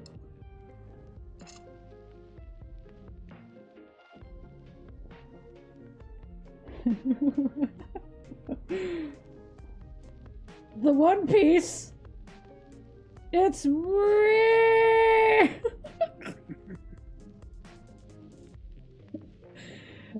Oh.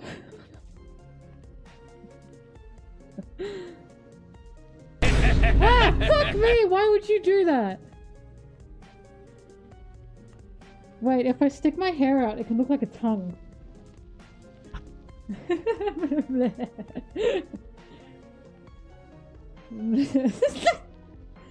I've been eaten by this dubious creature. Was that my Zimbabwe queen? He looks like, hang on, I can make him smile.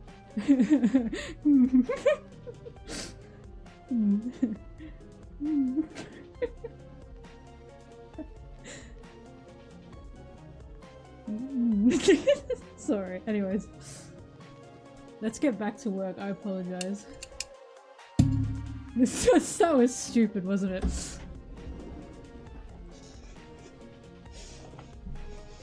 Ugh.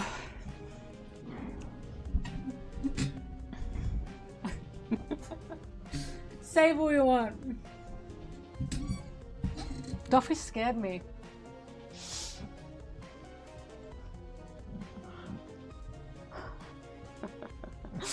Big frown.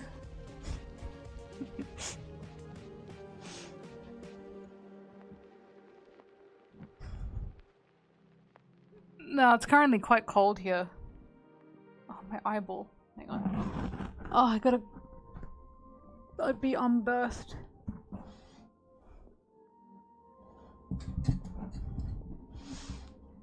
That did scare me. Oh, so I still have him, by the way.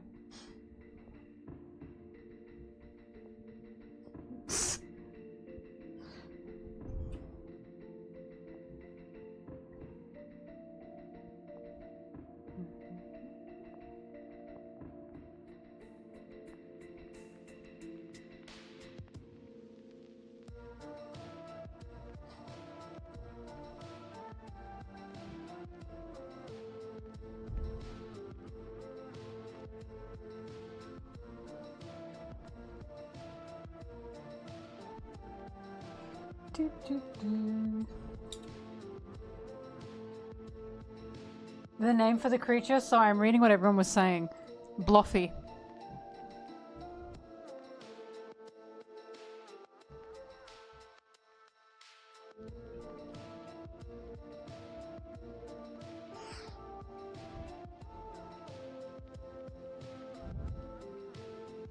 It looked like a Muppet, but it did look like a pink, the guy from Nightmare Before Christmas. The boogeyman.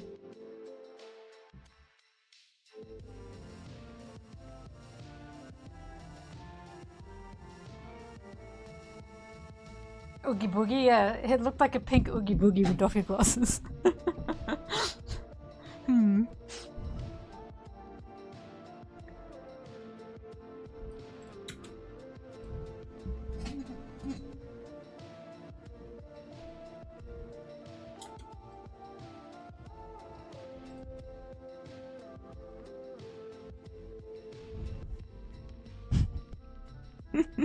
It does look like Oogie Boogie combined with blobfish.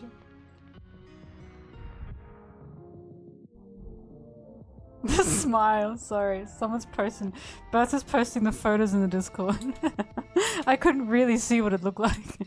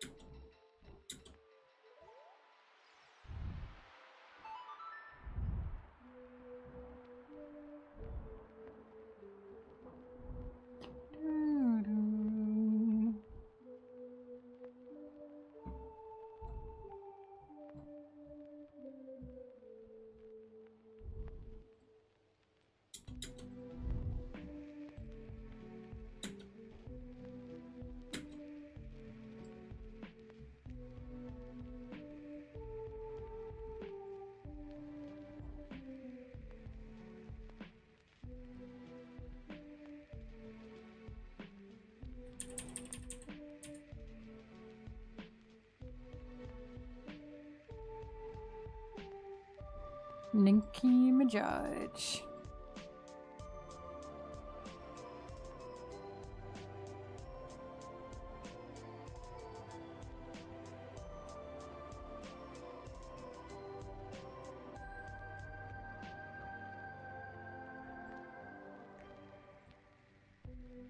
What?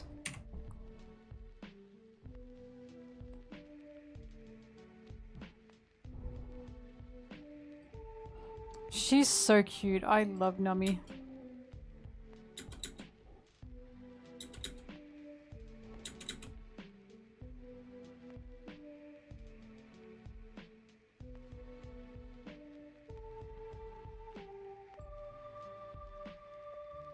Where she goes, teehee. I like how she's doing this because not only have they killed a few gods, but they destroyed the rubble. Like they destroyed this castle. Sorry for everything. And he's going, huh? For what? And then oopsie. This is an Eto Blair moment.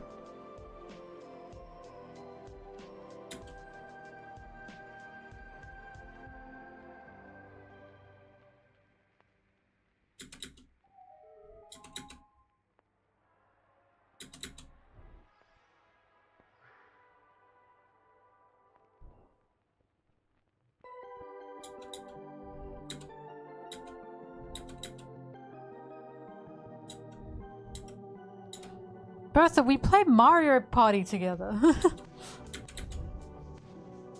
No, I'm not pulling up Eto Blair. No, I've learned my lesson. I'm not doing it.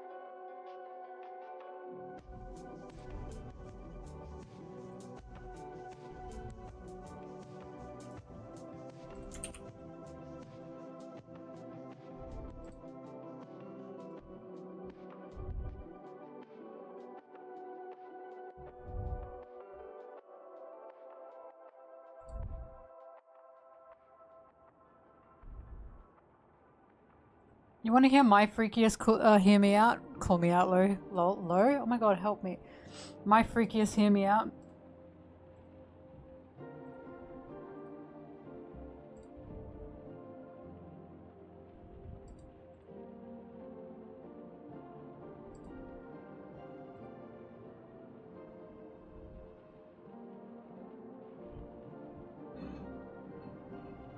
No, not Sunji. Sunji is not a hear me out. Surprisingly. Randall from Monsters Inc.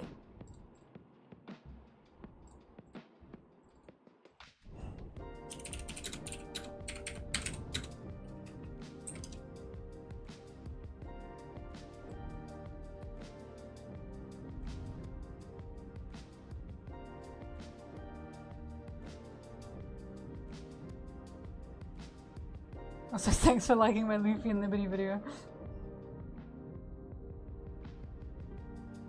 Steve Buscemi love. Does it? There's like two parts in my life: Tamaki Oran High School Host Club and Steve Buscemi. No wonder I fucking like Sanji. He's like a combination. Apparently. No, when I was little, and I watched that. The scene he has with Mike Wazowski where he's like, hear that? That's the winds of change. I never understood what that meant when I was little, but that scene stuck with me That was the winds of change? I had no idea what that meant. Because I was like, baby, that's the winds of change. And then he just walks off.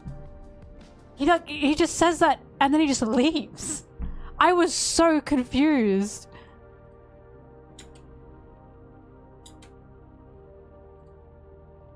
But I like that part, and I like when he gets thrown through the door.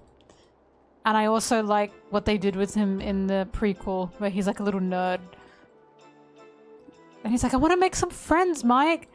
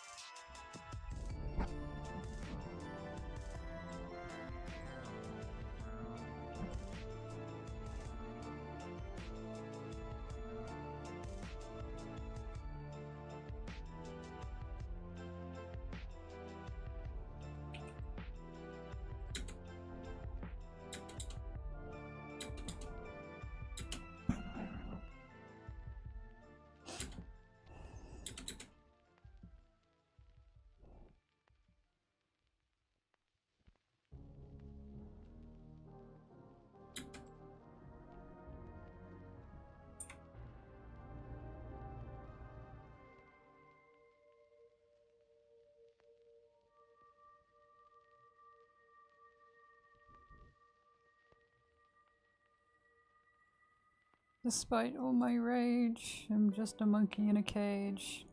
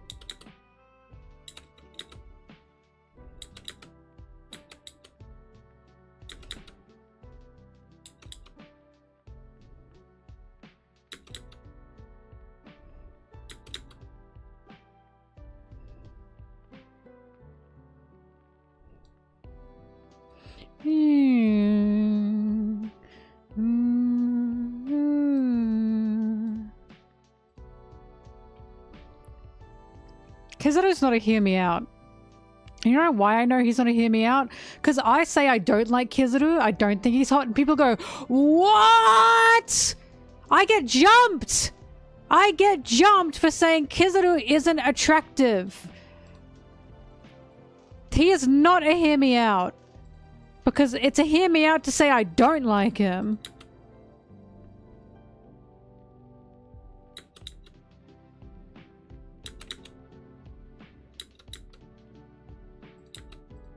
The biggest One Piece hear me out I've ever seen was probably Judge. In my opinion, Duffy should be a hear me out, but he's not, but he should be. Like, that's a wild guy to be attracted to, I'm sorry. I don't think he's attractive.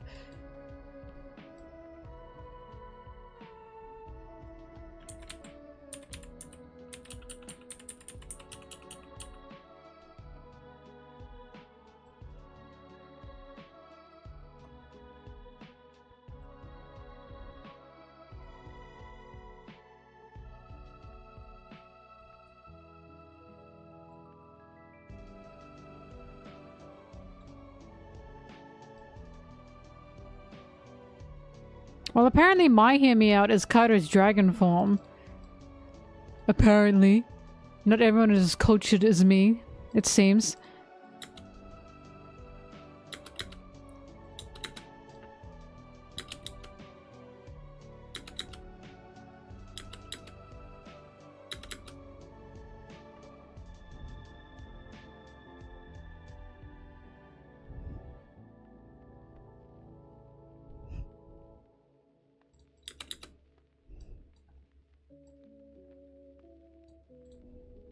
Yeah, the full dragon.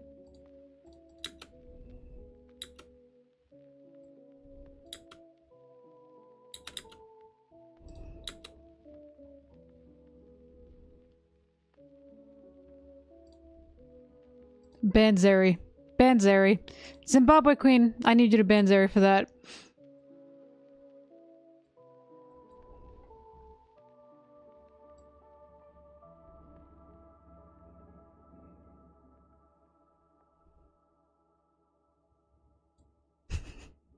Get rid of them.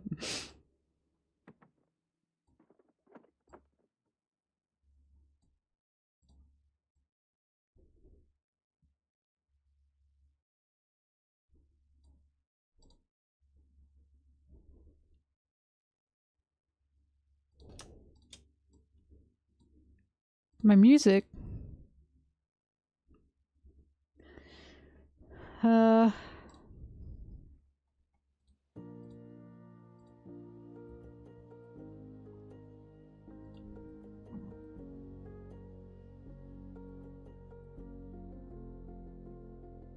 I feel like Tom Nook isn't a hear me out. Weren't people like lusting over Tom Nook when Animal Crossing the Island one came out?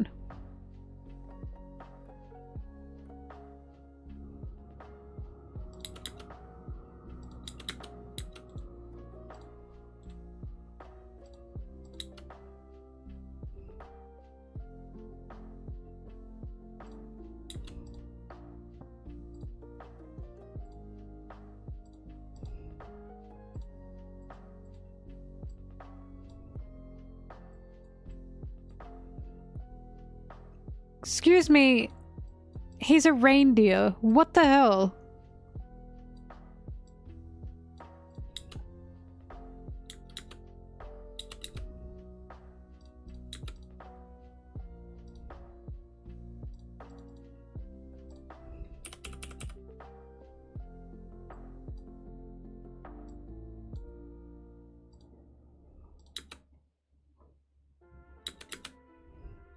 Would Lois Griffin be a hear me out?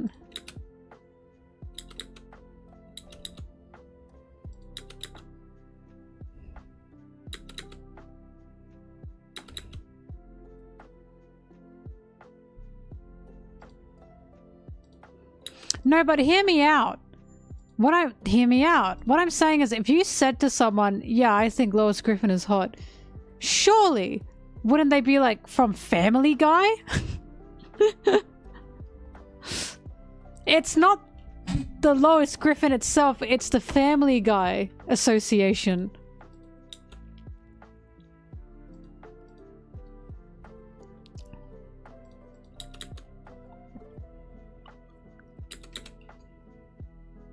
Like, would you openly admit you thought Lois Griffin was like a hot and sexy to someone? Lois Griffin from Family Guy. Yeah, but it's Family Guy. I don't think you're understanding.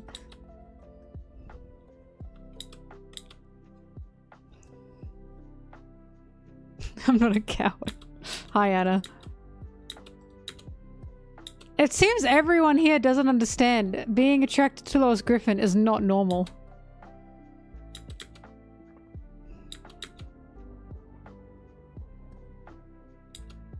That is not like saying One Piece and Family Guy are not the same association.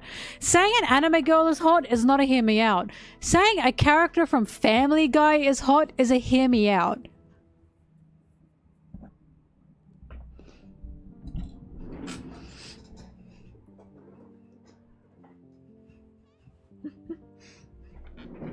Like, you'd ask, someone would ask you, is that a joke?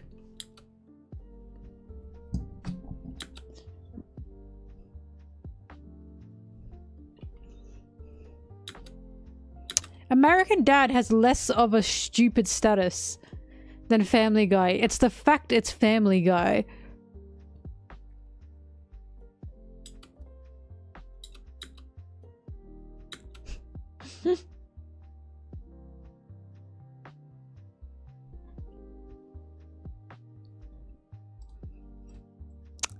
I'm not saying Lois is hear me out for the fact of her visual attraction. I'm saying because she's from Family Guy.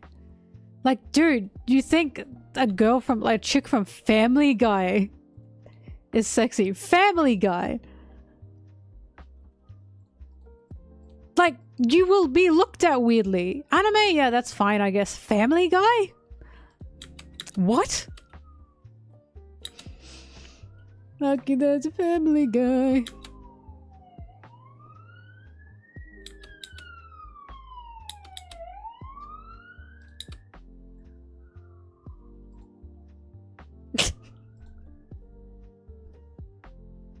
Bertha. No. Oh, thanks for that art, by the way, Anna. Appreciate that.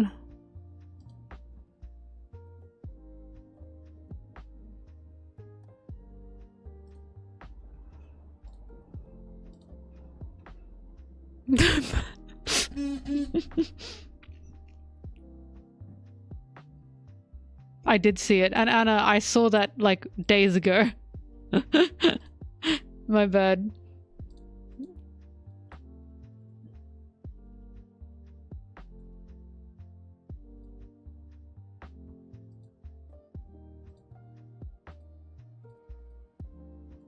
What about Brian the dog? What if you said Brian the dog was your hear me out?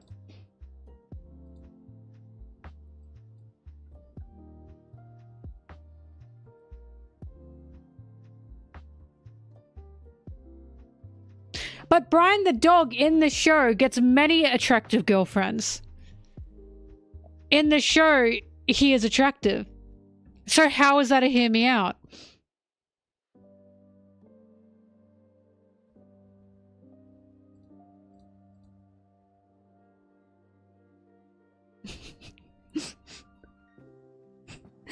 I need you guys to know this. I'm not proud that I know this. Brian does date more than white women. Am I proud that I know that? No. But I do know that.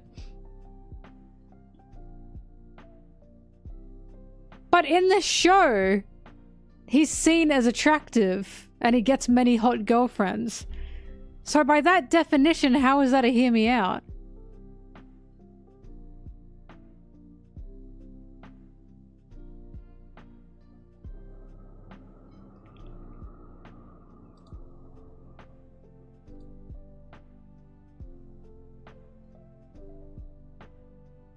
Okay, so you guys know how Judge is a hear me out. And the reason Judge is a hear me out is because he's a morally terrible person. You'd agree with that, right?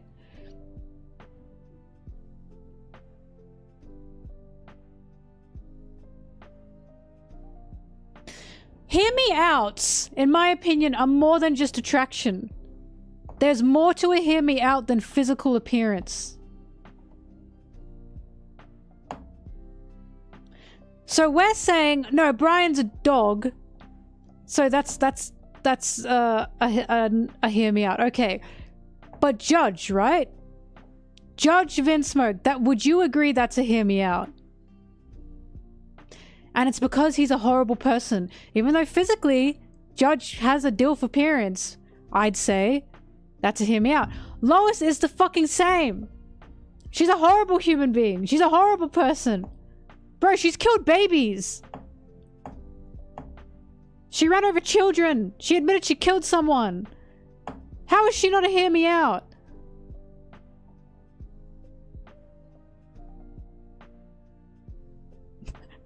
Well, how do you guys not know Lois Griffin law?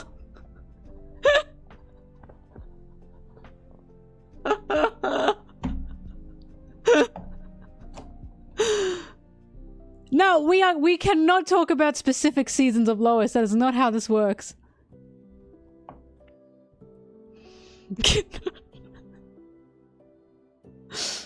I do think people think of the people's morals when they say hear me out. I think that's part of hear me out. That's why I think Doffy should be a hear me out. Not only is Doffy ugly in my opinion, he's also like the worst person ever to exist in One Piece, and I stand by that. He should be a hear me out. But way too many people are horny for that bird.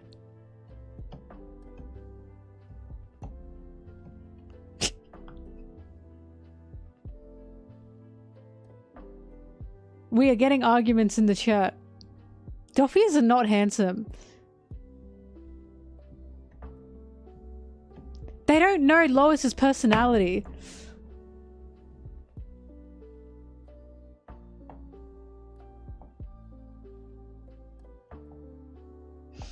Bad arguments.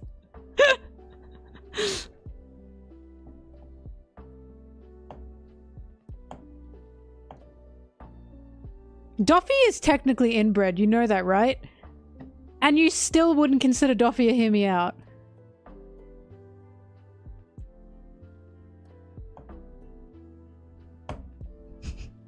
Have you seen that man? By that definition, that means Corazon would be a hear me out. Oh fuck! I forgot about the inbreeding. Doffy seems healthy. Have you seen? Maybe physically. Not in there.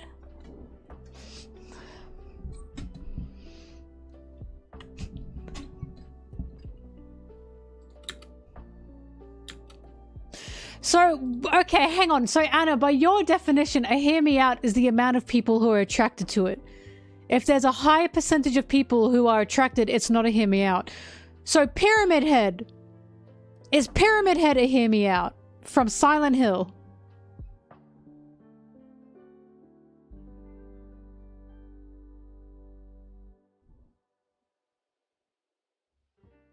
But there are a large amount of people attracted to Pyramid Head.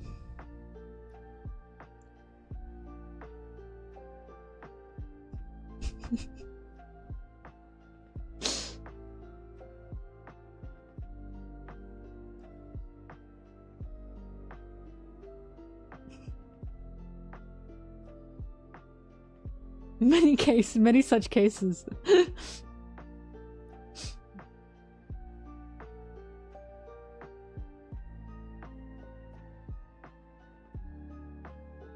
Basic ass attraction. How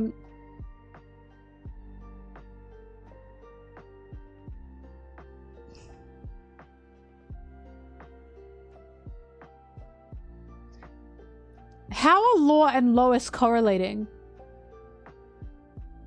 If you say Law from One Piece is hot, you're not gonna get looks. If you say Lois from Family Guy is hot, people are gonna look at you. Cause it's Family Guy.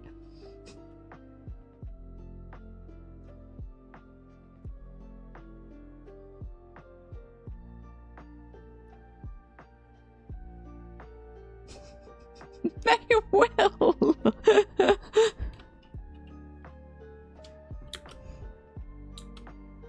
Twitter is not where the normal people reside, and I know you know that.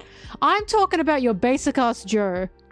You say to them, I think Lois Griffin is hot. They're gonna say from Family Guy?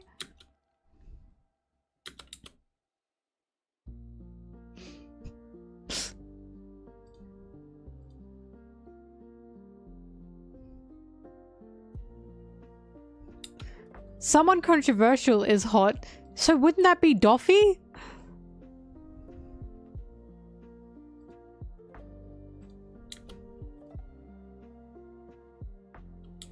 Is Sans a hear me out?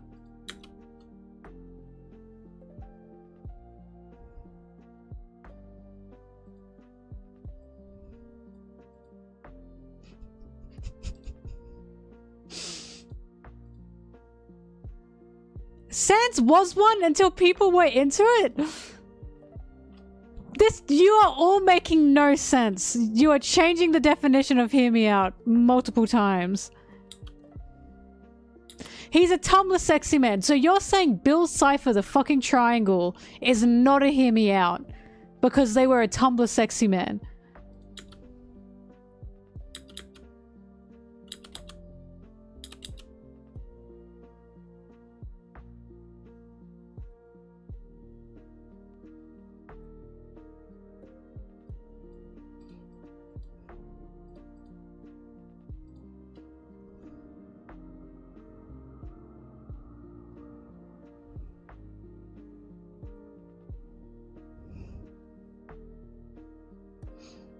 So if you showed your mother, your poor mother, a photo of Sans Undertale and said, I'm attracted to this,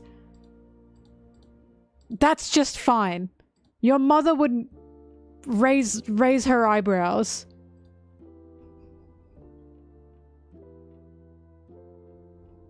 I guess, question mark. See, your roommate was confused.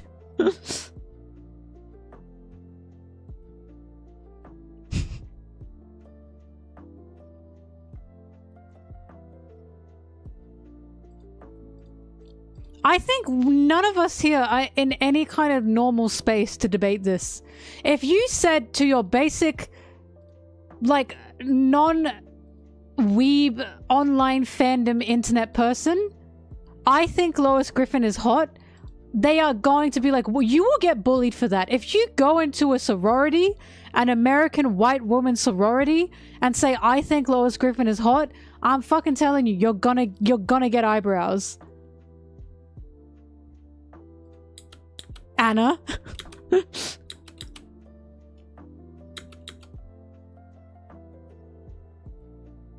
Sorority is not normal.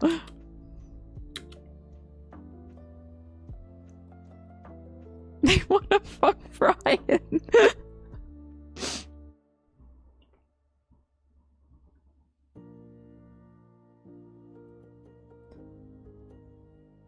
This is why I'm confused on the idea of a hear me out right now. Because I'm telling you, there's many people that would raise their eyebrows at Lois Griffin. They'd say from Family Guy, question mark. Because it's not just it's the context as well. And not majority, but a lot of people are like, Family Guy's the dumbest goddamn thing ever. They'd be like, how can you be attracted to anyone from that show? Family Guy.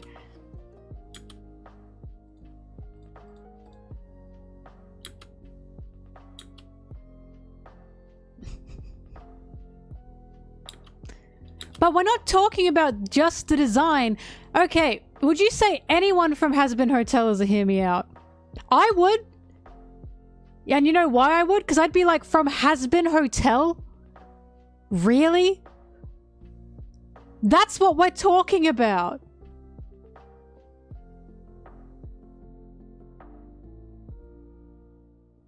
It's the same thing. Family Guy is not a normal thing. That's basic.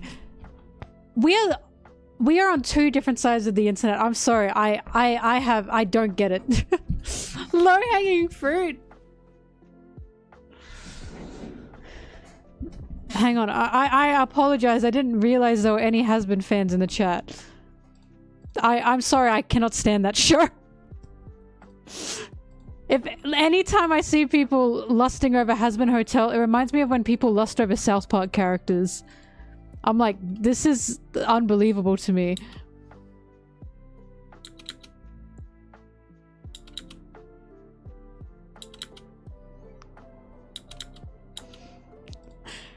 I need help for thinking Has Been Hotel characters are hear me out. I need help. Me? Me? for looking at Has Been Hotel and saying, that's a hear me out? You're saying I'm the one that needs help. What crazy world are we living in?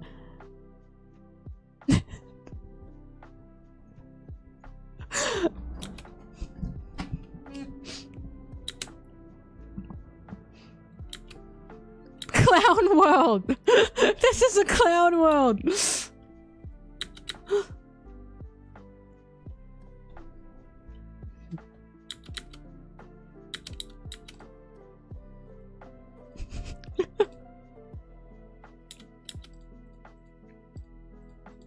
Buggy was originally a hear me out character.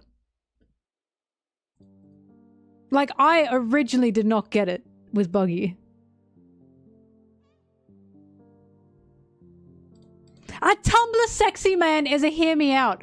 If you guys think a Tumblr sexy man is normal, is like a normal thing, that's the point of a Tumblr sexy man. They are not normal. That's why they're especially a Tumblr sexy man. Because it's sexy by Tumblr standards. Which is so not normal. I get like... That is a whole other thing.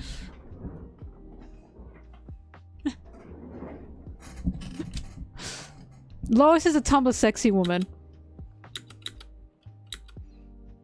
So if you found a blog that was dedicated to just, I love Lois, Lois is so sexy, you are not going to raise your eyebrows. Like, they're obsessed with Lois.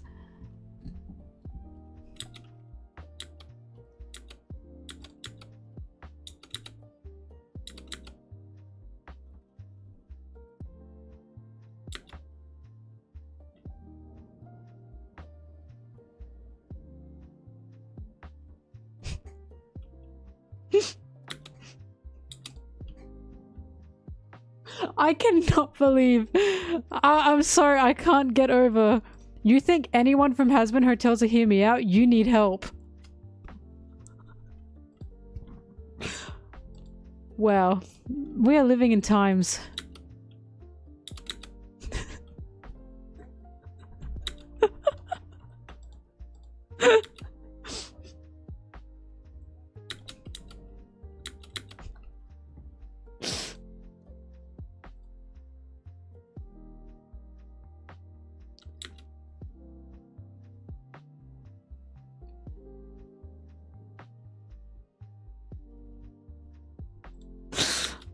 I can't believe I was told to... I'm sorry, I can't believe I was told to get help because I don't think the Has Been Hotel characters are at all attractive or sexy. Oh, what a world.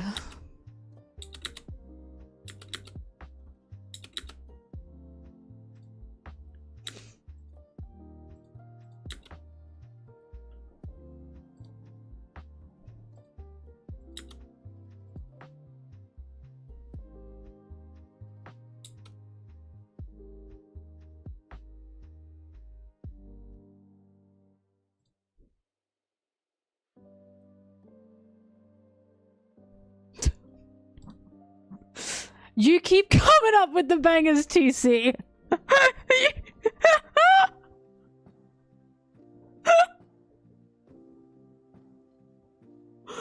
Oh my god. I don't want to read that, but that was funny. I think you're not even joking.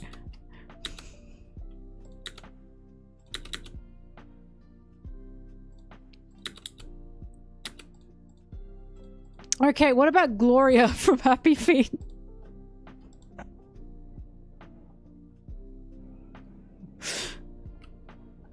What about her? You don't have to be... Oh wait, not Gloria. What's her name? Something Jean. Fuck. No, Mumble's mum.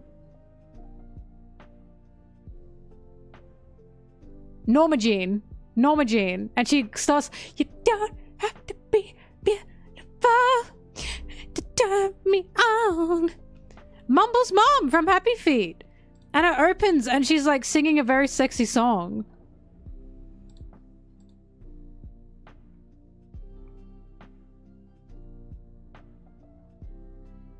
And I remember thinking the same thing. I remember thinking when I watched Happy Feet, why does that penguin have boobies? I remember thinking that.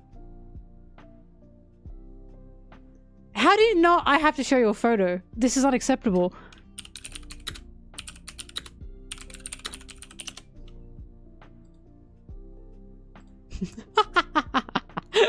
She's got like the slightest hint of booba.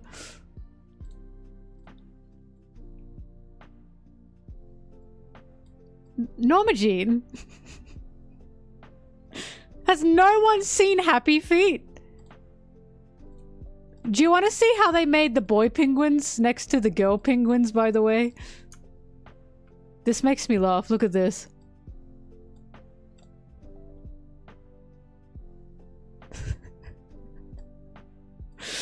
Bro, they gave her like curves and a bit of boobage.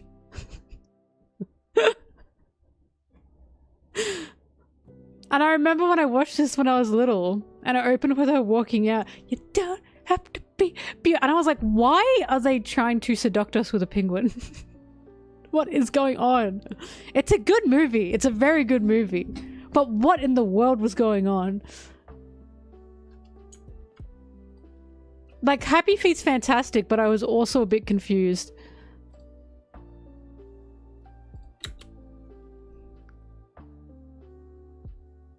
They're trying to mate.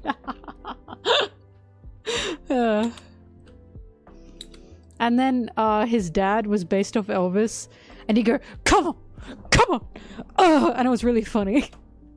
He'd go, "Oh," it was really funny. I liked it.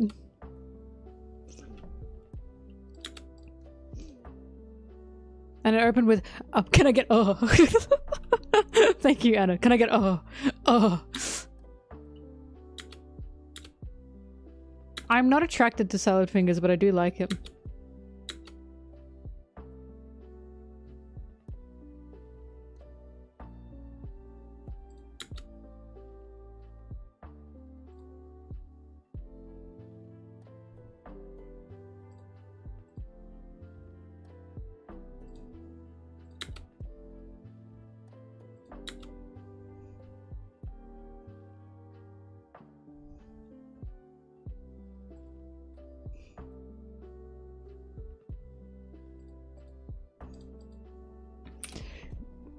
You don't have to be beautiful to turn me on.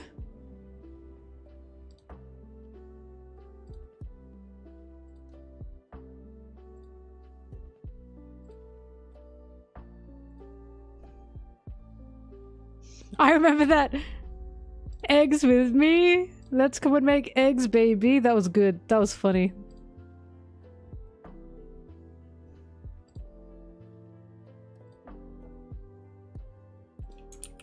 The worst movie I watched as a kid.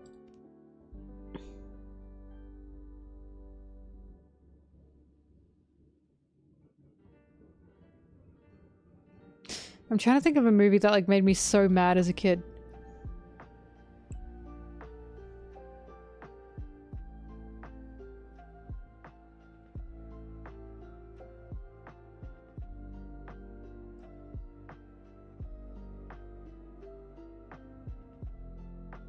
I can't think of anything. Oh, Master of Disguise! Wait! I also liked that when I was a baby. Did you guys know that like when they did the Master of Disguise premiere? Or like... Fuck, what was the story? That like when the guy that was like the Master of Disguise guy, he went to like some like... actor thing, some award show, and he was dressed as his turtle, his turtle outfit, and that was like at the time 9/11 happened, and he said we had to have a moment of silence. Like he said this, I had to do a moment of silence in my turtle outfit. It was the most bizarre experience I've ever had.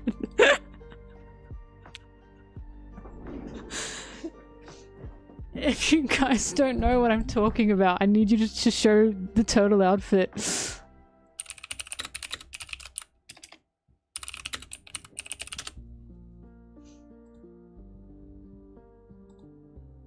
Oh, it was on set. That's right. They were on set when they were filming this. And while they were on set, 9/11 happened.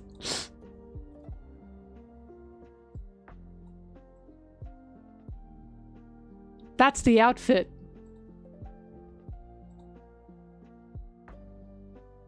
He had to do a moment of silence in this outfit.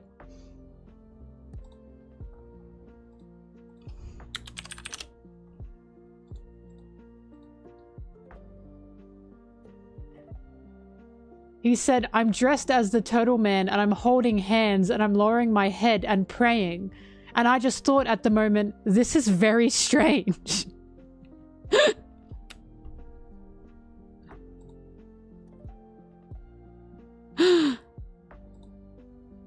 God.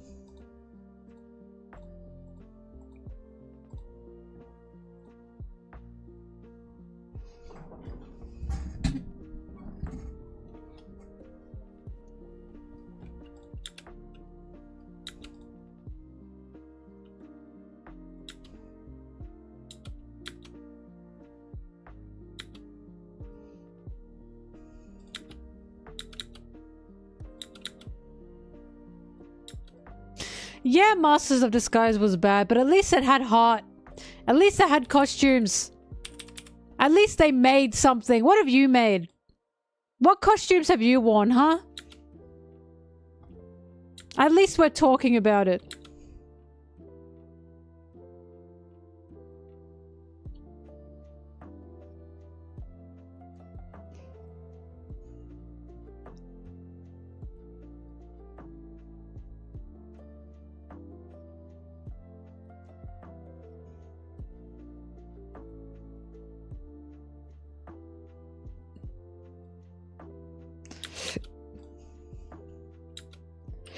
Oh, God. Oh, my God.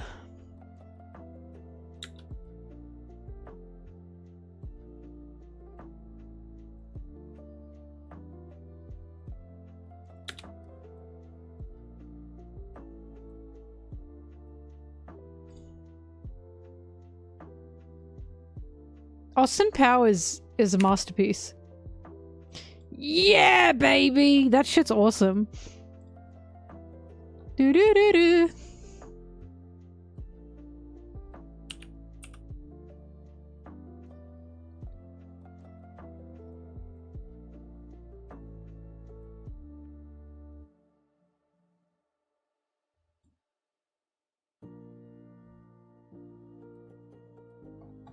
There he is. Fucking rush him. For the last time, I'm not cheese. Go away. I have to find that video again to show all of you. It's so funny. Christ the Redeemer. Absolutely breathtaking. Maybe I can find it on...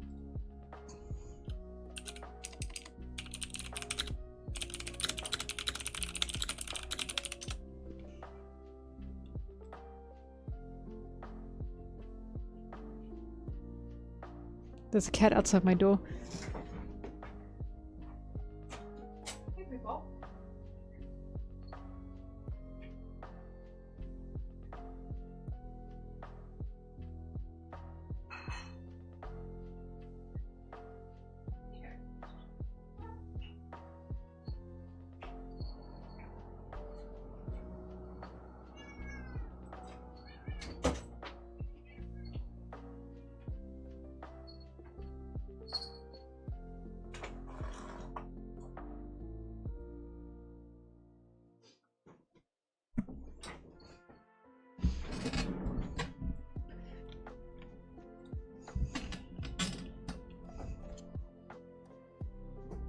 Where'd she go?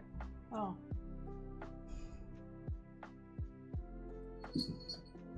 What do you want, Bobbing?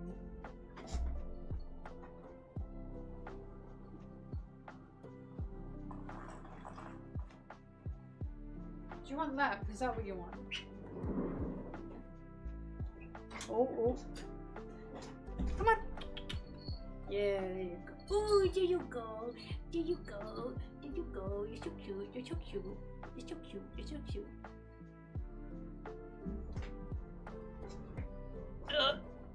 Oh god, the things we do, huh?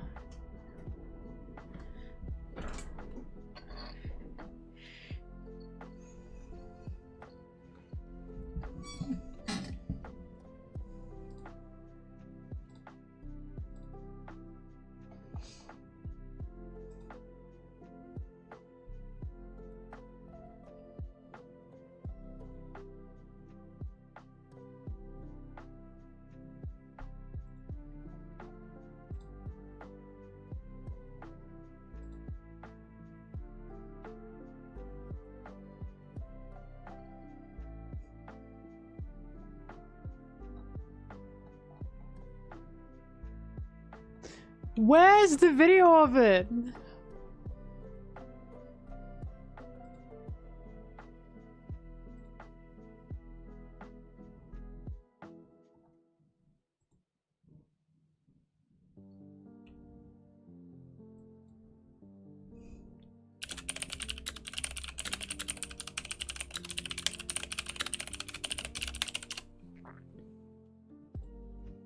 Facebook.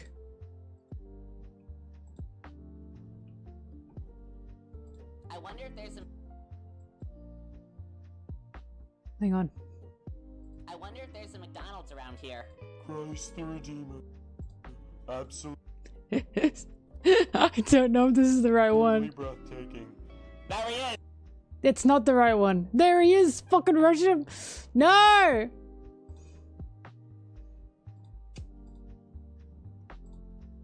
Oh, I'm so mad.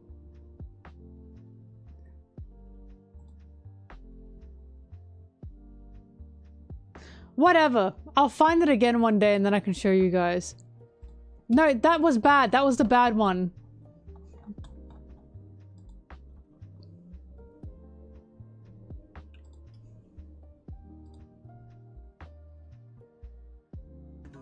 Absolutely breathtaking. There it is. Is this one? It's on Facebook. What the hell? I can't believe I've stooped to Facebook. It's not that funny. I just need to show everyone. Oh, don't listen to that. Because I need everyone to understand. I need everyone to understand Mel.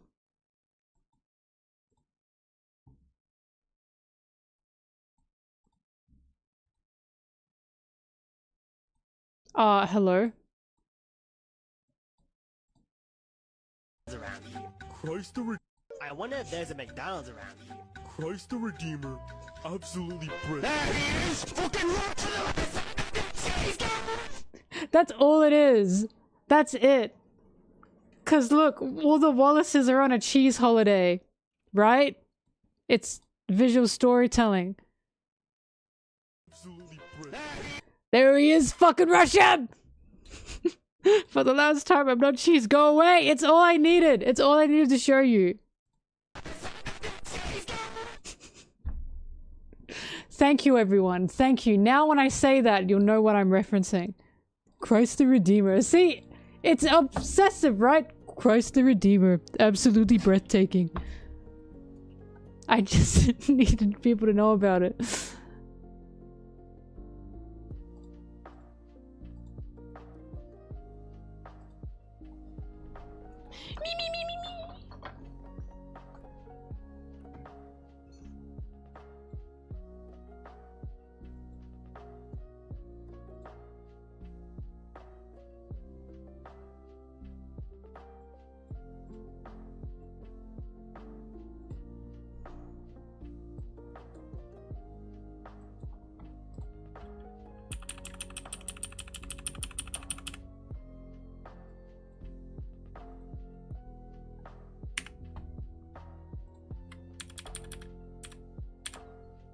Christ the Redeemer.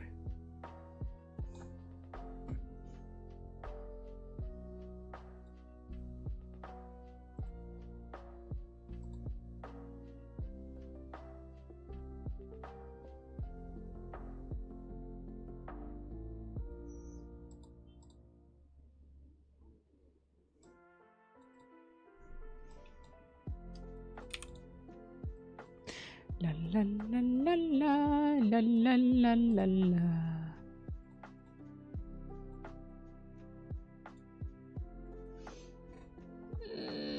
My foot hurts.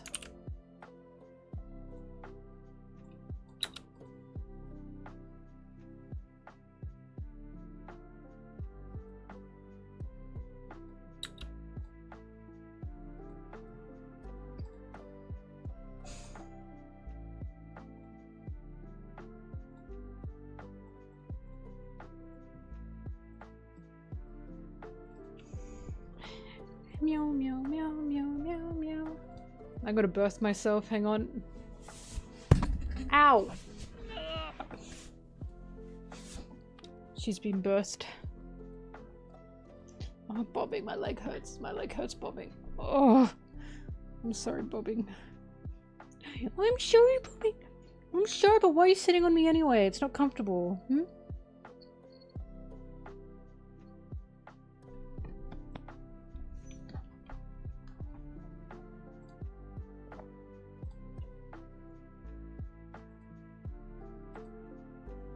Ow!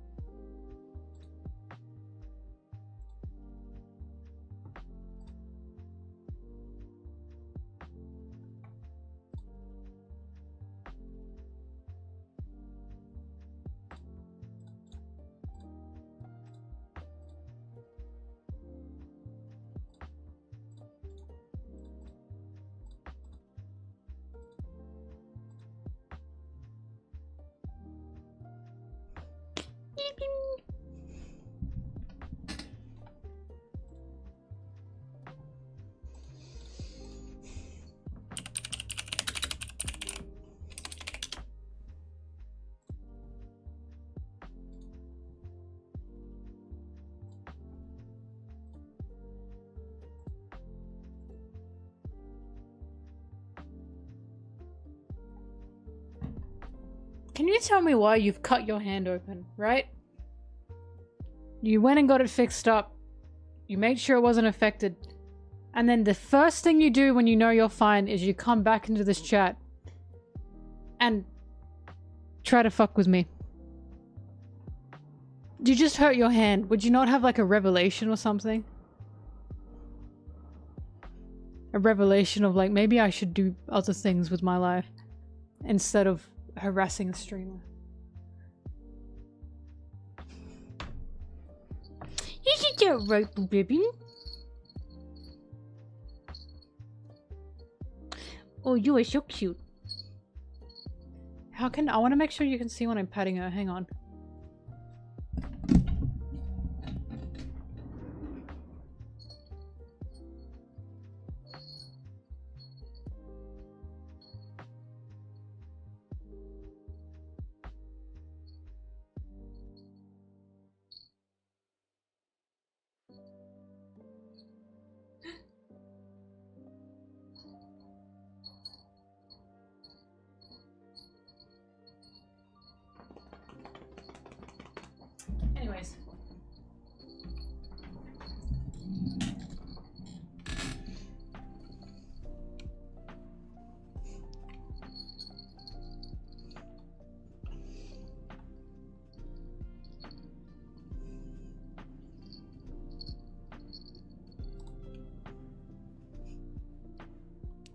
Your breath stinks! It stinks! I need to start brushing your teeth again. Your breath stinks! It stinks, Bobbing! It stinks! It smells like rotten fish.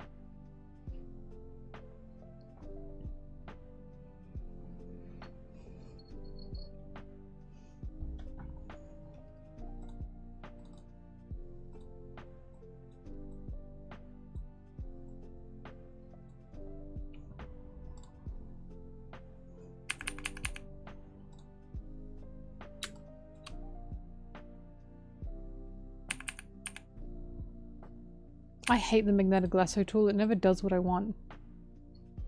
And then I use it anyway. Ban Orkpot. Ban them. Get rid of them. That pissed me off. That pissed me off.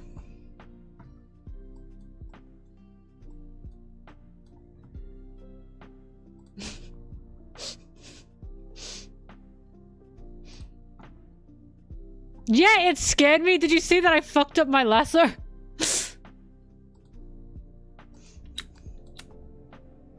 Oh, it didn't scare me, I mean.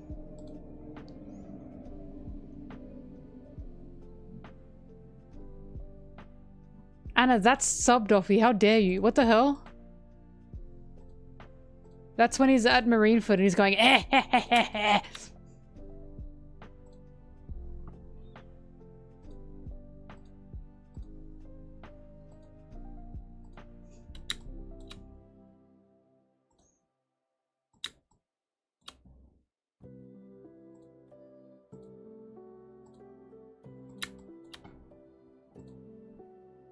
Blueberry's enamored. Whenever I open Photoshop and I hit mask, Blueberry's... She's like, whoa. She said, I want to be an editor. Oh, do you want to edit, Bobby? No, you don't. You don't want to do this. You just want to sleep and eat. I put a roof over your head, Bobbing. I give you an education.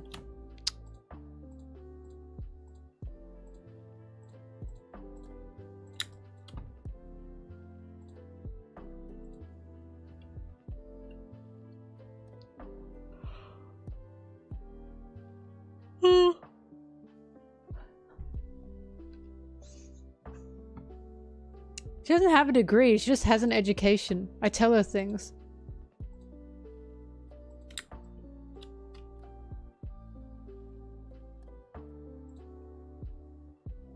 My hair's all fluffed up now.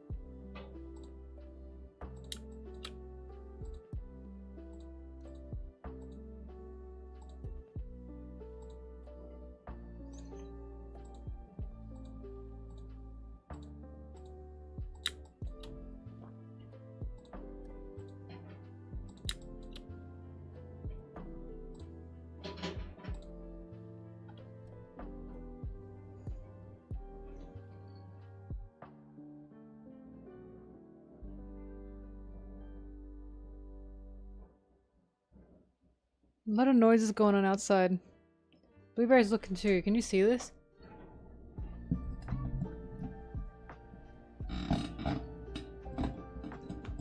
Very interested.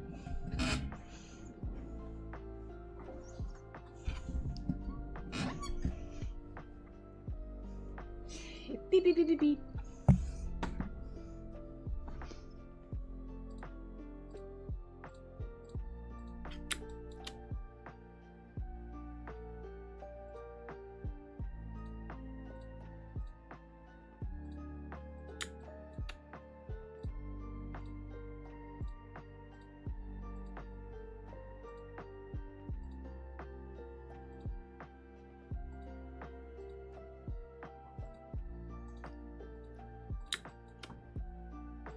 Wait, hang on. Do you guys like One Piece? Like actually?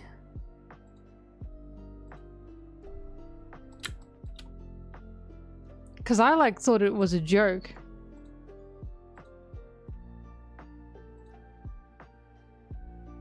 I thought this was like ironic.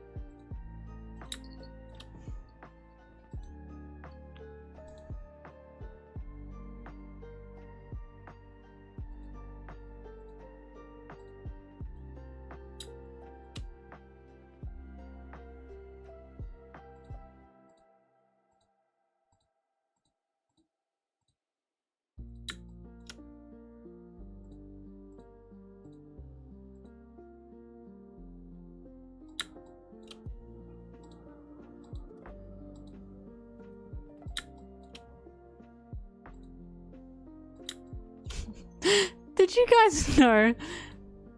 You know how there's like Luffy ships, like there are people that fight over like the MF Luffy ships? The two main ones I always see fighting is Nami and Luffy and Boa and Luffy. And whatever, have your ships. But one of the things the Boa Luffy or the Hancock Luffy people say is, Luffy's wearing Boa's sash. That's her sash. And all I'm thinking is, yeah, no shit, idiot. The Amazon Lily girls probably gave him his current outfit. So fucking what? So what? You think like Rayleigh got them for him? Maybe. But he was dropped off by the Amazon Lily women. Of course they gave him his clothes.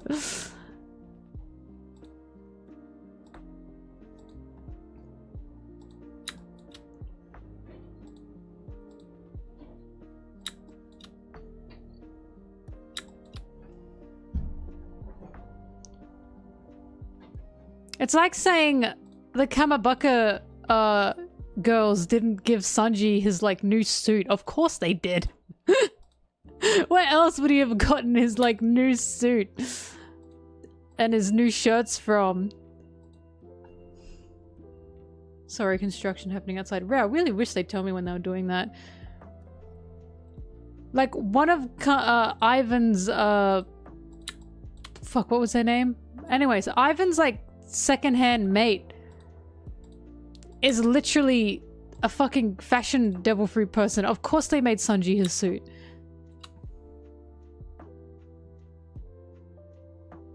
Luffy, yeah, no, I love when they say that about Boa. Well, Boa cooks for Luffy, so obviously Luffy would be with Boa. You know who else cooks for Luffy? Every day. Every time I see people arguing about who Luffy would be with, there's like a ton of them. It's not just Boa and Luffy and Nami and Luffy. It's also I've seen Rebecca and Luffy as well. Vivi and Luffy. Every time they argue about who would be with Luffy, the arguments just end with the obvious choice, and the most fitting choice for Luffy is Sanji. That is, it just ends in that, in my opinion.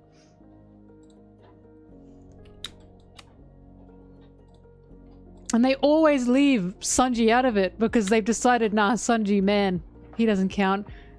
Bro, Sanji, Luffy went to the fucking ends of the earth for Sanji. Nearly tore his own arms off for Sanji. And you're excluding him?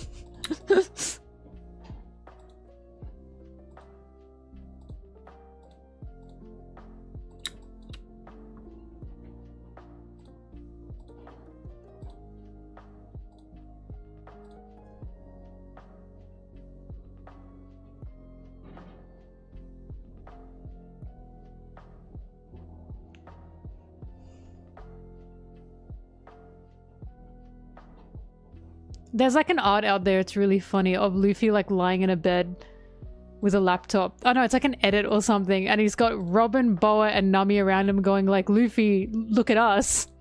And then on the laptop is Sanji. It's real. It's true. I mean, not the Luffy look at us part, but Luffy giving goo eyes to Sanji is so true. Bro said, that's my special boy.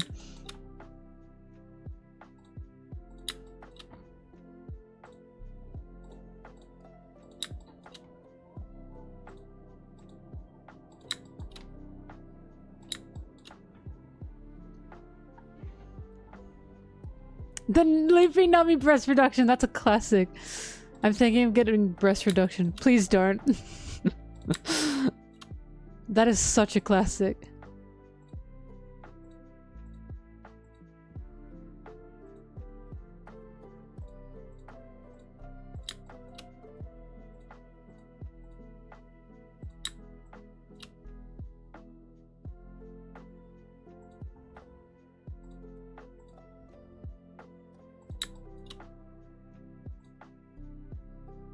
Luffy literally went to Dressrosa,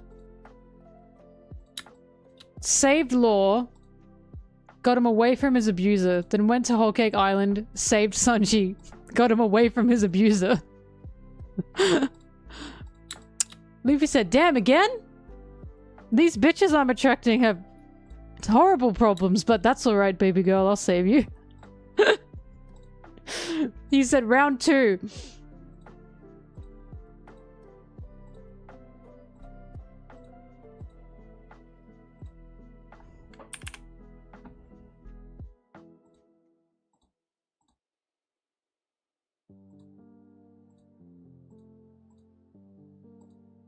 I will say though, that frame, the panel of Luffy stopping Doflamingo from squishing Law's head, that is just such a spectacular panel. Even when I watched it in the anime, I got goosebumps. I remember going, oh, he's so cool. Like, unironically, he's so cool.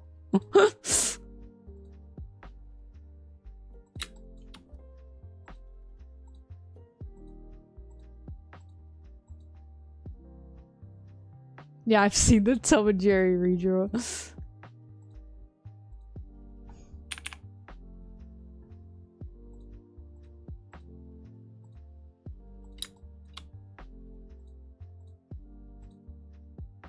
Doffy is arguably the worst person in One Piece, by the way. I don't think anyone comes close. Kaido did some shit. But Doffy was the one, like, he was the supplier. Not only was Doffy the supplier, he was funding Caesar and he had a slave trade. And he caused, like, a massacre to get his kingdom. Like, a massacre in which he toyed with the current king and made him kill his own subjects. Like, I don't think anyone comes close to Doffy's horribleness. He's, in my opinion, he is the, like, morally worst person to ever exist in One Piece.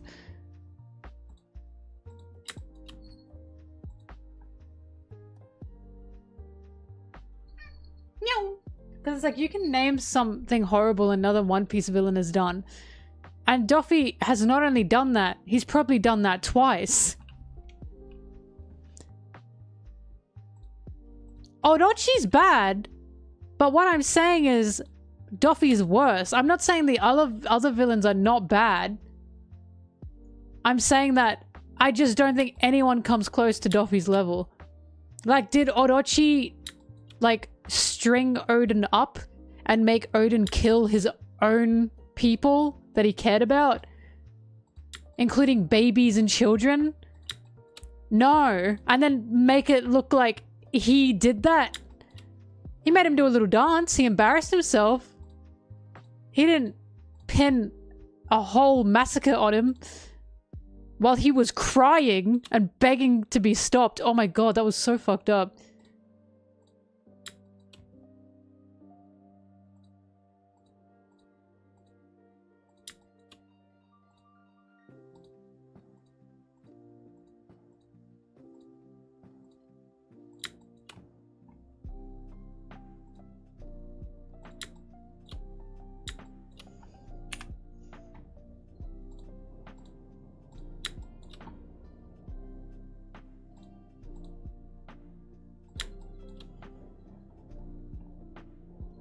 Thank you! Oh my god, thank you for liking the Luffy Usopp Luffy Sanji fight comparison. Oh hi.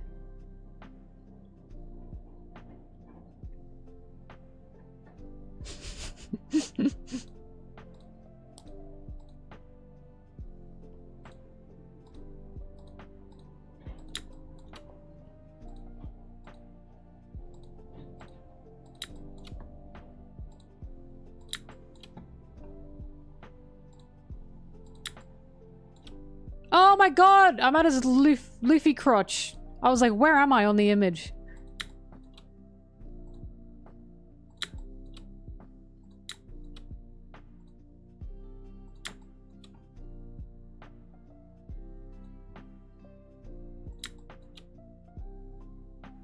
Why does this just stop there? What? They just added that into one thing.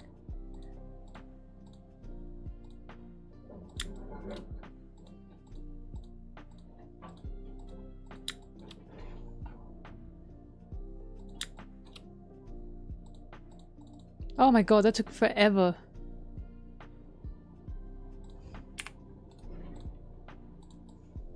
There he is. Orewa! Monkey ri Luffy. Kaizoku ni naru. And I gotta save him. Oh shit, it's Boruto. Mewing Boruto. Hang on, I opened that too early. La la. La la.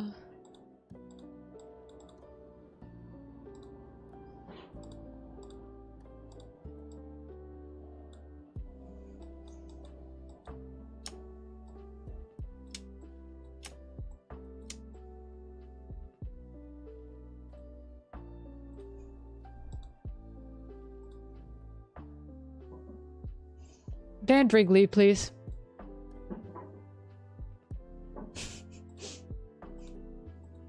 At least you were aware.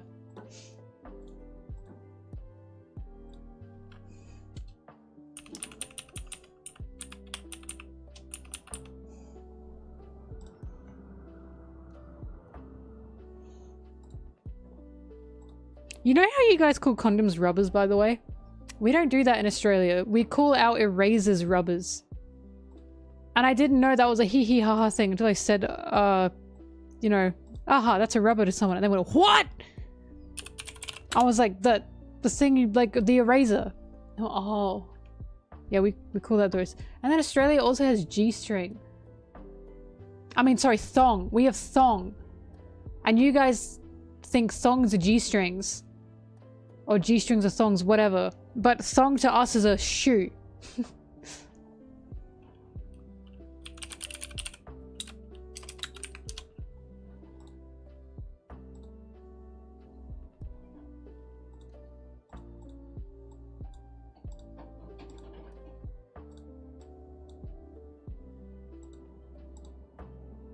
Luffy does wear thongs. That's normal to me.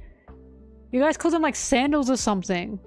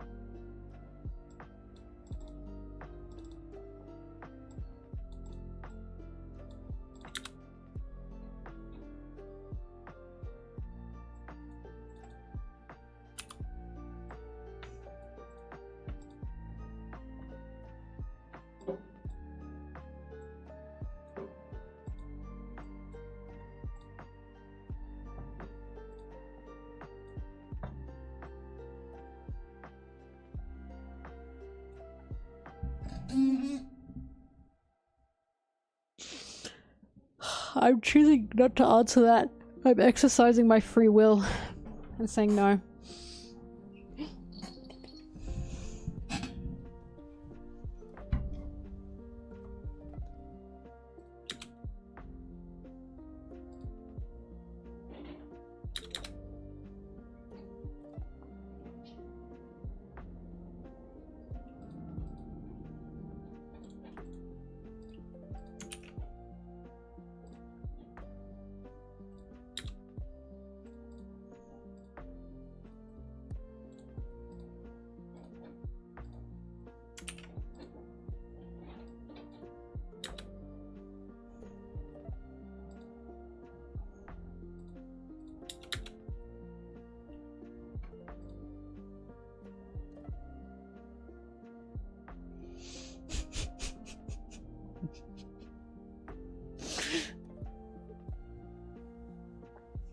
Can ask that plead the fifth question again and think about why you say that.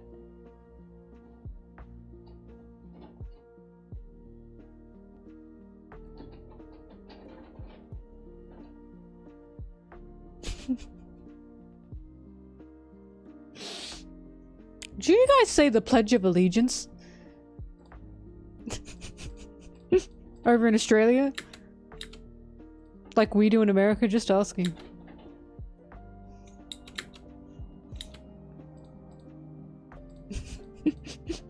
I'm going to steal the Declaration of Independence.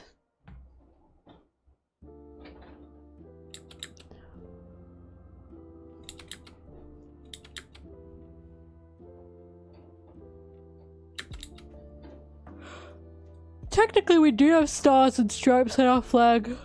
Not really stripes, but we got a lot of stars.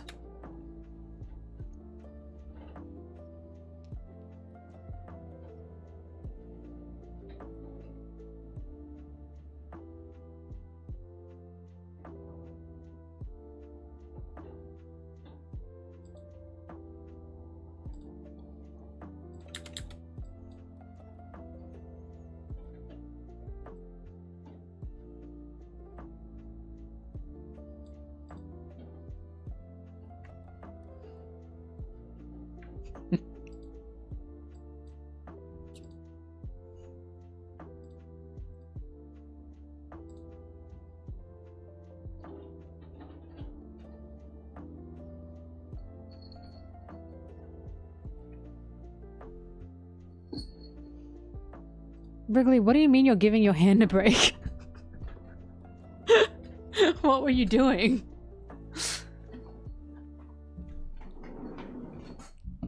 Bro was playing the Mario Party game. You know the one. In stream? God damn.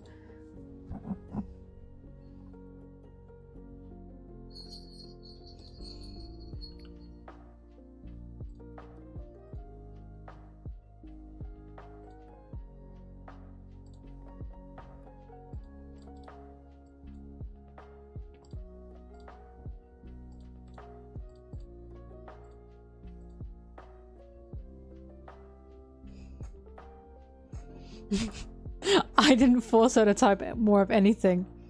Thank you very much. Bobbing, what's the sitch? What are you doing?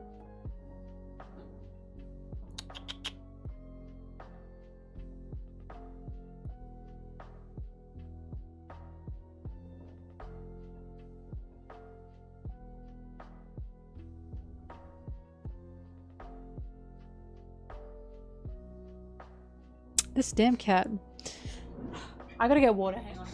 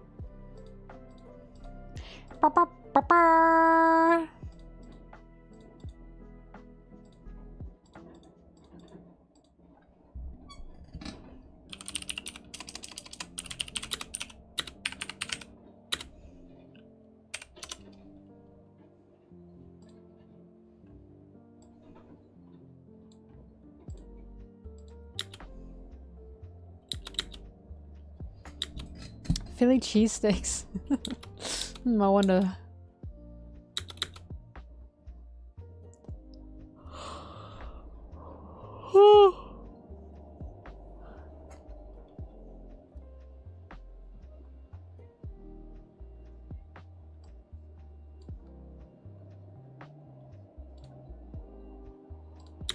You don't know that.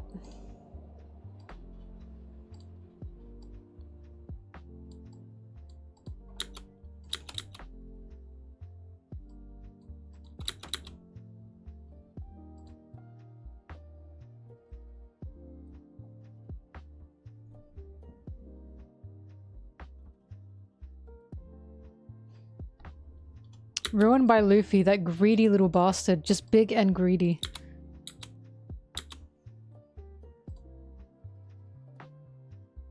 The individual was Luffy.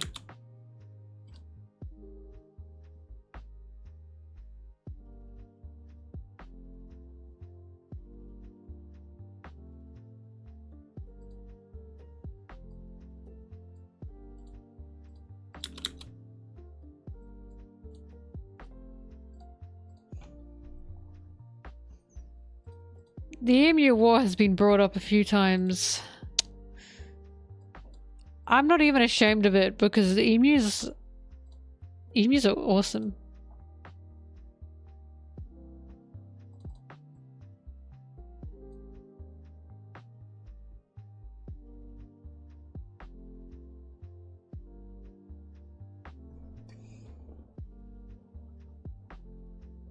They're not scary, they're cute.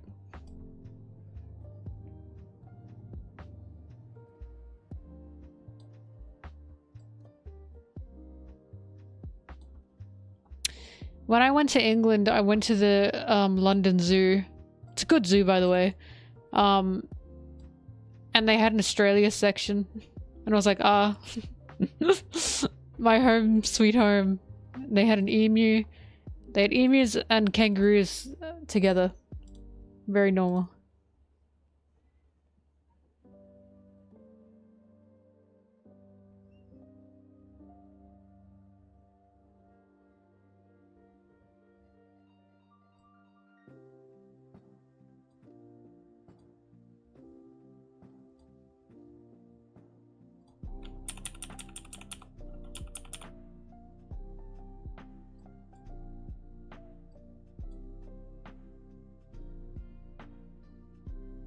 We don't actually have kangaroos, that's a lie. They were introduced to Australia and then we pretended that they weren't.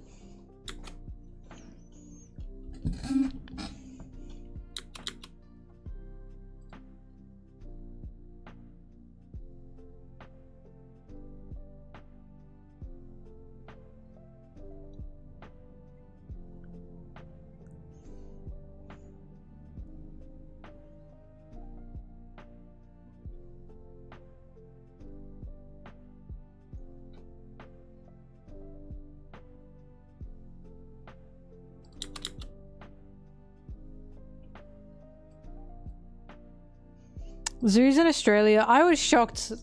I've talked to Anna about this. Zoos in Australia are less zoos and more wildlife reserves. Our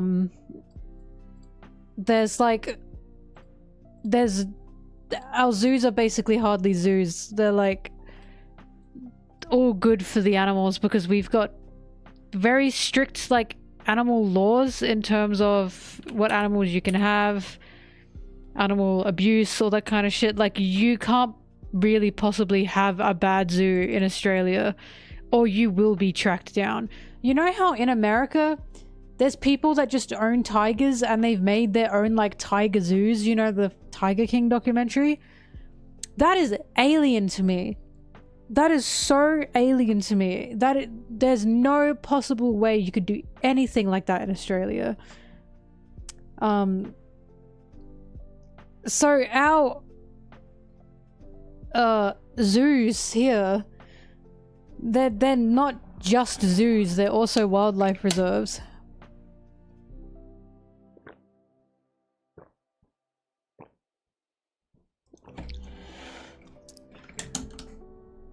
And like, it was such a culture shock because I went to Japan and I went to a zoo in Japan. I should not have done that. It was such a culture shock. And I was like, how is any of this allowed? I've realized Australia is just apparently the outlier with that. You go to any zoo in Australia, they're all very, very good. Oh yeah, it's bad. Yeah, the Central Park Zoo sucked. It was terrible. They didn't even have Alex the Lion.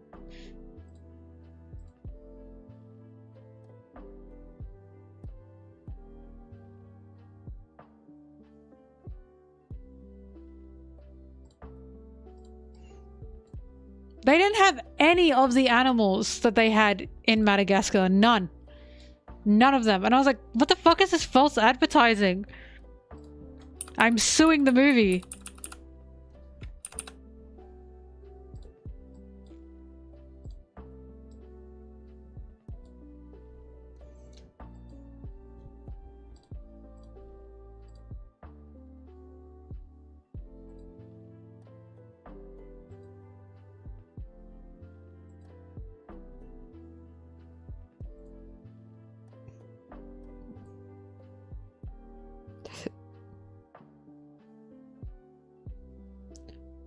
No, I did not go to the Bronx Zoo.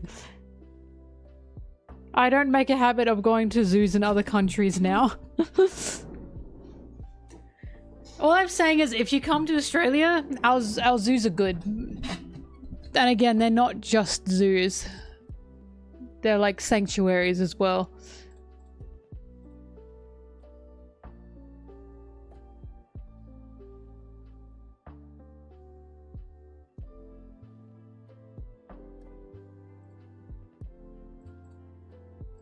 Sanctuary! Sanctuary!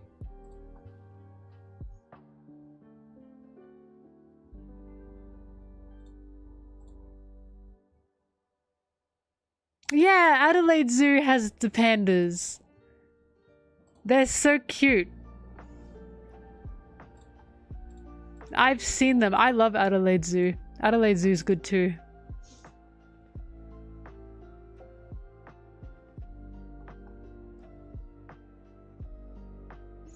I've also been to Steve Irwin's zoo,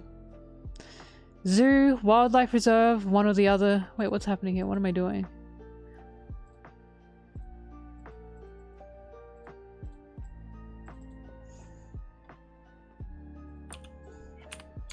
You shouldn't love crocodiles. They're terrifying. Crocodiles are the most terrifying creatures ever. There are many animals I can deal with, not crocodiles. They are so goddamn scary. I'll never forget seeing a Tumblr post that was talking about crocodiles. And one of the crocodiles they mentioned was the biggest crocodile at the time in the world that was still alive at the time. I don't know if he's still alive. On Green Island. I've seen that fucker.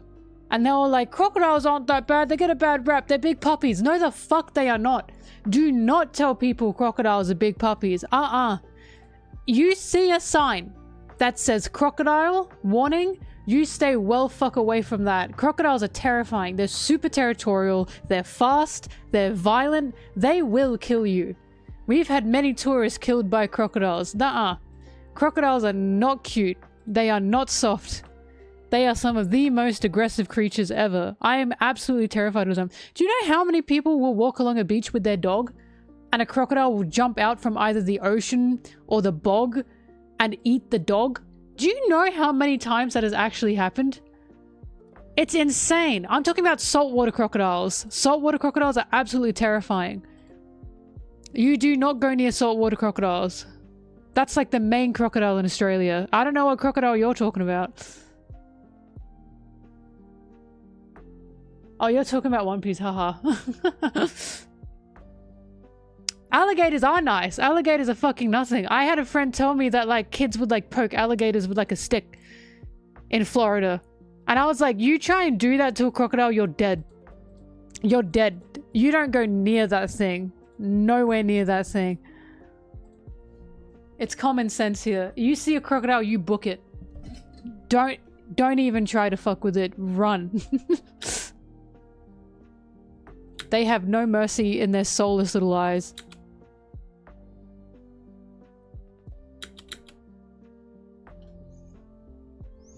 That Tumblr post pissed me off. I remember seeing that. I remember reading that. It was ages ago. I'd never find it again. But I was like, this is so untrue. They're trying to make people think crocodiles are so nice. No, they're not. They're so evil and violent. Well, they're not evil, but you know what I mean. They're just so... They are such violent creatures.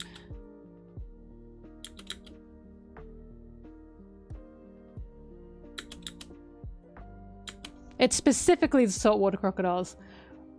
I say that, but we've also got, like, freshwater crocodiles that are just as territorial. They're just not as big as saltwater crocodiles.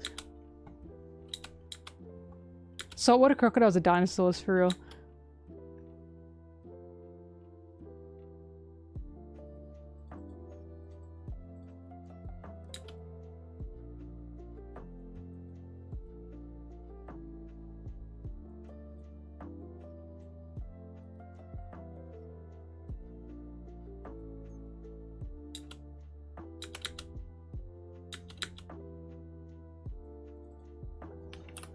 Crocodiles are fascinating.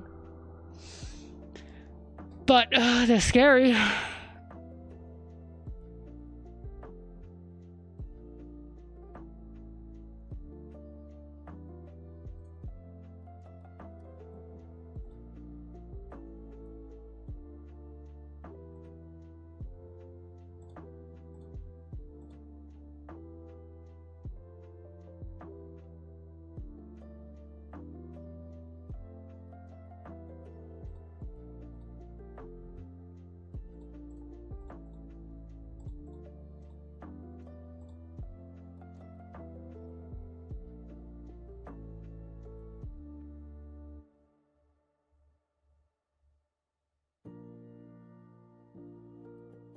Do you know what I said to my mom said?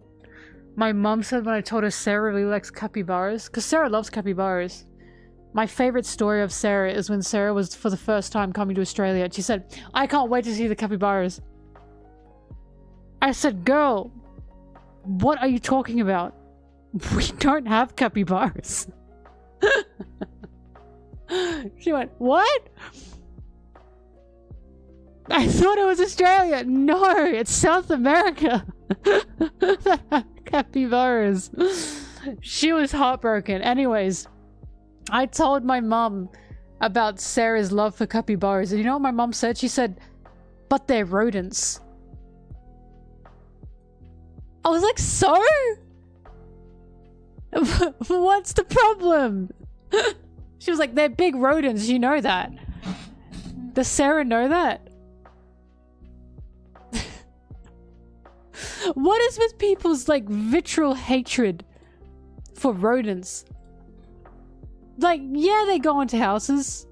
They don't do shit otherwise. Rats got wrongly blamed for the Black Plague. It wasn't even the rats.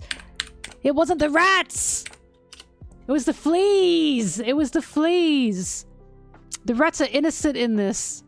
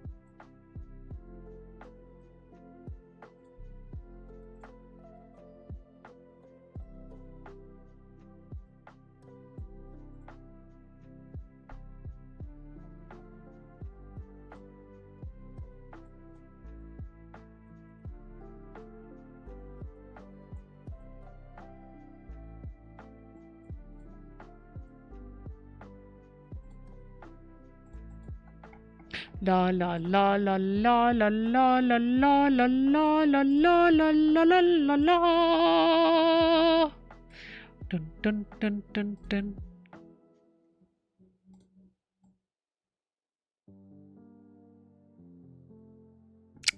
I love his little helmet. This is 100% a weeb. An Elbaf weeb that has dressed these little guys up. This Elbaf weeb, they owned a snake, they owned a rabbit, they owned a cat, and they said, I'm gonna put a little helmet and a little crown on you.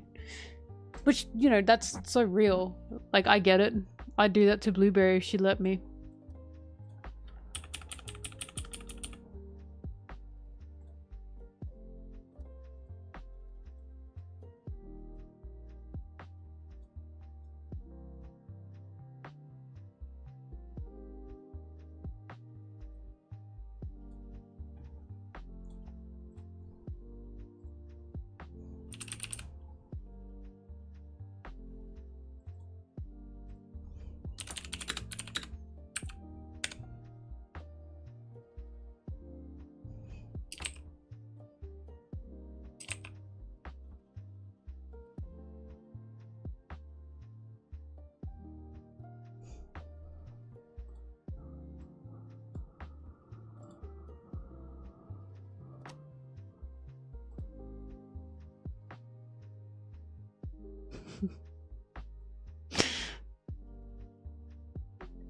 Doll, I have to ask.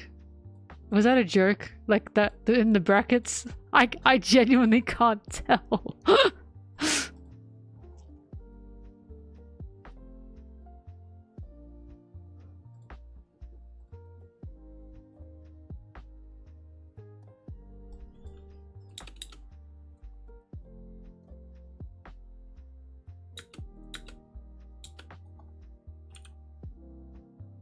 You got shit for it?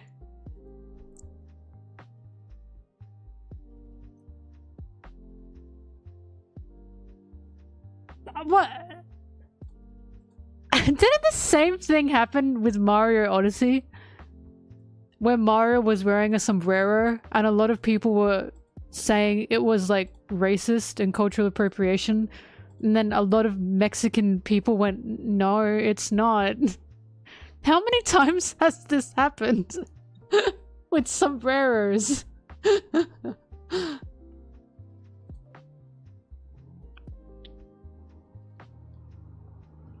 Bertha, I can't. I don't think I can allow that.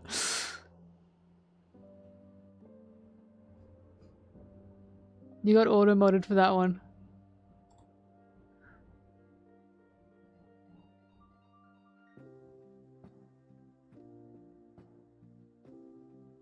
I mean, you know, I'm not Mexican, of course, but every time I see that happen, from what I can tell, sombreros seem to be something that the people of Mexico and Mexican cultures would like to share. At least from what I can see. At least that's what I saw what happened with Mario Odyssey, and everyone was going, no, we actually like that he's in a sombrero.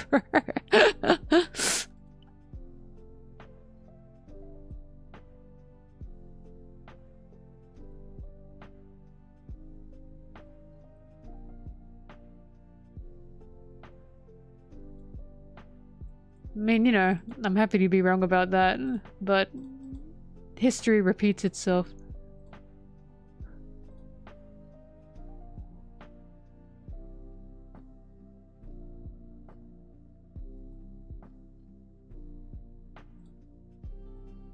It really does come down to just don't mock the culture, doesn't it?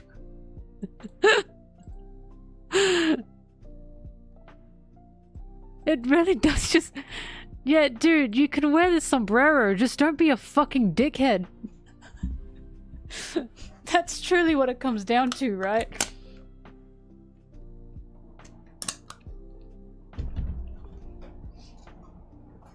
Pretty simple, I'd say. It reminds me of how, like, people will wear kimonos in Japan, hanboks in South Korea, And there was a whole thing of people going absolutely nuts about that. But then in Japan and in South Korea, that is so encouraged. Like, they're happy to see you wearing hanboks in South Korea and kimonos in Japan because they're like, oh wow, like they like the culture, they're enjoying the culture, like my culture is what happens there. And I remember when I was with Micro Rockets in Tokyo, in Kyoto, and we were wearing kimonos. The amount of old ladies that stopped us and went, ah!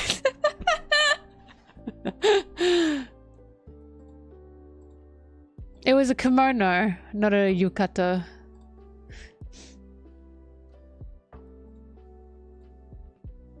But, the amount of old ladies that were like, what? They were like, so pretty, so pretty. Kimonos, like, don't have to all be super expensive. We did the kimono rentals. A yukata is, like, thinner without all the layers. Because I remember asking my friend who is Japanese, what's the difference between yukata and kimono? Like, I thought kimono were just for women. He said, no, yukata is just thin without the layers. And kimono just has many layers. Men and women wear them. I was like, oh, okay.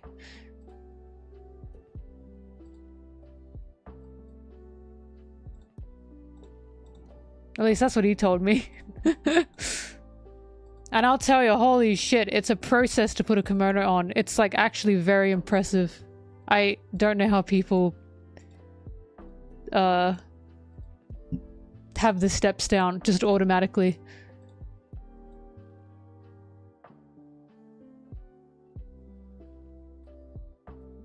An Aussie fashion piece? Well, white Australia? The fucking shark tooth necklace.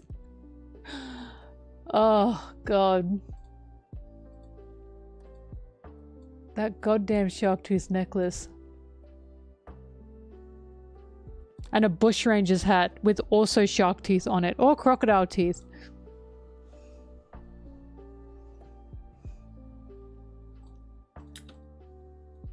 But that's white Australia. I can't speak for Aboriginal or Torres Strait.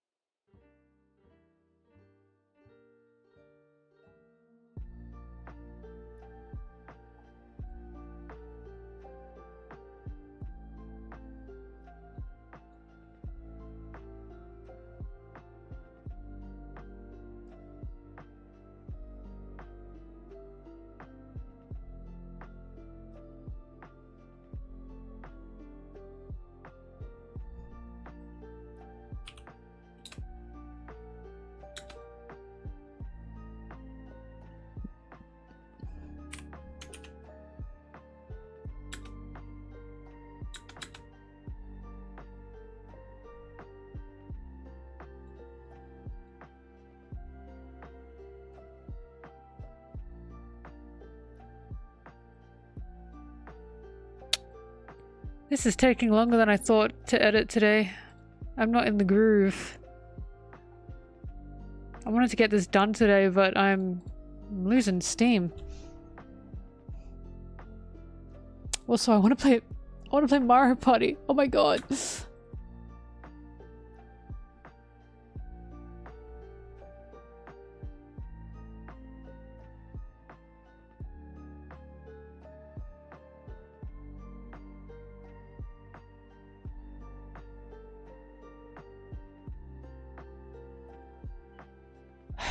A lot of people don't know that Australia's First Nations people exist because Australia, like every colonized country, looks happy on the surface but are very racist under it.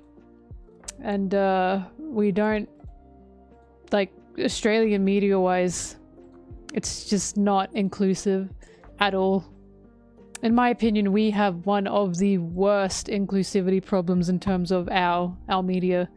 It's shockingly bad.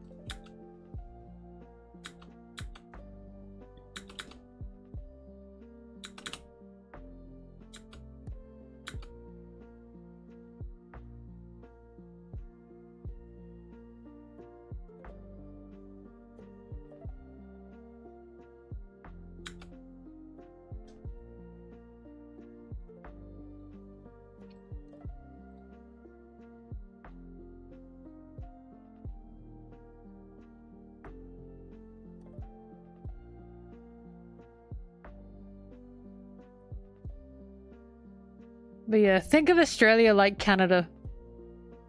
In terms of everyone thought Canada was like happy, happy, happy place, and now recently the world is realizing a lot of the grime that exists underneath Canada, right?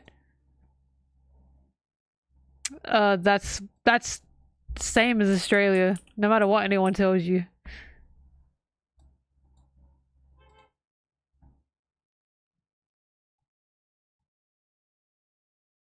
My music. We did have an Aussie Prime Minister shit himself at McDonald's. Yeah, we did. We also had a Prime Minister that swam out at sea and got lost. And never returned. He like died out there. No idea where he went.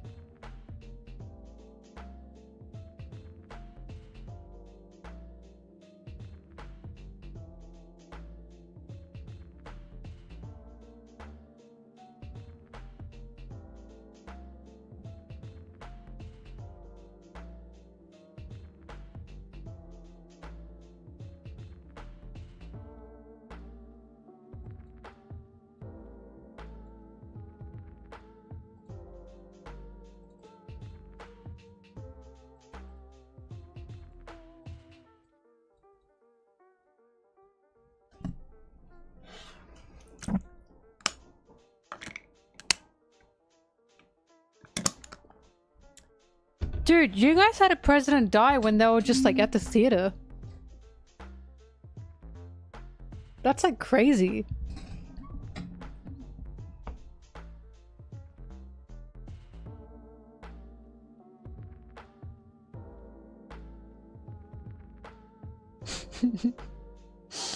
Crazy that his head just exploded in the theater.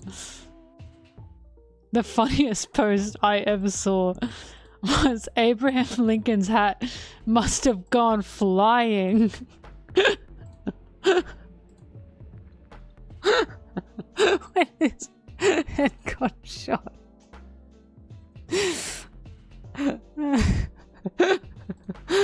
And then under that was whoever the hat landed on became the next president.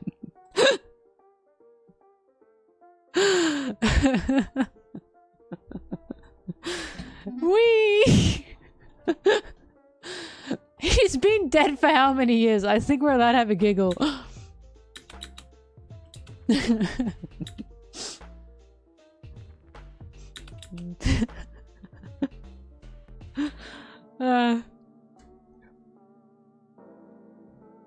Wee!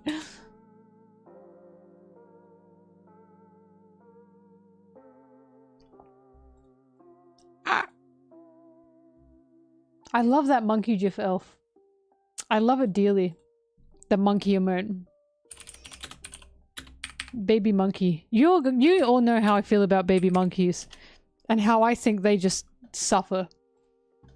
They suffer so much on God's green earth. And if I ever met God face to face, I'd ask him, why do you make your baby monkeys suffer? What the fuck did they do to deserve all this? I've seen countless baby monkey videos. I'm not talking about what humans do to them. I'm talking about how baby monkeys exist in nature with other monkeys, with like their parents and adult monkeys.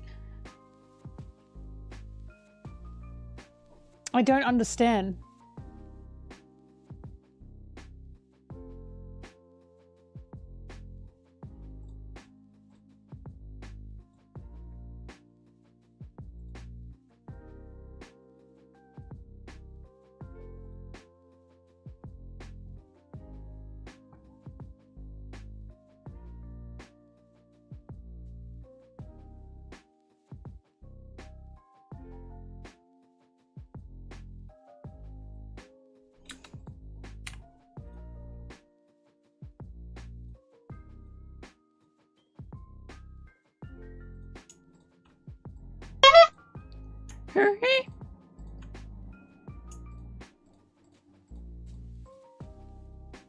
Oh my god, fuck this.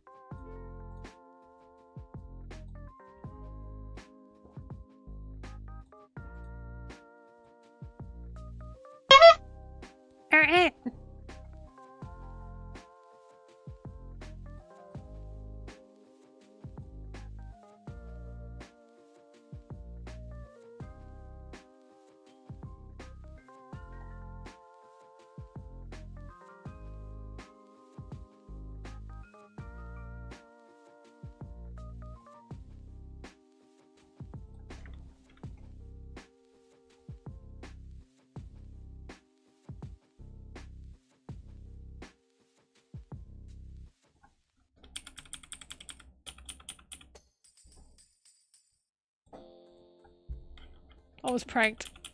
I was ready to be whimsical.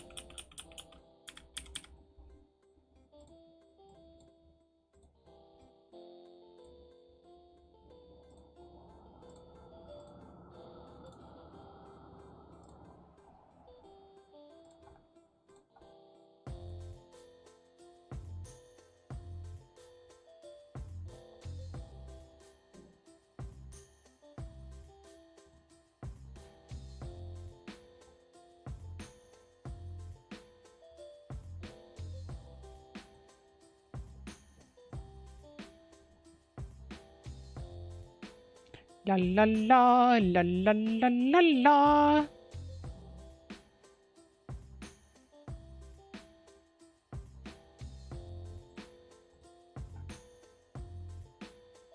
I like that when Luffy's in Gear 5 form, he goes ah ha ha ha every time. He becomes like giggly gal.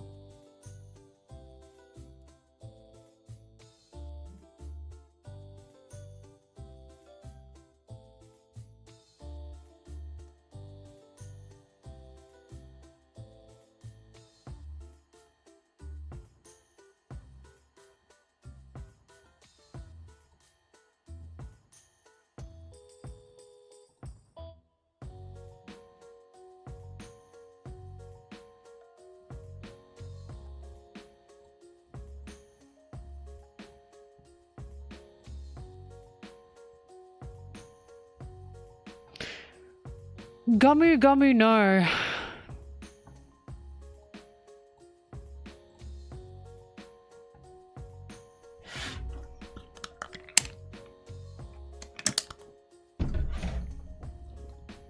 know what I think Oda should do in the next chapter?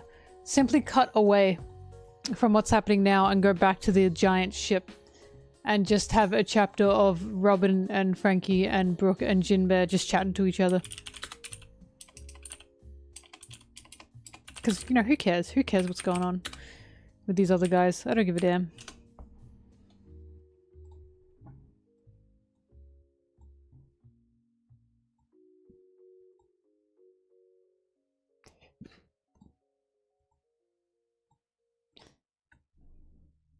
True, all the DILFs. All the DILFs in one place. Gaimon has a hot wife now.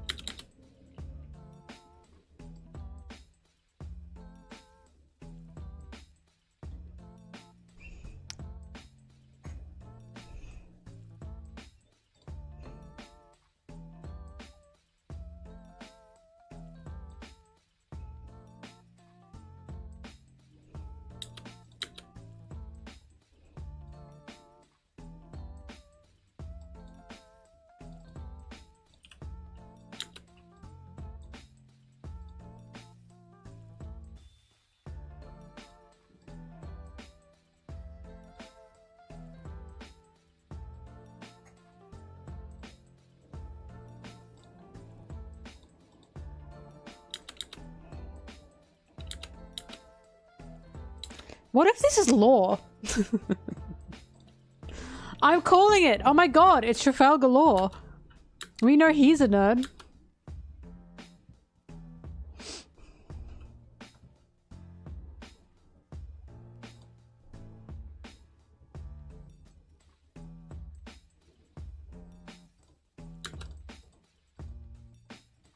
I don't think they're a giant.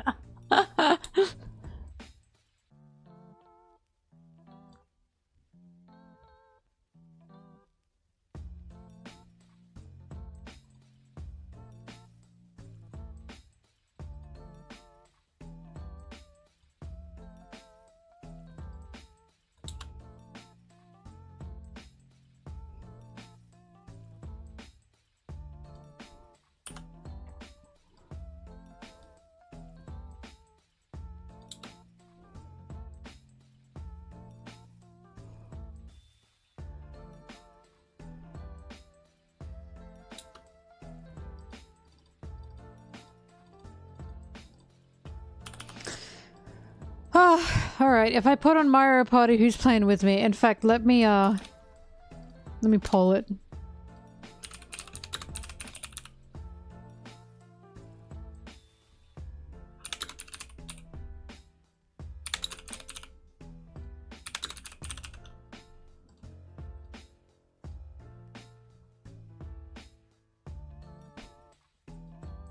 Alright, go poll.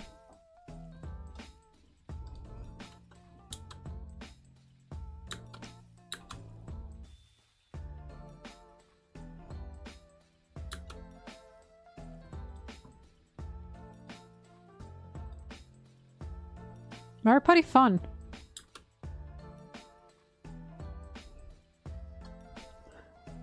Well, so far we've only got one person saying yes. In the poll.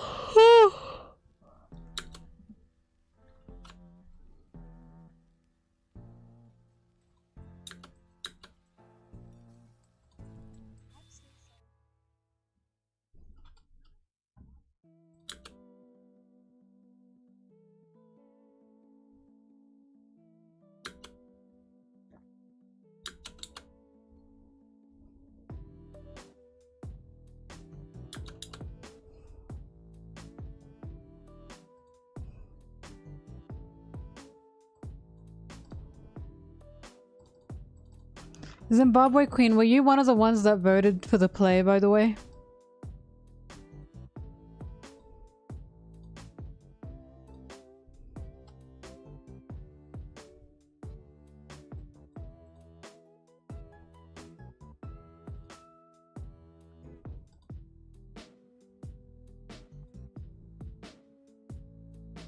Oh, no, don't vote. Okay. So we do have 4 people then. We've got me, you, Zimbabwe Queen, Bertha, and I'm going to assume Orcs. I think Orcs is somewhere in the chat. Orcpot. Sorry, I call you Orcs. I hope that's okay. I'm hip and trendy and cool like that.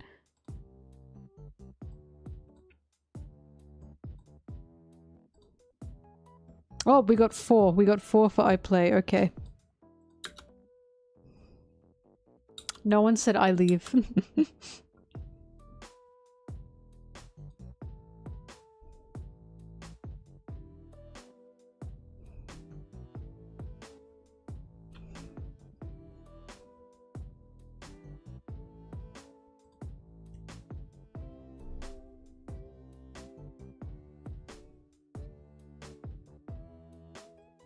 Alright. I'll probably finish this tonight on my own. I'll be honest. Because I know that I'm gonna be like, ugh, but I need a break. I need a break. I've been editing for 6 hours, 7 hours nearly. So it's Mario Party time. And I promise after Mario Party I will keep editing and try and get this out tonight. Okay? I know you're all itching for it. You're not distracting. No, you guys are not distracting. I'm just a bit eepy sleepy today. Let me close everything.